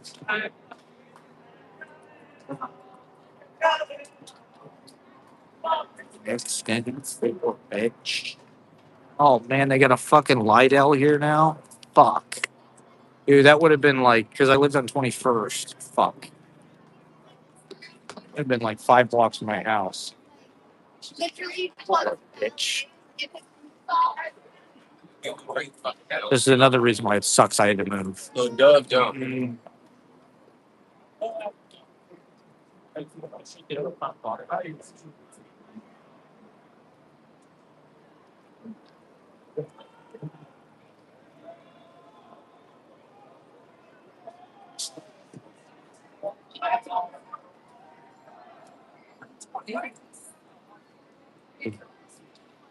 Chelsea Sports Bar. Place is empty too. What the fuck? Did everybody go to fucking Madison Square Garden? I'm going the opposite way than I should be. You go to an office today? I did. I mean, I was just there. You saw it. It looked like it was kind of over, right? I mean,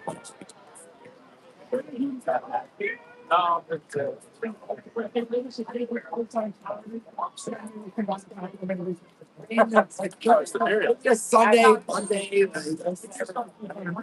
Probably overflowed.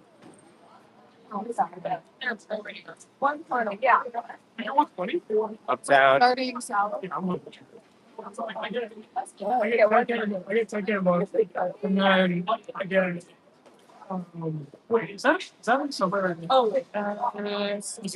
Uptown, baby.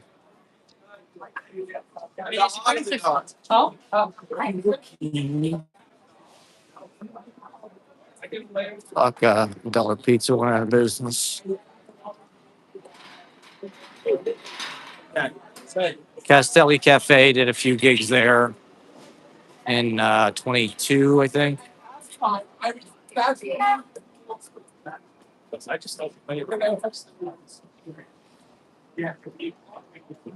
I'm gonna walk back down to 14th. I think take the train from there. Yeah, and I am seeing. See what's going on in Brooklyn. See how Brooklyn is celebrating. See how electric this energy is. I guess you can really celebrate wherever you. You don't really need to be. I just thought it'd be kind of exciting to be near Madison Square Garden while the fucking thing is happening.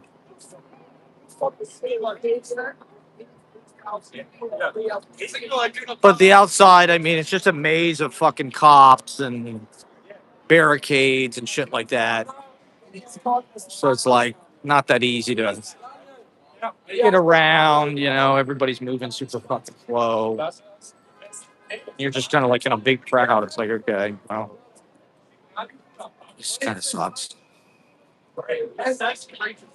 Target. They got a Target 2 blocks from where I used to live. Great. Great. Right after I moved, they put in all this cool shit. Lidl, Target.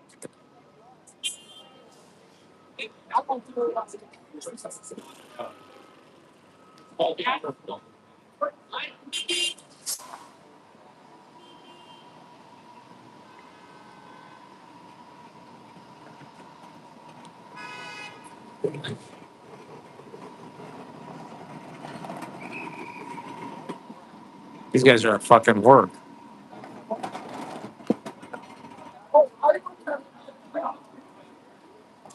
They're working at goddamn Target. I mean, what's going on here? We get to cross or I know. Yeah, that's a pretty terrible. This might be a order checking road night. I mean, Donald Trump. We need to talk about anything like that. Right. I'm a whole call. Popeyes, the official fast food of the New York Knicks. That's yeah, it really is. I'll go. I would have never thought there on YouTube. Well, if the Knicks win the championship, and it seems like they're going That's to, easy for me to say. I would say that's a harbinger that some kind of insane shit's going to happen this year. I don't think you would want to check about it. Something got knocked loose karmically in the astrological, movements of the universe to cause this. Apparently, Trump was sitting down at his rally, so people think that he's about to die because he can't stand up to do his little stand-up comedy show. Italian gelato.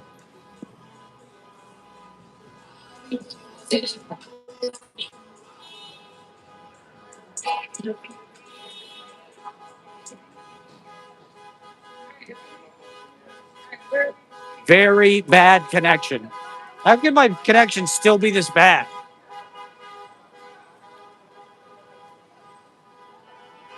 See, I'd be home by now. If I lived where I lived, I'd be home by now. I could just walk 10 blocks and be fucking home. But no.